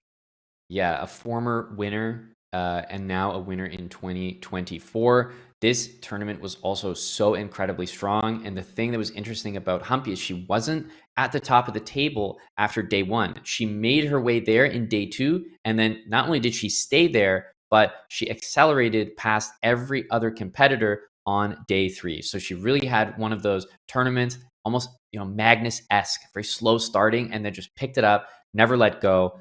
Unbelievable performance from Humpy. And you just can't have a more deserving winner. A win in the last round as well. Just the only one to get that decisive result when it mattered. Absolutely. She got it done. Of course, this was the crucial round where you really needed to win. She was doing that beforehand to put herself in this position, but she got it. And congratulations to her 2-time Women's Rapid Champion. So shout out to her. Right. And we still got games left. We got an open section that needs a champion as well. Let's get back to those games, as we still have games going on in the open section with 1 round to go. So it looks like we got 4 games here. I see a couple games still going. Rasmus Rosen's game. Rosen got a crazy game going on right now with a crazy imbalance. Knight and rook with pawns versus queen and pawn. Eval Bar says draw. I think, maybe it is. Who would I take here? I don't know. I'll probably take black. I do like to have the imbalance. I am one of those guys. I like the imbalances. I would never take white here because it's almost impossible to win. If I'm black, I can just play rook c8, rook c6 for 100 moves and I'll never lose. As white, I can still lose, So for that reason, I would probably take the black pieces in this one. There's just these 3-4 games left in the open. And remember, there are no tie breaks in the women's section. We already know our champion, which means we are going to be completely focused on the open section in the final round, and we await to see whether there will be tie breaks there. And you know what, Canty? Merzen, he's on a crusade to say, oh, no tie breaks in the women's? Yeah, let's do the same thing over here, because he's half a point ahead of everyone. Ooh, heat. And in fact, actually, Chad says, is Merzen is playing with white? You know what? That's a great observation. I think he does get white in the last game there, Amon. He just won with black. He just won with black. Yep. Getting white, on a high here, beating all these players. I'm first here with the white pieces. Merzen is really looking to close this thing out. But there are some others that say otherwise, like Alexander Grishik there. Yep, couldn't agree more. Definitely going to be tuning in eagerly to that final round.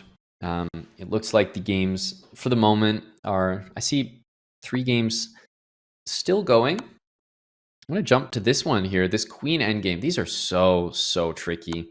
I never know, what exactly to do with these ones. It's being given as a win according to the engine, but it really just easy now though, as king over, right? And then we got queen a3 check and queen. There's nothing you can do. So queen. Oh wait, Oh, he's queening. Yeah, queen e1. Oh, checking queen. There must be some sort of queen, check, and queen. Yeah.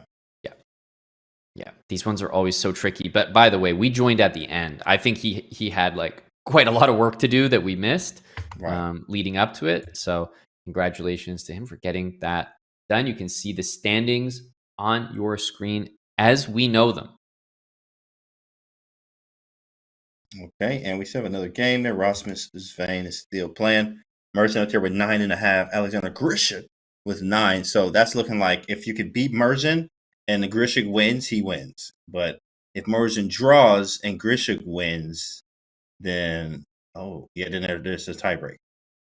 Yeah, well, the thing about Merzen is he is a full point ahead of everybody except Alexander Grishuk. So if Merzen draws his game, he's already guaranteed to fight for first place. And it's just a question of whether Grishuk will join him. So all Merzen needs to do is draw his game and then say, okay, if Grishuk draws, we play playoff. Sorry, if he wins, we play playoff. If he draws or loses, I am your champion. That's pretty good odds, if you ask me. That's pretty good, great odds. Right? Can't compete with that. This is his greatest tournament ever. Of course, he recognizes this as well, but he needs to. He wants to stay focused, stay poised, and have the right psychology and the right emotions and nerves in check, as he's already been doing to make it as far as he has so far to really close out this last game. He has white as well. His opponent, I'm not sure who that would be. Maybe Dominguez, Sam Sivian, or Arjun or Alireza. Right. But I'm not sure which one of these he's played. There's been so many games. I don't think he's played any of them. Maybe Lanier? Yeah, it's hard to keep track at this point who's played who in the tournament. One thing I do know for sure is that Merzen and Grishuk have competed against one another. So that matchup cannot happen, which means that Merzen is probably going to get one of these players on 8.5. But the interesting dynamic is while Merzen can make a draw, the other players are probably not interested in making one with him because they need to win. Yeah, they need to win, yeah. Like, no, I'm good. We're not drawing anything here, buddy. Play it out. Mm-hmm. Play it out. Rook to h6.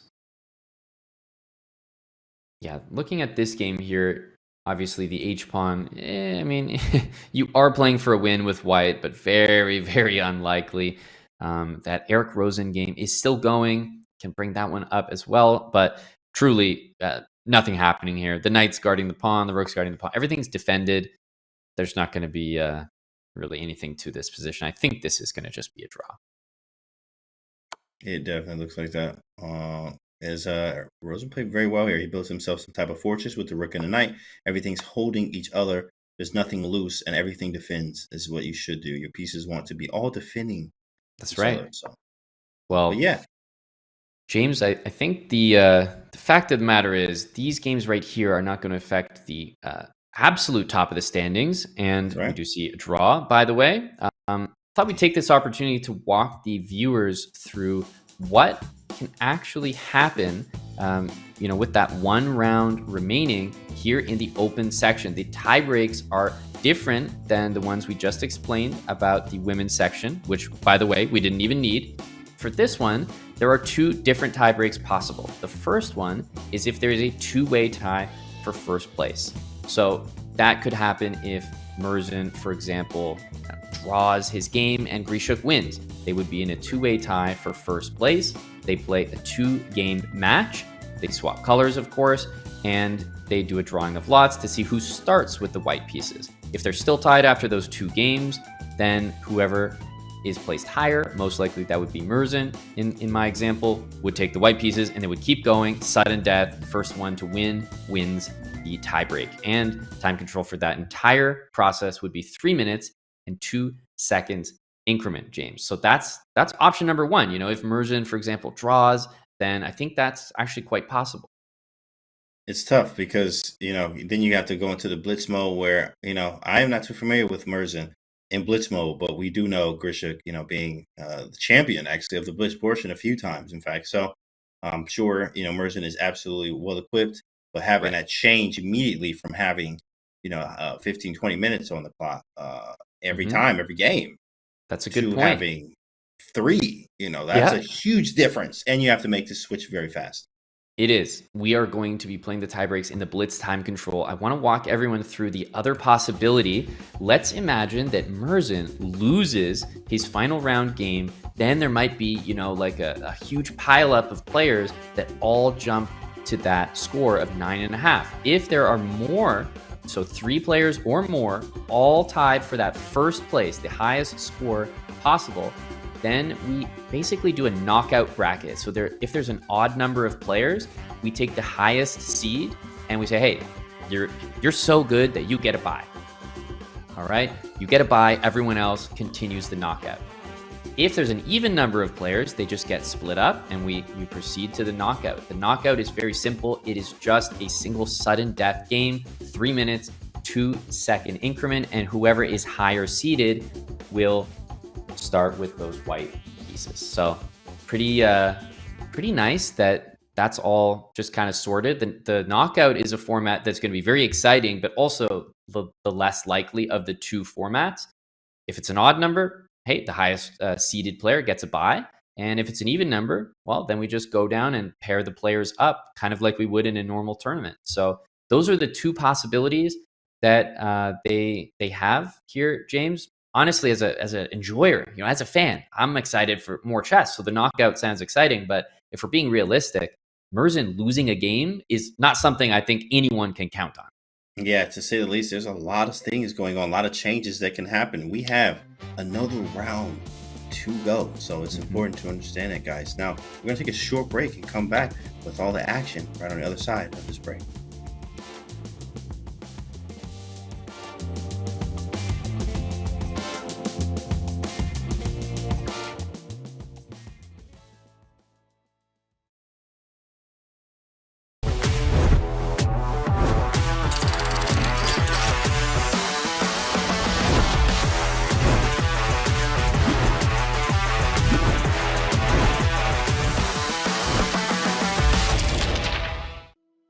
King is never going to escape, and so at the very least it's going to be a draw, and a draw is enough to go through and become Wesley makes the draw, and Wesley's the champion.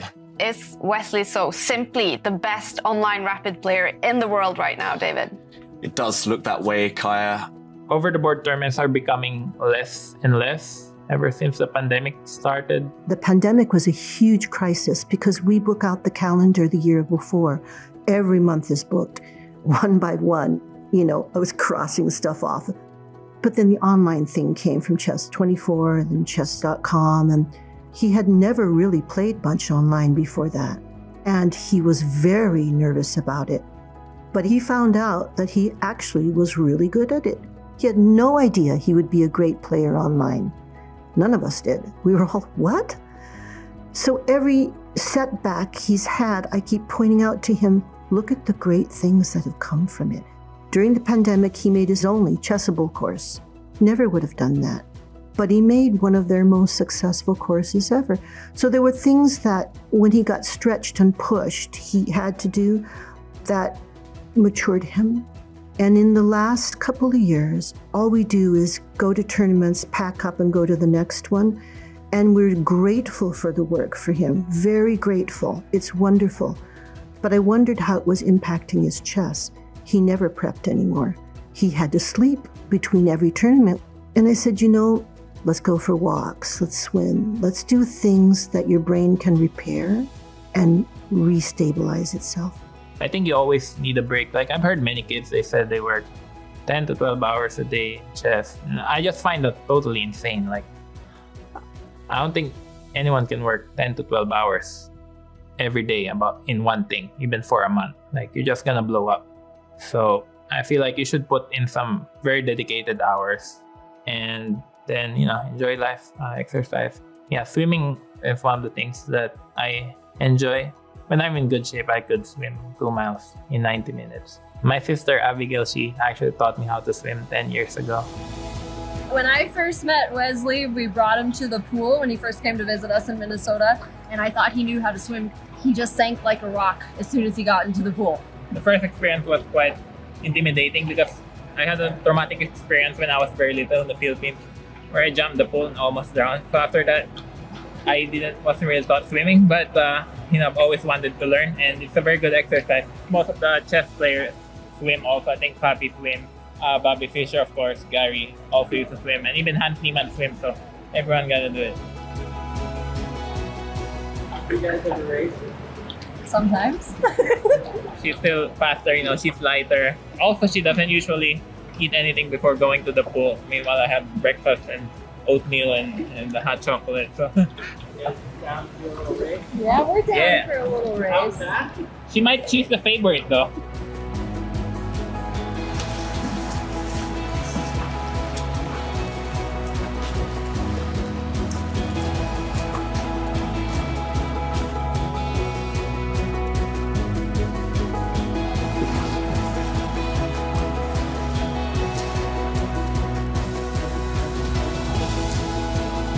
I'm more, I run marathon, not 100-meter race. There's definitely room for improvement, but it's fun. You shouldn't really beat your teacher. I'm a gentleman. I let her win.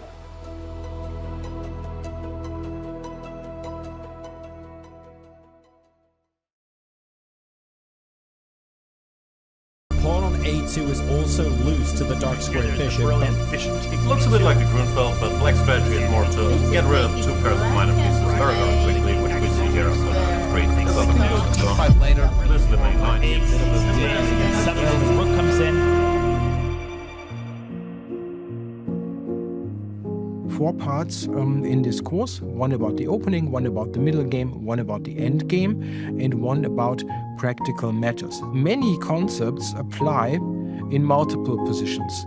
So he has instructive positions, let's say to demonstrate a concept like centralization.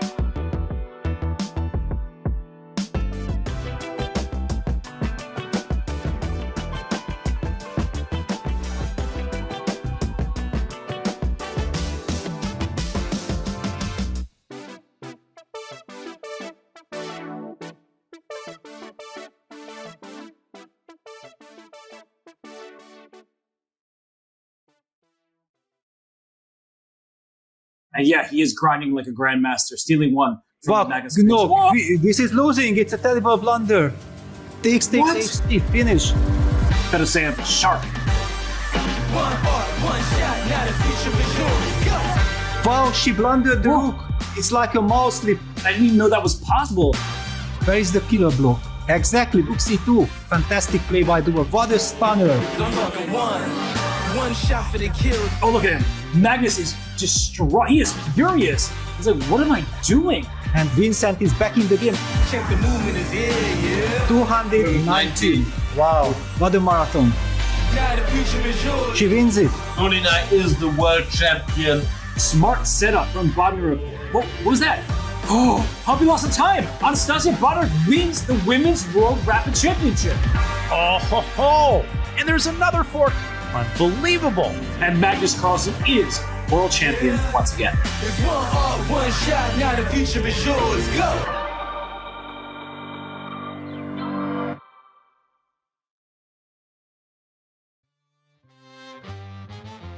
Welcome back. We are here. Of course, we all are together as we're watching the 2024 World Rapid and Blitz Championships. We got another round to go. We already had the women conclude with Humpy Konaru being champion. Now we need to figure out who is that going to be in the open. But as we're waiting for the round to start, while we wait, let's reminisce on what happened during the 2023 World Rapid.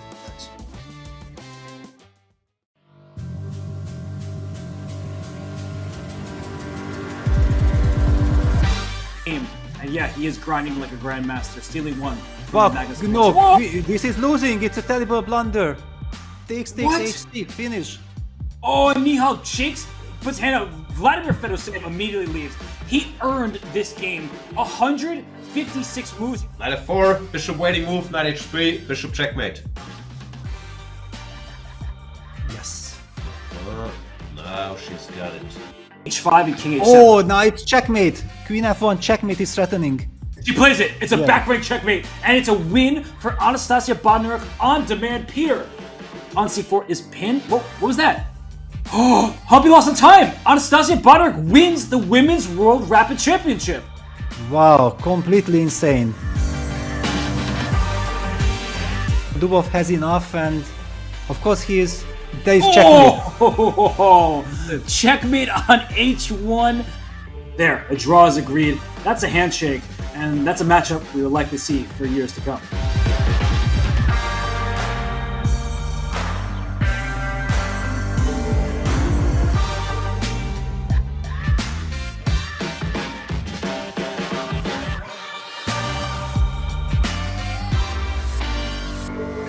He activates the king d4, bishop f1. Yeah. Not at all, because king c7 and the handshake. Wow. Incredible performance by Maxim. Without getting up too much. Wow, b6. What is this? Is that hanging a piece? That's why thinking so long. And takes the piece. And Gunina is the world champion. Amazing game. She's not breaking out into a celebration there. Must just be tired. No, Dubov already drew. So Magnus Carlsen is the world champion. Exactly. Big congratulations. Wow.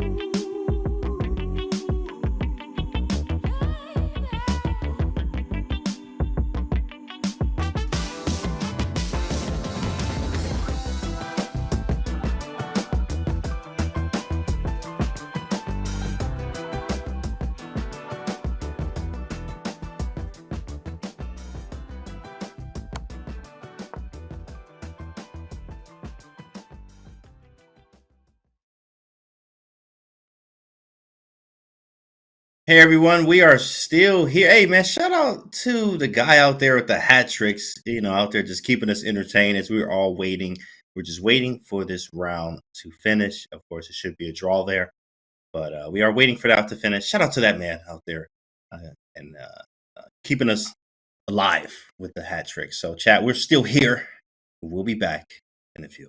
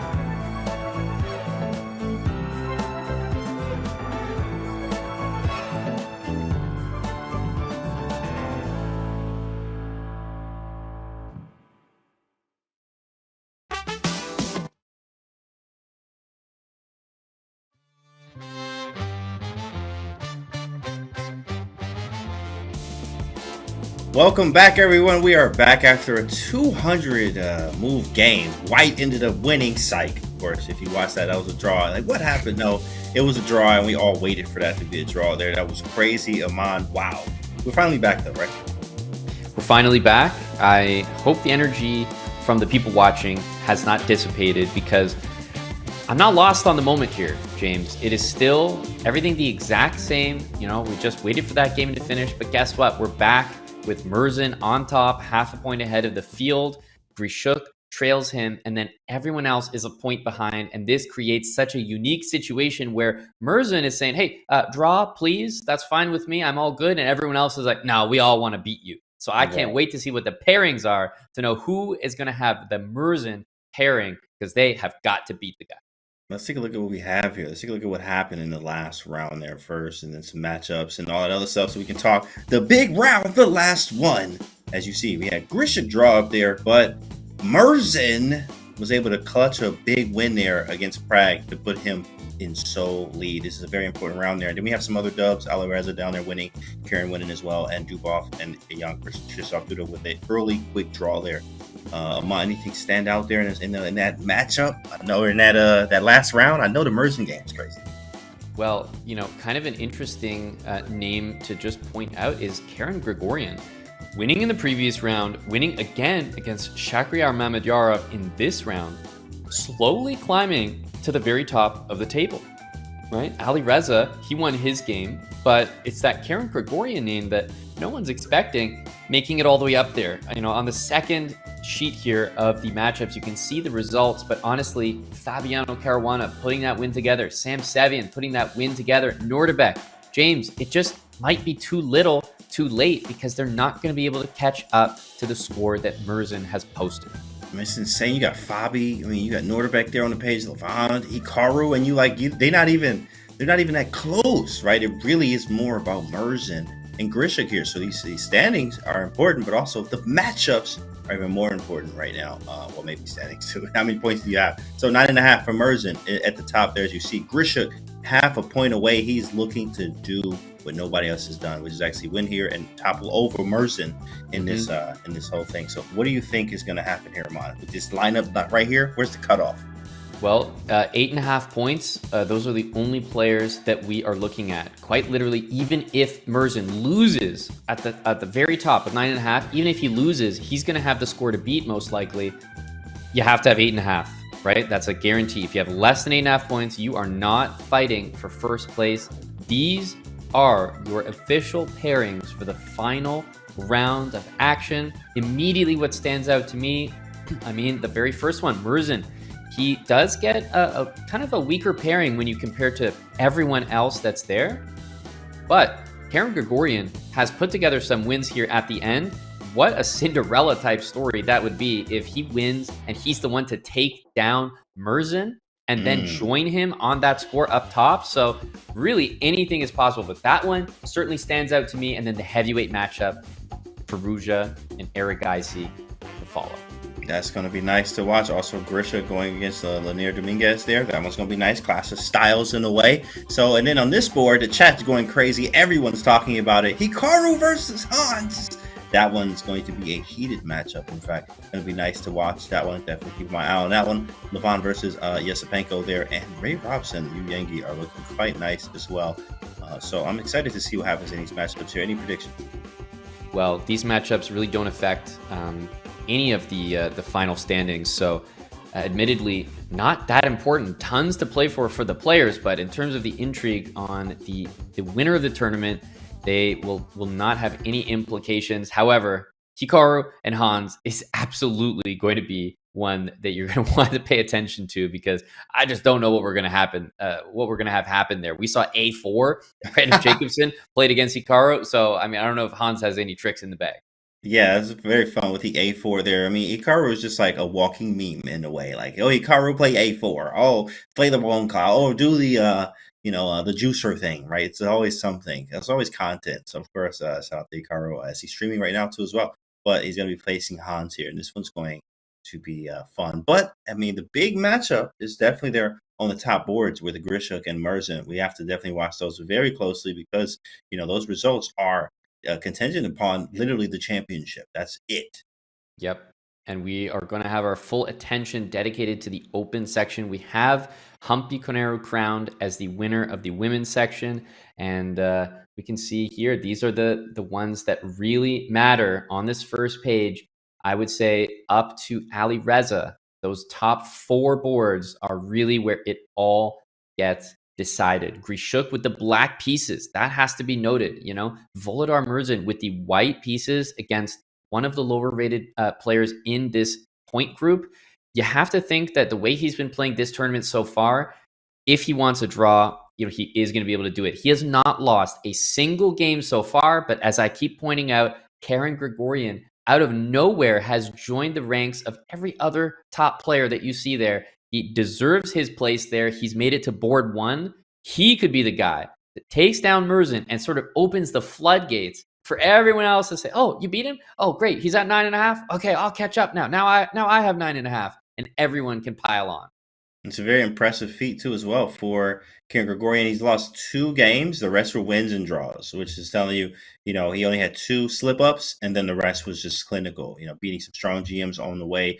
Beat Pranav. He beat Vakidov, Jonas Bier, Nico Chasen. He beat Wei Yi and Mimidirov in the last round as well. So he got Murzin here, much deserved. He has the right amount of points too, as well, as you can see on the scoreboard there. So it could be anyone's game. And remember that in the open section, pay attention to this point group there, because in the open section, anybody who is tied for first, it's doesn't matter as long as you have the point total tied for first, which will be minimum 9.5. You have a chance to play in that tiebreak. So lots on the line. We see some of the players taking their seats. The players, by the way, James, and not just the fans out there, not just you and I, but also the players. They had an extra long break because of that game that went, 200 plus moves. So I wonder how that's going to play into certain players. Like, kind of could be like a momentum killer for someone who's really on a hot streak. Yeah, I mean, you just get tired and you are fatigued. These are long days. You may want some food. You get hungry. You get a little irritable because the game's still going on. And like, oh, this is a draw, but they have to play it out. You never know. And there's so many emotions, especially when you're, close to even making it to the tiebreak at the top boards here. So a lot to think about, a lot to do. But this is the last and final game of the 2024 World Rapid Blitz Championship. That's right. You can see the final round will get underway soon. The tie breaks are in place if needed. It will be in the Blitz time control of 3+2. Ray Shea Robson. Let's go. Ray ready to go. Ray, tactical beast here. Mythical tactical beast. Up against Yu Yang Yi. But the real pressure is on the top 4 boards. Alireza Erigaisi, Nepo against Sam Sevian, Lenier against Grishuk. So much can still happen. So much can definitely happen here. And of course, in the Grishuk game, and we're going to be watching the Murzin game quite closely here. These wins and draws are very important. Whoever loses, really, it's going to shake up the standings for sure. We're going to have tie breaks if Murzin goes down. Yep, if Murzin goes down, we'll have a tiebreak. If Grishuk wins his game and Murzin loses his game, that's another scenario that we haven't really talked about as much, that Alexander Grishuk, only half a point behind Murzin, could win the entire tournament, right? It's more likely you feel, oh, Murzin's going to get a draw at least, or that if he loses, everyone catches up to his score and we have a massive tiebreak. But do not forget the possibility that Alexander Grishuk could beat Dominguez, Murzin could lose on board 1, and your champion would immediately be Alexander Grishuk. That's crazy to think about. You just leapfrog him like that. This is such a critical game, as, of course, players are arriving at their boards, ready to go. Any predictions, chat? This is on you, chat. What are you predicting to happen, especially in the top section? 2 superstars on your screen right there. 2 veteran superstars on your screen right there. That's Fabi Giri. Been in the game for a while. Dominguez awaits Grishuk, who did show up a little bit late last time. I would say final round is not the one you want to show up late to. I'm just going to say that. Fashionably late as players are about to start here. Fabiano and Giri, by the way, playing on board number 5, and yet we're sitting here almost completely ignoring them when the discussion is about first place, because they actually do not have a shot at first place, and still they've both put together a phenomenal tournament, right? I mean, Fabi may have bigger aspirations than just being on board 5 with that 8 points playing in the final round, but still, I have to say, he's put on a pretty good show. Like, yeah, I mean, yeah, this was going to. Did you see the TV show? No, I didn't. They're just talking life now, Yeah. What do we do? I said, okay, cool. Yeah, quick draw. All right, fine. Yeah. Just talking and. Yeah, not playing for first place. What do you think? See some of the sites in NYC? All right, sounds good. Yeah, let's do it. We still have some time. Just vibing. Absolutely. It all gets decided. And then the players get a rest day and they say, bring them all back and we'll do it with even less time. Now with the blitz portions there, Sam, I am Sevilla.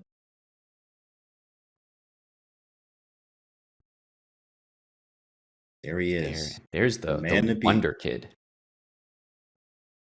Regardless of what happens, he's had an incredible tournament. Regardless of what happens, whether he wins, loses, or draws, whoever wins, he had probably his greatest performance in the Rapid Blitz today. And just out of curiosity, I was looking to see where he actually started. And Volodar Murzin, with his rating of 2588, actually began the tournament seeded 59th overall. He's gaining so far about 50 FIDE ELO in Rapid. And he started 59th. Like, if you had to name a person to be leading the entire event by half a point going into the final round, nobody is saying the name Volodar Murzin. And yet now he's put himself into your consideration for pretty much every event from now on. That's exactly right. Oh, Murzin. Oh, that's Murzin. He literally had an incredible run here, which is going to catapult him into, very much higher events for him to get invited to, and etc. Things like that to see him play, especially in the rapid formats. Blitz is coming up to as well, so he will be trying to make a shot there. Of course, we do have the other names and everyone else. Hikaru Nakamura. It's going to be fun. But here in the rapid, Murzin is the guy. We do have another guy that's trying to be the guy, which is Grishuk. Yeah, and Karen Grigorian, you mentioned just those wins against Wei Yi, against Mamedjarov. You put a couple wins together, and here's your reward. You find yourself on board 1 in the final round, all cameras and eyes on you. I wonder if he's going to live up to the moment, James, because first of all, if Murzin wins the game, nobody is saying anything. Nobody's speaking. It's okay, wrap it up. Congratulations, young man. But if he draws the game, we already know he's got at least a share of first place. It's Karen Grigorian winning that could throw this entire tournament upside down. And it's kind of like when you're playing an adoption online and you get 9 wins and it's like, oh no, don't mess up at the very end. Oh, that hurts. Murzin he's got that in front of him right now. He's done all the hard work. He's made it to the final round. He hasn't lost a single game. Can he keep it up for one more rapid game? And Grishuk doing the same. Grishuk locked in. Here we go. And handshakes everywhere. Here we go. Very important to see what the opening selection will be from all players involved. That will really give you an idea, James, what types of positions they're going for, what types of results they're hoping to get. If you see, a more equal game and maybe some exchanges, you could probably guess, okay, he doesn't want to take too much risk. He knows what he's doing. Yeah, I like that. I like the opening choice here. Bishop B5 check. It's sort of now considered a main line when it comes to D6 Sicilians. If you're a Najdorf player, a Dragon player, or even a classical Sicilian player, this is one thing that you really are not the biggest fan of. At least I am not. You hate seeing Bishop B5 check. You want you play the Sicilian to get Sicilians. So this one is not the same. White kind of controls some positional pressure, but black is fine. It's just not what you're ideally looking for. But Karen playing quickly here. this position is riddled with theory that is quite familiar to me, just in the sense that I have seen it before. It's an interesting position because offhand, it feels to me like with this pawn structure, Black's bishop on e7 is actually better than the one on d2. But this is pretty well known to be a position that there's just not that much in it. Murzin, I think, doing a good job playing in a way where he won't have much risk. And guess what? As Gregorian, you can't really do much against a guy who wants to steer the game towards a more drawish territory. Like, you just don't. That's how chess works, James. You don't have that power when you have the black pieces because you can't make subpar decisions against a strong player to try to mix things up. You're just going to get a bad position and he might just beat you outright. Right. So he chooses, of course, I mean, he's done nothing wrong. Carrot has an excellent position. Like, no weaknesses. All my pieces developed. And when we trade rooks on the C file, maybe knight d8, knight a5, maybe an f6 break, but that's very committal. It does make e6 kind of weak. Even knight b4, kind of strange, but it actually gets hints at the idea of, okay, trading. This is crazy because, yeah, knight b4 is fine. Yeah, knight b4, knight a5, even b6 maybe too, but waiting moves, exactly, a6, you know. Very, very boring, right? But very boring. Very safe here from Murzin. I like the choice. Is he's like, okay, cool. I mean, if we draw, it is what it is. I'm playing for 2 results. Yep. So interestingly here, it's so clear to me that Murzin is playing for a draw here. And the reason I say that is because Black has 0 problems. Like, absolutely nothing wrong. The bishop is better than White's bishop. Yes, the rooks are doubled here, but you just move the knight and you're happy to trade. So I think, if anything, Gregorian is probably just saying, okay, well, I can't do much about this. Let me just play the best moves I can see. If my opponent gives me an opportunity to play for something, I'll take it. But really, he's had a great tournament. If he draws here, I'm sure he'll still place very well in the standings and be very satisfied with that outcome. So he's not going to do anything too crazy, it looks like, to try to spice things up. He's happy to just play Murzin's game and see what happens. But he absolutely cannot be upset with the opening he has here. Absolutely not. As a draw will give him the tie breaks against Grishuk if he wins, which we will pop into that one later. He also has Black, so he has to win with Black, which is even harder to do here in his game, where it looks like a Roy Lopez Breyer if knight b8 happens in that game. All right. Well, we can see the bird's eye view here. There are some other games to look at, but the reason we're spending time there is because, well, obviously things can get decided immediately. And one of the reasons that we're staying there is because it's moving so quick. So many exchanges on that board, top left of your screen right there. He might be doing so many trades that, hey, you know, could try to play for something if you're Gregorian, but draw very likely result, which means the rest of the boards, honestly, if Murzin gets a draw, they're really not playing for first. It's Alexander Grishuk that the pressure is on, and he will need to win. Yeah, it's tough because, like, now, especially it's very likely that Murzin and Gregorian are going to draw, which means, you know, especially if I see that, you like Grishuk, like, oh no, I gotta win. Like, and there's so much to do in, you know, in Grishuk's position where this is a long game. There's so many choices left in this game here. So, you know, he wants to give himself chances to either obviously play for the win, but be comfortable with the draw as well. So looks good. I think both are okay there. Murzin's gonna definitely fix that one up in probably a few more moves that might be in a draw offer. Yeah, it's possible that we do see that draw offer come in. I mean, Murzin would be accept that, I think, by the way that he's playing right now.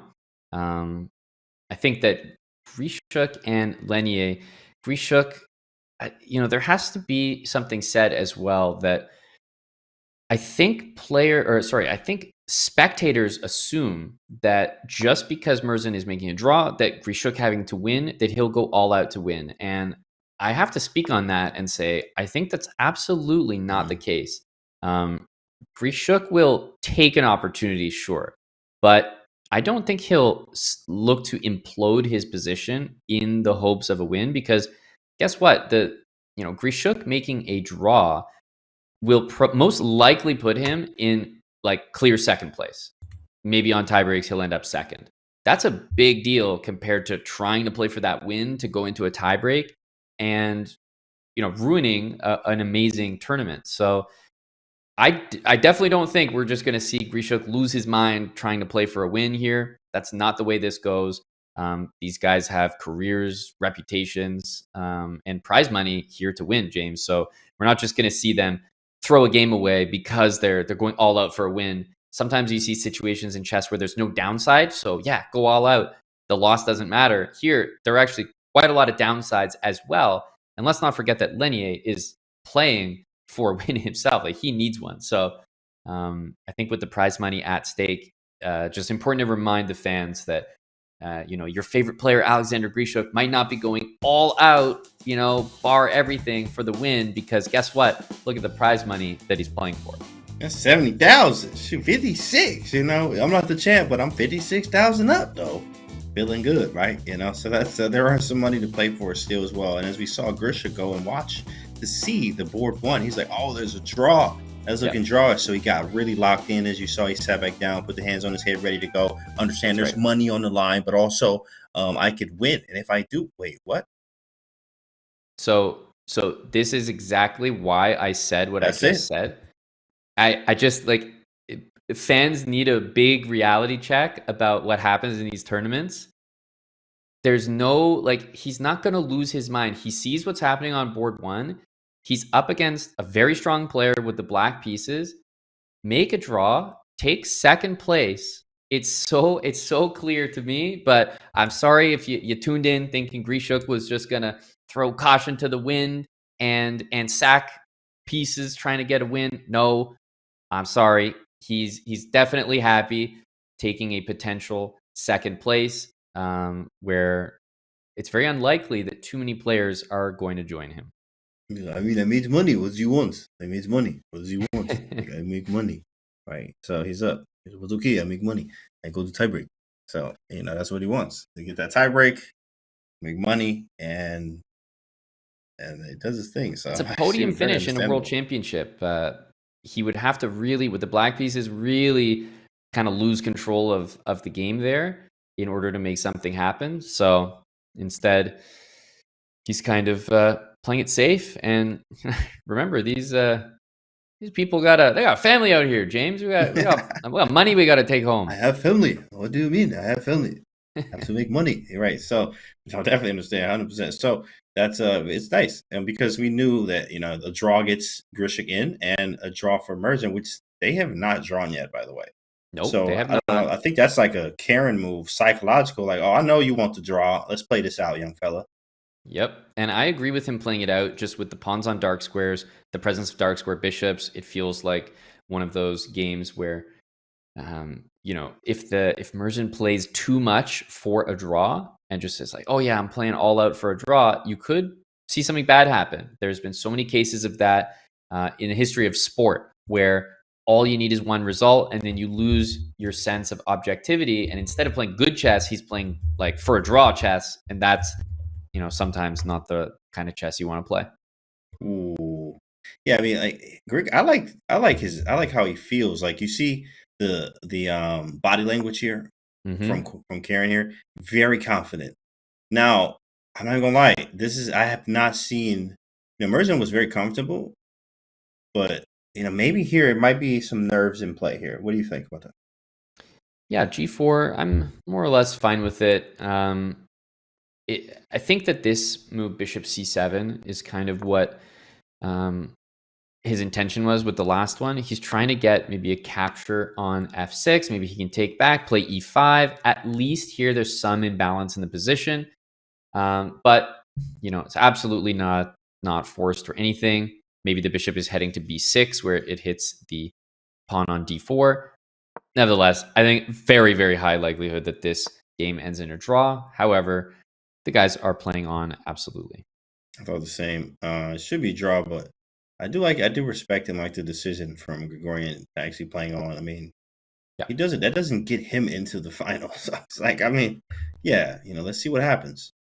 Yep, and with Grishuk drawing there, he moves to 9.5 points, and what that means is that 9.5 points is now going to be potentially tied for first. Obviously, Grigorian could still win on board 1, but most likely, Merchant will draw, be your champion, and then everyone else with 9.5 is going to be tied for second, which, by the way, there are no tie breaks for second, only for first. And there's a difference, 9.5, 9 points. A lot of prize money on the line here. Shall we jump to a game with a little bit more action? Obviously, this decides your whole tournament, everybody, but admittedly, not the most exciting game. So we'll certainly keep you updated if Grigorian maybe changes the complexion of the position at all. But there are some exciting matchups that may not decide first place, but they certainly decide whole chunks of change, swapping hands, James. So, I mean, where would you like to take us? I certainly had my eyes on a couple of games, but namely Alireza and Erigaisi. I was just going to say that one. Definitely that one. I was looking at it. It looks like some type of Sicilian played. C-pawn gone, knight on C3, castle both sides. Maybe that was a knight or, but he don't play knight or. So I don't know what this is. Maybe it's a French. The pawn got the I think D5. this was a French. Yeah. It just looks like a Sicilian. That's crazy. Caught the French from them earlier in this one. Alireza, Erigaisi. But it kind of got exciting when we saw this move right here. G5 from Erigaisi. Now, that's a move of someone that is fighting for a result, right?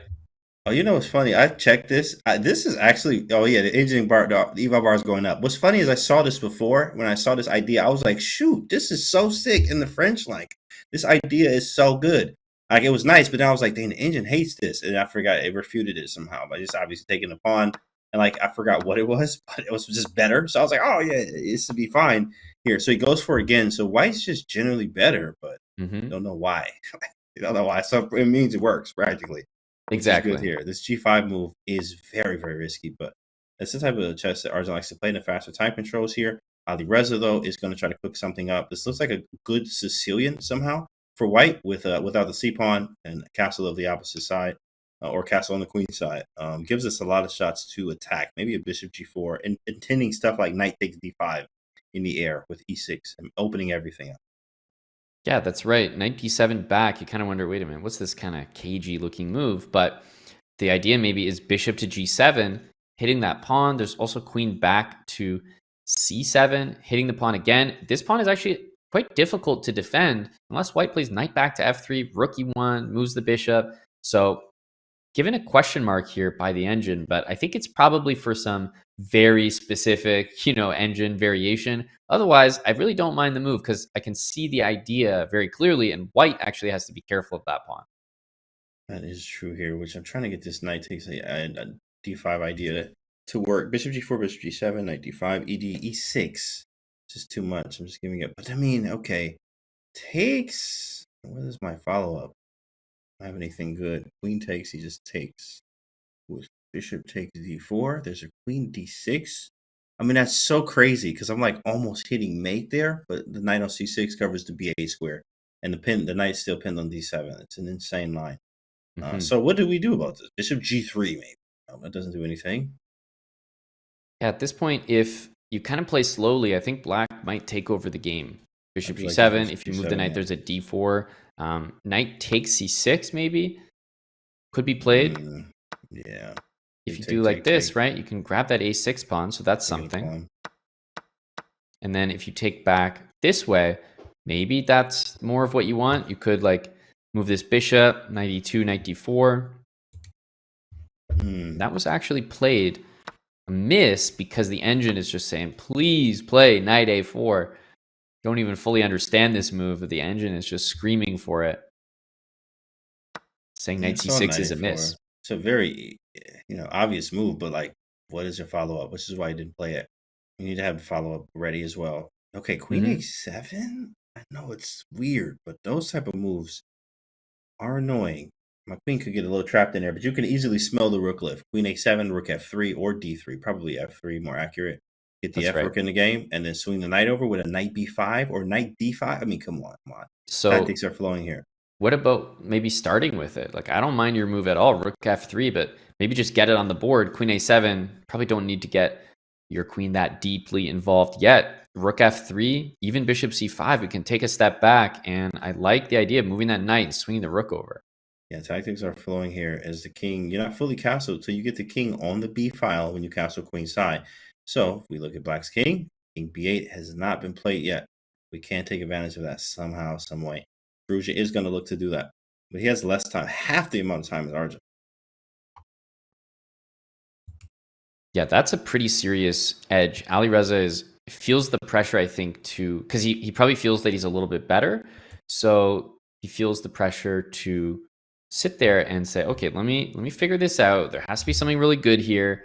If he plays too quick, he might just let Arjun escape. So yeah, he's coming up with some weird moves, right? Queen h3. Is that the right move? I wonder.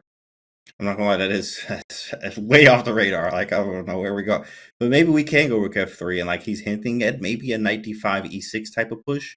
But you have to prep that, and you do have to prep it. But queen, you didn't want to get the queen out of the way. Yep. I can see the vision that he has there with queen h3 lining up to the king, the bishop there as well. But I actually think Arjun is, he has a strategy. He's playing very, very quickly. We're going to put the pressure on Alireza, and so far, so good in that game. But this game looks like it's just ready to explode. But at the moment, don't really see anything. I'm going to take us down to board number 6, Daniil Dubov, Nordabek Abdusatorov. This game just looks wild. Have a look at this position, James. We got pawns all the way up the board. This has to be winning. Yo, he has some of the best. Like, you would never think that the Catalan was very tactical until you watch his games in particular. Because I'm sure this was a Catalan, right? This had to be. He likes to play it. He got a crazy position like this. He had one like this earlier in the tournament, which he just kind of blew somebody off the board. Just one of those B3 systems instead. Really? Okay, interesting. But double fianchetto. Exactly. That he fianchettoed there, and he just loves playing these like exciting double edge positions, ones that you just don't expect.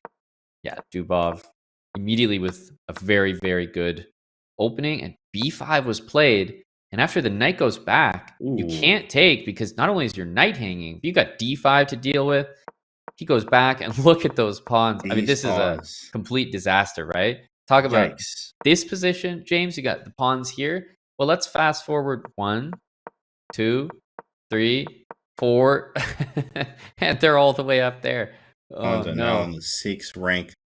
This is disastrous for Nordabek there. C7 is coming. Oh, we have some moves, by the way. 97. Now C7 will be answered with, I guess it's bishop C7 takes. Just getting 2 for it. Yeah, why not just do it? Bring the knight back. At that point, it's 100% winning. I don't know what happened to Nordabek in this game, but this is definitely going to be one he regrets. Final round. It looks like he's not even putting up a fight here. After C7, he'll be down a full piece, but maybe you can even find better if you're Dubov. That's nice. I'm not gonna lie. That's very. He makes these positions look very nice here. All the time, very creative. Nordabek also having some issues. I think he couldn't get to the final.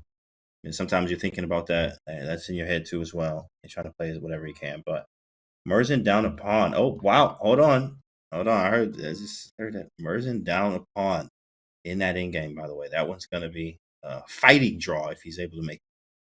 Yeah, we can show that position because it's just so crucial for the tournament. But this does not. If anything, it makes me more confident that he'll be able to make a draw. Even though he's down a pawn here, and he did allow e takes d4, but it had to be taken with a double pawn result. It's just really tough to make progress. The knight can't really ever move anywhere. If you ever trade the knights, then the position is pretty easy for white because you're just going to put all your pawns on light squares. You have dark square bishops, and the king will probably blockade on d3. So this is actually making me feel pretty confident about Merzin's chances to draw, but there's always a chance to misplay. And the difference now is that when you misplay from an equal material position, you might be able to save a draw. But if you misplay when you've already given up a pawn, James, suddenly pressure is on big time. One mistake could mean that you lose the game. Absolutely. Luckily, this pawn is in the center here, and it can be easily blockaded, as you mentioned before. It seems like pawns are kind of all on the same side here, and the knight is the only piece holding the c6, holding the d4 pawn. So we can't really dislodge that, but should be quite an easy hold, despite being down a pawn. Sounds terrible. Well, I'm down a pawn, got a hold, but looks really good actually for chances to be able to hold. Yep, I'm not concerned here if I'm playing with the white pieces. Not at all. Can pretty much just shuffle. Feels like b3 is a useful move. I would probably include b3, but you definitely do not have to. Just the knight doing such a good job controlling all the squares that black may want to use, and the king cannot enter the position here. So I think Gregorian's just playing fast. He realizes, look, I've got nothing here, but may as well take that free pawn. If he's going to offer it, let me take it. And let me also play fast, because one thing I can do is say I've got the material advantage. If I put you under time pressure, mistakes can happen. That's right. He's trying to make the mistakes and also use maybe, Art of Zugzwang, or just trying to create some squares, push at the right moment, depending on how low your time gets. But Arjun's doing a great job here. The pawns really restrict all of black's play. After we trade maybe FG, we were just shuffling. King has access to the F3 square. The knight on a C6 doesn't have many moves either. And we do have a trade. Maybe he'll try an H5. That doesn't even make sense. I can just take it and even play H6 if I need to and get my pawn back in that sense. So seems like a pretty simple hold for Mirza. It does, yeah. The king now has the F3 square as well. I don't even see how you could create something here. Yes, you can trade the knights, but still, that king always shows up on D3. And by the way, a lot of endgames where the knights are traded, white will actually win, because these pawns are easy to pick up. Yeah, that's it. He holds. That's it. If he holds, Merzen, he wins it all. Lilier's game is over. They just drew 9. Yeah.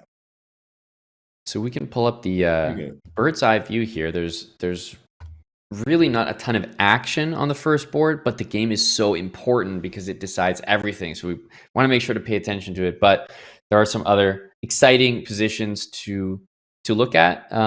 There's also the game that a lot of people have been talking about, Hikaru Nakamura and Hans Niemann. You mentioned that one before, and I feel like we'd be crazy not to at least drop in, James, see what they got going on there, Hikaru and Hans.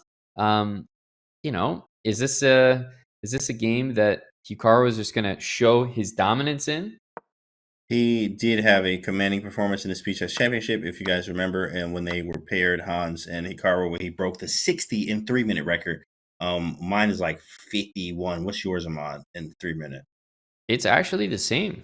Yeah, 51. 51. Yeah, so he hit 60 on demand in that match with Hans, breaking a record right there. So he was really, really locked in. But I think when these two meet, they're both always locked in. So let's see what happens.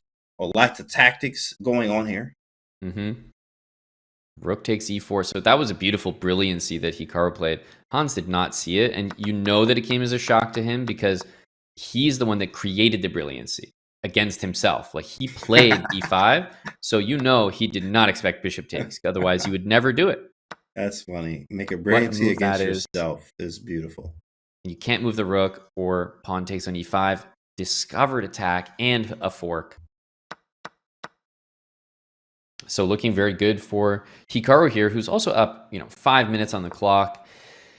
Does appear that he will end his World Rapid tournament with a win if things keep going the way they are. He does. He's looking good here, definitely in the driver's seat, and the queen has to stay around the knight. D4 is loose as well. Lots of pins. Pieces look good. We're active, says Hikaru. He's confident. Yeah, up material. Time as well.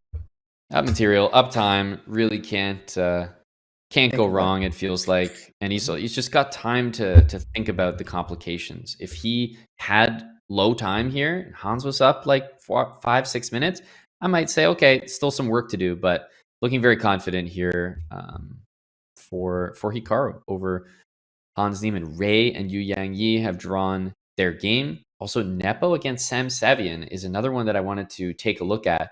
That one is up on board 3, and we have such a classic imbalance here in the bishop pair against the bishop and knight. What do you make of this, Canty? The engine has it, pretty close to equal here, but as always, that slight edge for the white pieces because of the bishop pair.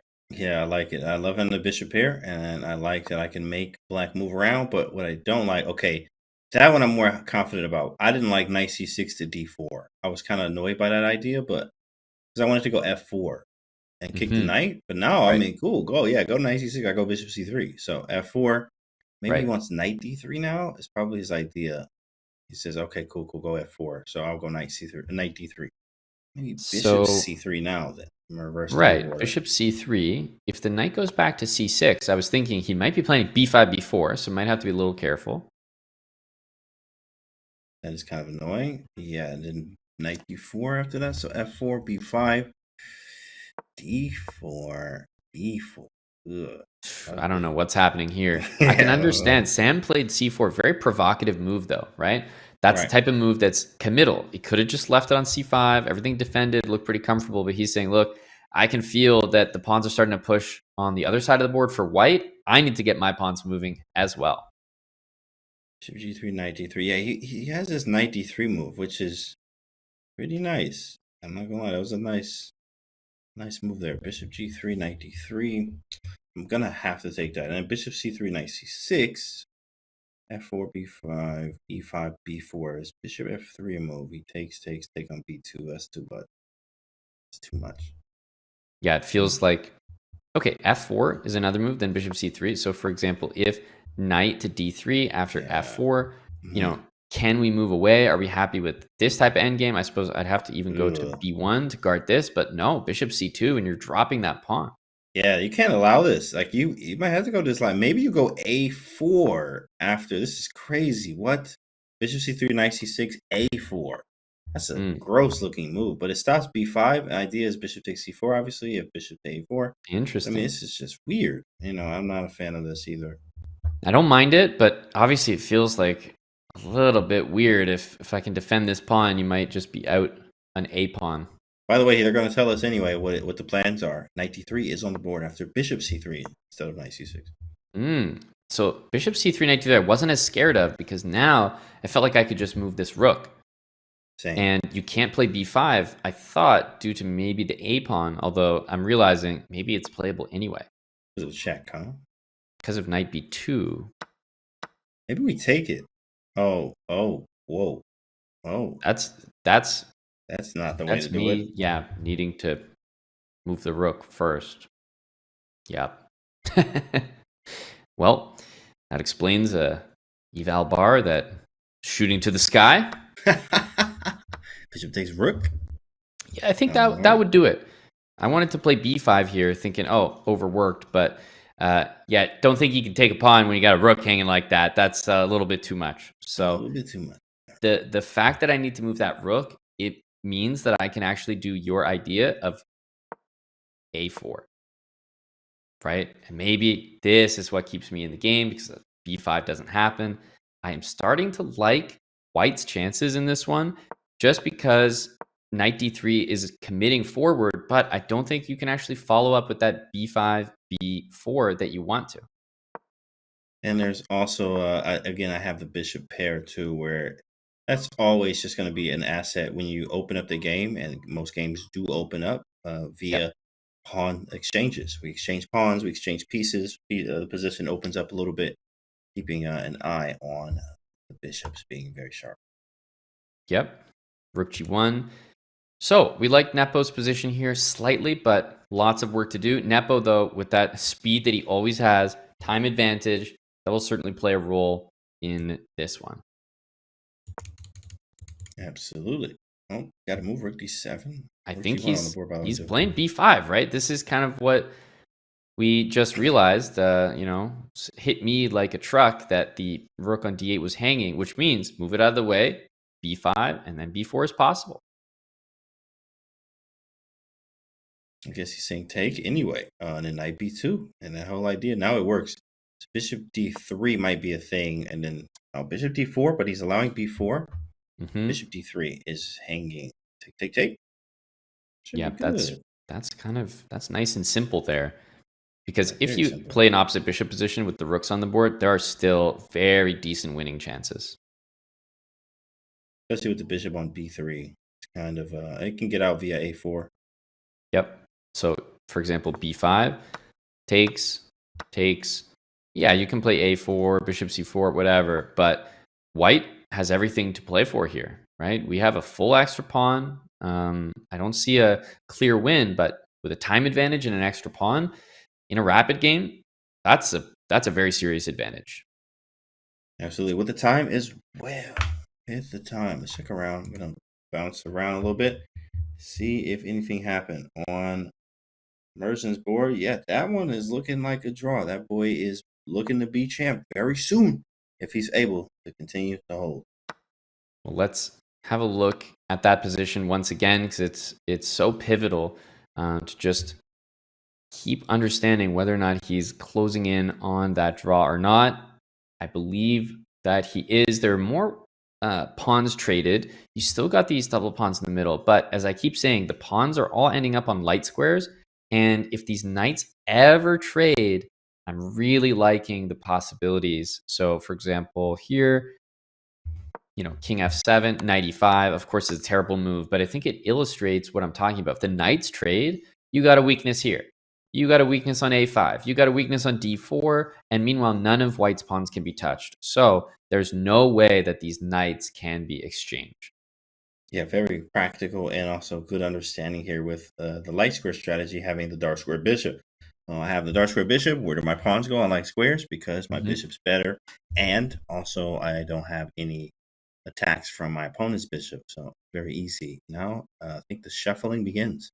King f3, king e2. It's true. If he wants to just call it a day, he could probably do that. But I was also thinking even knight c5, like king d3, knight b3, try to take some pawns, bishop c7. I'm starting to think, hang on a sec, Merzen can just, he doesn't actually need a win. So if he is aware of the result of Alexander Grishuk, he doesn't need a win. He only needs a draw. Now, winning would just be like, that's a big boss move, right? Anyway, get the dub anyway. And Karen looking for any type of, position here, like literally anything. Bishop e3, going for maybe something like king g5 to try to attack the g pawn there. I guess in this sense, draw is the same as a loss for Karen. So, yeah, I definitely don't think I agree with that, just based on all the prize money we just went. Okay, yeah, prize money wise, yeah, no, I need that extra 10,000, to be honest. What if they split that though? How is that split? Kind of sucks if you have the same amount. I just think that most top players near the end of a tournament are not trying to hit their head against the wall to try to get a win and risk that much. In a case where it's like you will be out of the money or in the money, then I get it. Go all out. But I do think that most of these guys are also going to be conscious of just trying to have a good finish in that tournament. Finish strong. Yeah, trying to finish strong here, especially drawing the top dude, who's been Merzen. And he got a pawn, got everything. I figure bishop e3 is a very practical try. Question is he going to try to trade the bishop? And he says no. Bishop h4 check. Back up, Greek dog.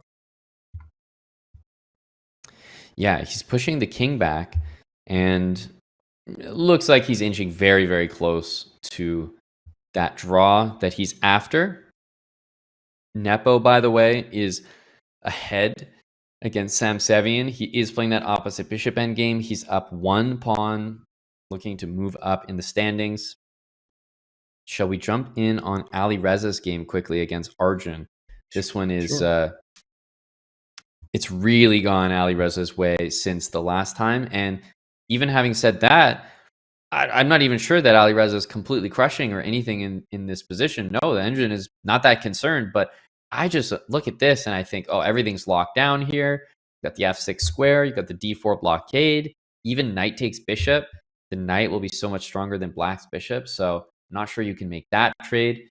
This is looking pretty nice for Alireza, but Arjun is still up on time. He's only slightly worse, and he's waiting for Alireza to get low enough that, mistakes are going to start to happen. And the bishop is on e8 as well. It's just defending the f7 pawn. We have the d4 and e5 squares locked down. We have pieces on both, controlling them. We also have this extra side of the board, it feels like, with the g and h pawn over there. Ideas like rook f6 come into mind as well, and advancing everything at some point. So White's definitely for choice here. Very nice French from Alireza here. And while Arjun, on the other hand, is just holding, but he is trying to play fast and keep Alireza on the clock, having only a minute and 30. I'm taking us to the first board, and I'm only bringing us back there because I've seen the potential of a repetition, just because we've seen the moves a few times in a row here. Bishop h4, bishop g5, and then bishop back to e3. This is, in all likelihood, your world rapid champion on the left side of your screen, Volodar Murzin. He moves the bishop back, and that is the moment that it was decided. Volodar Murzin, your 2024 World Rapid Champion. He is the champ. The champ is here. Volodar Murzin. Congratulations. He is the winner. And smiles there. He's like, I got it. Thank you so much, right? Your congratulations, right? As he is the winner. No one can catch him. Yeah, absolutely. No one could.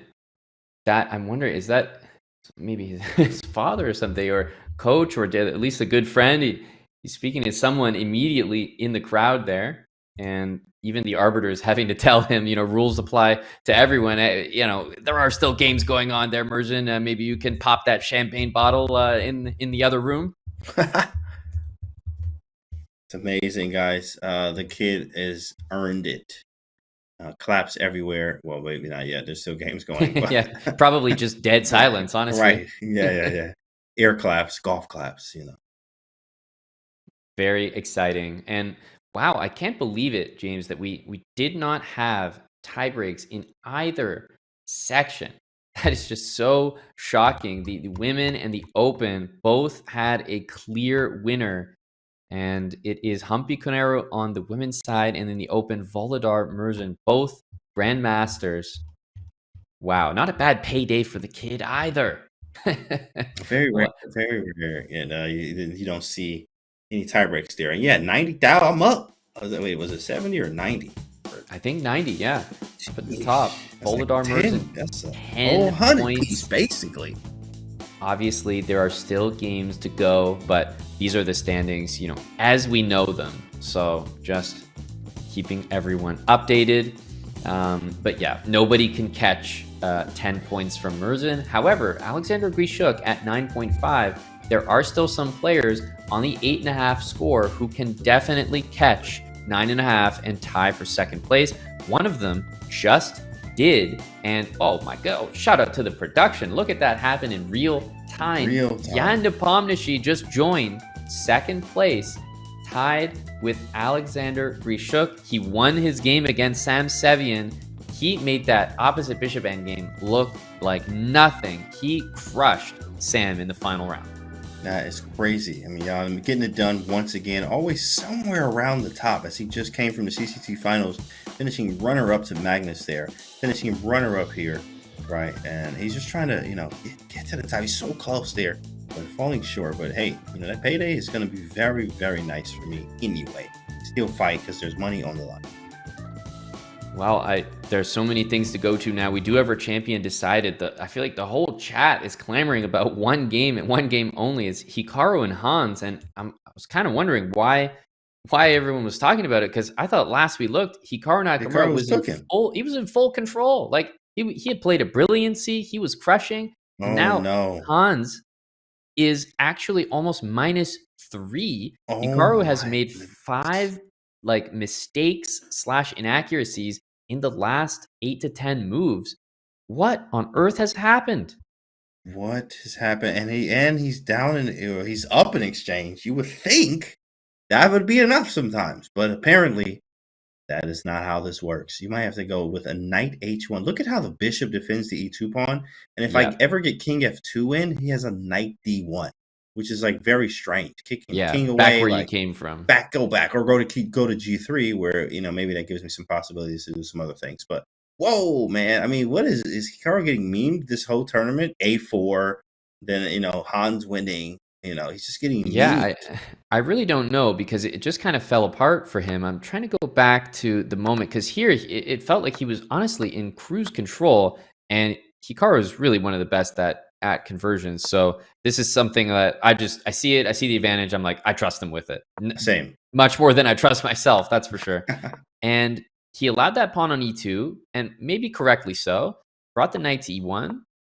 And where did it really go wrong? It was not even knight c5. It was more this next move. So it was f3, allowing knight e3. And now, whenever he brings the king in, knight d1, as you said, forces the king away. So maybe that was the first mistake. Knight d1. Then the king just comes out, right?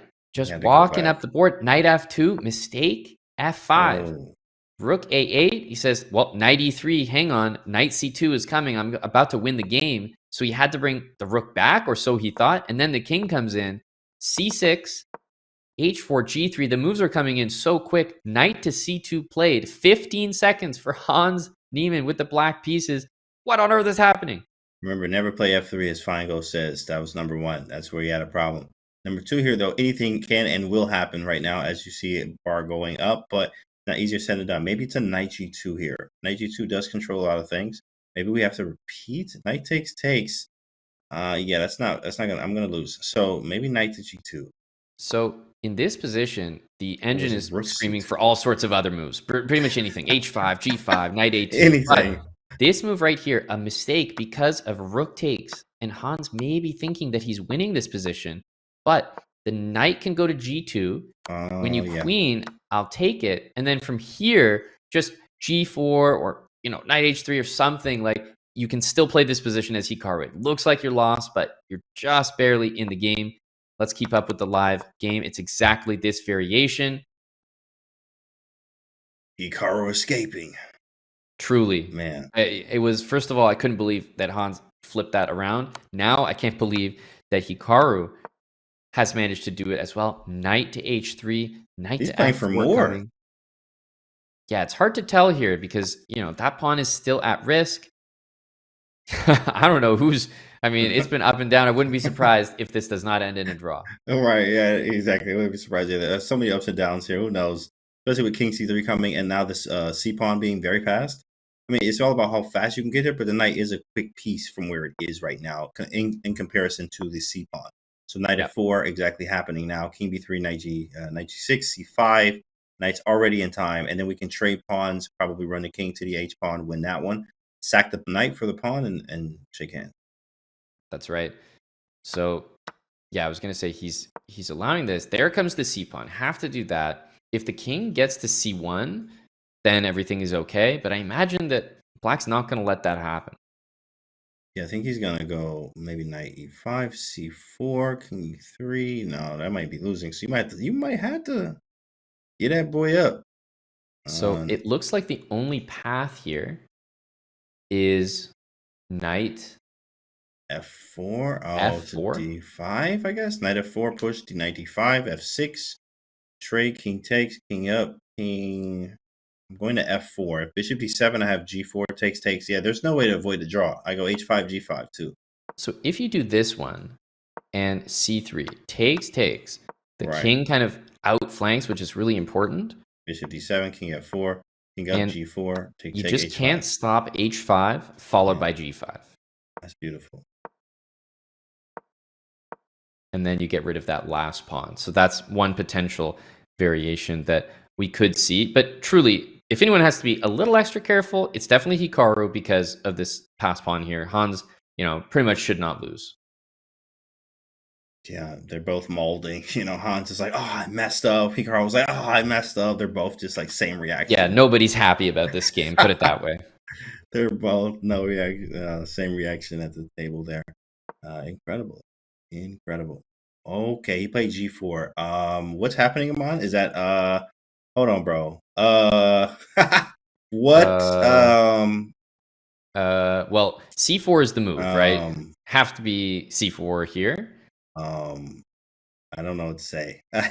Chat, what do we say here, chat? Help us out, chat. What happened here, chat? G takes f5, c3, f6, right? Because you get a queen, I get a queen. But there are a few things, like, for example, this would be one line.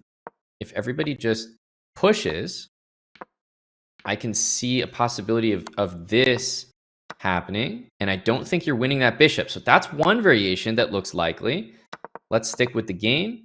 And this was the other one I was going to say. Bishop to c4, covering the f-pawn. That was the one that looked scary to me. After c2, are we going to see knight d3? Or knight e2? You know what I mean? And then he's still... It's actually a variation of the same. I guess because the bishop's closest to his king, maybe there's more problems. But it's a variation of the same. We got to give up the... Oh, wow. I'm about to say, why did the bar move? It doesn't make any sense, like, at all. But knight e2 or d3, yep. He takes push, queen. I have the queen. And am I mated? He takes. So surprising there. There are definitely a lot of ways to do it. It's just the reason I was surprised by that is because the bishop was covering the pawn. I thought at that point it could be interesting to maybe play h5, king b2, try to win that endgame, because the pawn is the correct color for that bishop. So I was expecting Hans to not take it. By the way, he still has great winning chances. So I was just saying king b2 felt like the winning attempt. Like, just make the queen win the piece. Have your bishop cover that pawn. Who knows? I can't calculate it all, but that was definitely an option. He took the one that would guarantee him to be up a piece. So you really can't fault him for this, especially because that h-pawn's defended. Only Hans should be potentially winning this one. But completely back and forth. I don't know what's going on here. You coin flip on predictions here. Oh, man, because we don't know what's going to happen. Well, this game has produced a whole bunch of action. Why don't we jump to board number 4? Alireza and Erigaisi. They have been, honestly, just been in a dogfight here, back and forth. These guys are facing some serious time pressure as well. Up a pawn is Erigaisi, but that doesn't feel like a pawn up position, right? It's dead equal, but it doesn't feel like it's going to be a draw. Actually, black has one move in the position, only one to save the game, and it is knight d7. It is quite easy for him to find, understanding that you need multiple pieces to attack the king. So having rook g7, king d8, and I'm running towards the c7 square, which is an easier move to find. And he's reaching out. He finds it. It's a shelter around the king. I can't go to king c5. The check is there. King d8. And repeat. Maybe a rep. Maybe they rep it out. Will they make the draw? There's a lot on the line for these guys up there on board 4, but I would say draw would be a peaceful result. There were some big advantages to be had, but if they make a draw here, secures them both something about what they would want. Dubov and Abdusatorov, by the way, also looks like it should be a win for Dubov up there on the higher boards. Sindarov beating Duda. We can look at the bird's eye view and just get a full picture of these top 10 boards here. A lot of draws throughout. But Abdusatorov against Dubov.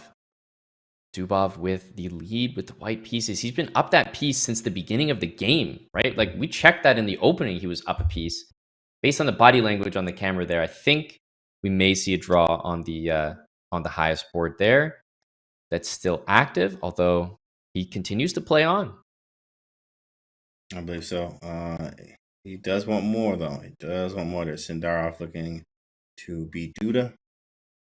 How are we going to make more out of this? Maybe play c3. He plays it. Defends before. Yeah, these guys can both still end up with 9.5 points. So we're talking about a match where second place is still a reality for these players. Yeah, I mean, he might just go repeat. It's not really much here.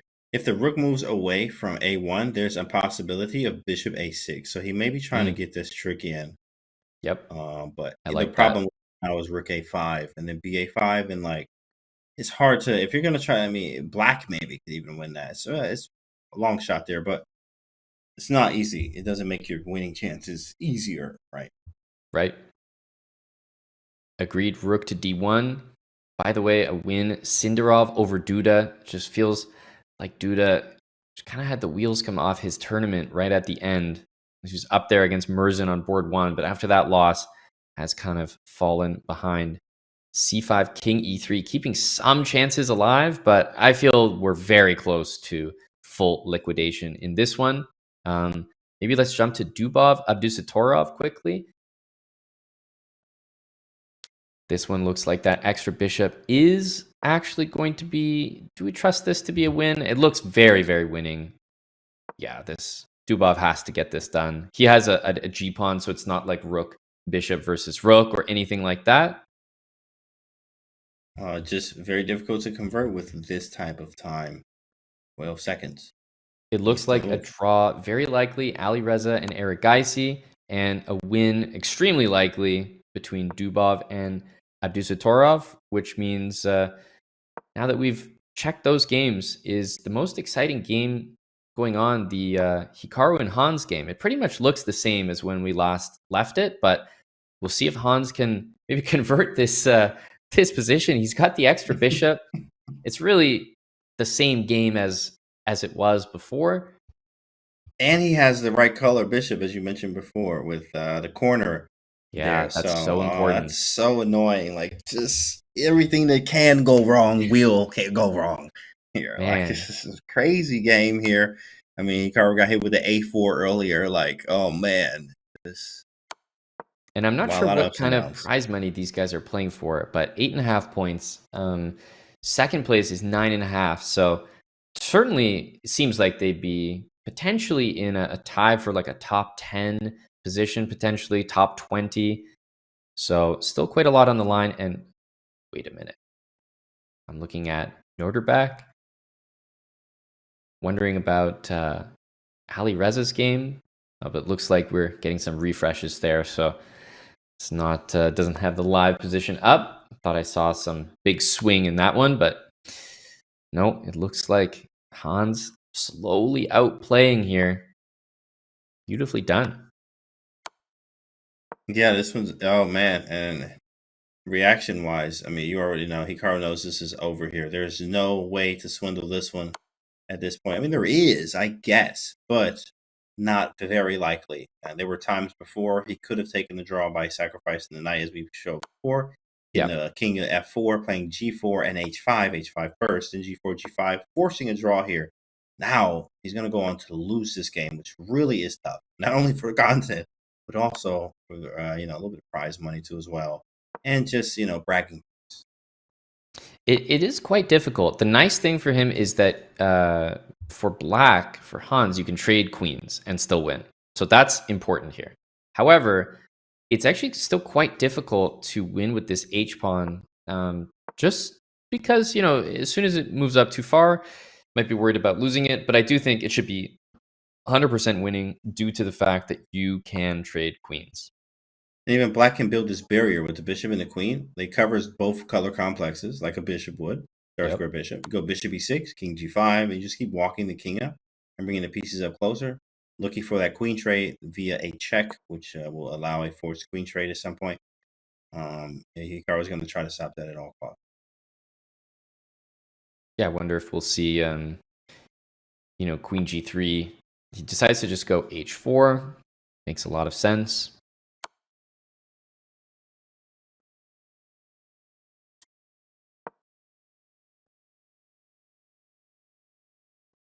The thing is, when you have the f-pawn on the board, there's no queen g3 stalemate or anything, right? Yeah, I was looking for that. Like, is there a stalemate attempt? And there is not. Not that I can see. Is there a stalemate attempt? Doesn't look to be likely, boys and girls. So, tough stuff here. Yeah, there's the reason I haven't gone back to that Alireza game is it does say that it does show for me as a win for him, but it's displaying the Dubov game. So I actually can't tell if he's won and the position's just wrong, or if he hasn't won and the position's wrong, because the position's definitely wrong. Alireza game doesn't even show up for me. It's actually not even there. Let me check the results. He must have won because he moved up. He's in 4th. Tie for second. So yeah, so the game is still going here. That's crazy. Trying to get a. Well, shoot. Trying to see the board better. We can zoom it in there. Enhance. I don't even see the game. Yeah, let's just check. Well, we have it on the screen. So I mean, this is here the. We go. I see it. You know. Okay. Enhance. What do we have here? It looks like there's a knight on the board, but he's trying to work that advantage with a. Yeah, he had that passed pawn. It looks like the e pawn. And maybe he's even up a pawn in this position. No, it looks like material's even, but he's on the better side of things for sure, just with the bishop against the knight. So important, really important game there for the standings. So do not trust the transmission, guys. We have the camera there. This is the official answer. The game is ongoing. Could be a draw, but they're still fighting. Still fighting it out, boys and girls. Okay. Could be a repetition there. They've repeated at least once so far. I can't see the full game, but it does feel like there's a passed e pawn versus a passed a pawn. So, probably just draw could be a very fair result. Very likely. Bishop d3. And we were waiting to get that up on the screen. Oh, maybe there was another pawn. Okay. Oh, he's still another pawn? I think he's looking, but I don't see if he has any other pawns over there. I can't see the other side of his king over there. Well, yeah, so he just moved the king out of the way. There was a pawn there. There was a pawn there. There was a pawn. Oh, there's a pawn over there. Look at that. It's just pieces popping up. There's a pawn on the other side of that rook. Yeah, there's always been a pawn on a6, but I thought it was even. Pawn on e5, pawn on a6, and then the pawn on b4 revealed itself. It's like, oh, psych. Oh, there's another pawn. There we go. Pawn's disappearing now.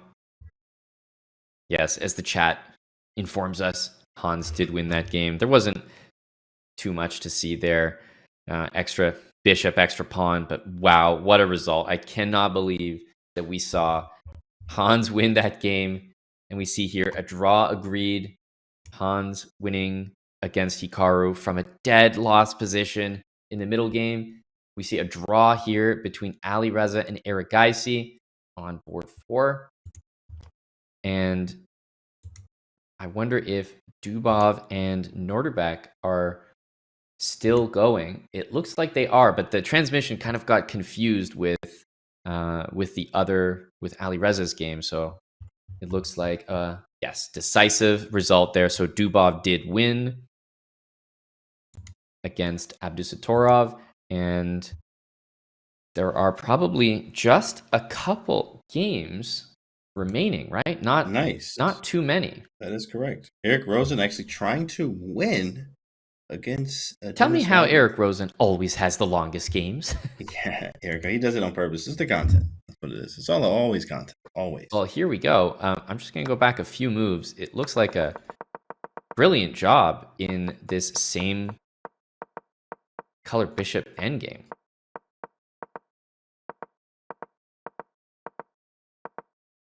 It looks completely winning. I'm wondering here, did he not have I'm wondering why he's not playing king e5 and bishop takes. I'm really wondering that, actually. I thought the same thing. Maybe it's I don't know, oversight, or he's just like, I want to gain some time, something like that. But it did seem that is that. Yeah, I'm almost doubting if the transmission is is correct here, but have to believe it. Let's see, Eric Rosen against GM from Germany in this final round. Can he make it happen? King b4 is quite literally the end of the game. Yeah, just king b4, take the pawn, and king c3. You have Fox and the chicken coop, as they call it in Jeremy Selman's, but he's not going to trade the bishop. Yeah, the reason why I like king b4 is if king d5, absolutely not bishop a4. This is a fast track to lose the game. Boom. But so fast. I like bishop d7, and there is no way to defend both pawns. Meanwhile, the king is boxed out, so a really nice endgame conversion there if he finds that one. But he goes for bishop b5. Dubov is 1, by the way. That one's updated. And we have Gleb versus Elshan here with a queen knight versus queen in type of thing. That one should be a draw, but I mean, you are close to that king. I don't think he's close enough, though. Yeah, I'm definitely expecting king b4. Come on, Eric. Eric Rosen, get the win. The people are here. Finally, he's going to take this a-pawn. I assume, but maybe not. Yes, he did it. This is it. Might even see a resignation. Yeah, it's kind of funny. The profile picture for Dennis Wagner actually is a picture of him playing against someone from India. So the Indian flag is in his picture. It makes it look like he's from India. He's from Germany, but it's like the main feature of his photo. It's his face and the Indian flag. You're like, oh, he's from India. Wait, is he Indian? They're like, oh, here we go. Here we go again. We got to answer this question for the 100th time today. Even threw me off because I was like, wait, man, I know this guy. You're not from India. Oh, I'm not, guys. I'm not. Oh, my. Mom, change the picture, Mom. Well, I think this is maybe it's not the last game, but it's certainly one of them. I have to say, Eric is milking this conversion about as long as possible. I feel like this could have been over 20 moves ago, but hey, can't knock the process. You know, the guy's getting it done one way or another. Playing for 2 results as well. Hopefully, he's playing for 1. Yeah, hopefully here. As I mean, you got 20 seconds for Dennis Wagner too as well. Got to be careful. He did win that pawn though, and now his rest should be quite clinical for a player like Eric. Yeah, I think so. He really is taking a long time, I have to say. I don't know why the king's not going here, and we're just pushing this a-pawn, but you know, I'm gonna let him do his thing here. He quite literally cannot lose. He will definitely win this game. It's just a matter of how. He seems to be enjoying himself here. All right, guys. I mean, it's been so much love here, so much fun. We are not done yet. We're going to run through some things here. We do have 2 champions, though. And let's go to the standings over in the women's section. As we have our winner. There she is. Humpy Gonaru, 8.5, winning the women's section. She is the women's 2024 Rapid Champion. Shout out to her. Juwin 8. And look at all those 8s all the way down there, man. That was so close. It really was. Yes, so many of those women were battling for the top spot. And let's remember, the women's section plays less games than the open. So that 8.5 is very comparable to the score in the open. An absolutely dominating tournament. That looks like just a single loss there for Humpy. And as I keep saying, she won when it mattered. In the final round, was the only one to do so out of the top seeds. Absolutely. I mean, it's incredible from her. She's also a 2-time champion now. She won it before in 2019. So absolutely amazing to see that from a player of her caliber. So she's also, Indian gold medalist over there. I mean, India they going crazy over there, man. Is another world champion Indian? What are they doing? What are they eating over there? I know it's unbelievable, the talents that they're able to produce out of India. Humpy is one that's been around the scene for quite a while. As we know, she's a previous Rapid winner, a runner-up in Blitz, and now the 2024 World Rapid Champion. So excited to see what she can do in the Blitz tournament as well, assuming that she's participating, of course, which I can only assume she is. Absolutely. Of course, definitely have to compete in the Blitz as well, which is coming up as tomorrow we have ourselves a rest day. Let's look at the open section for standings there. What happened? Who's on top? If you missed anything, hopefully you didn't. But if you did, well, guess who won? Not someone you didn't think was going to win it here, actually. Merzen, but Alireza with the 10 too. So that's a tiebreak there, I assume. Aman? That's an incorrect score. I thought the same as well. Yeah, okay, the reason he's getting 2 points there is I think he's getting credit for his half a point draw, and then because the transmission was wrong and it duplicated Dubov's win on his board, I think that added a point to his score. So I'm not gonna lie, I was like, I could have swore that he was undisputed, and then they're like, no, buddy, you know what, come back, you got to play. But I was like, didn't you know, a lot of questions here, chat, we all were the same here, just like everybody bamboozled.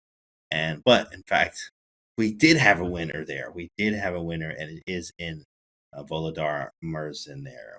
Yeah, that was a clear win from Murzin, but I think unfortunately the information from FIDE that we're getting is just going to be a little skewed because the FIDE transmission was off, and so it ended up providing a different score on Alireza's board. So when the math adds up, it gives him an extra point. So I think, yeah, Alireza, definitely not time for first. A phenomenal tournament. He probably wished for more in that last round game. He did only draw, but Murzin on top and just well and clear ahead of the field.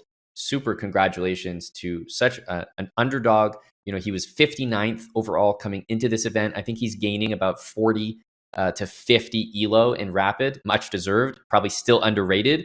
And he finishes with a whopping 10 points, James, in the World Rapid Championship, and he is your champion.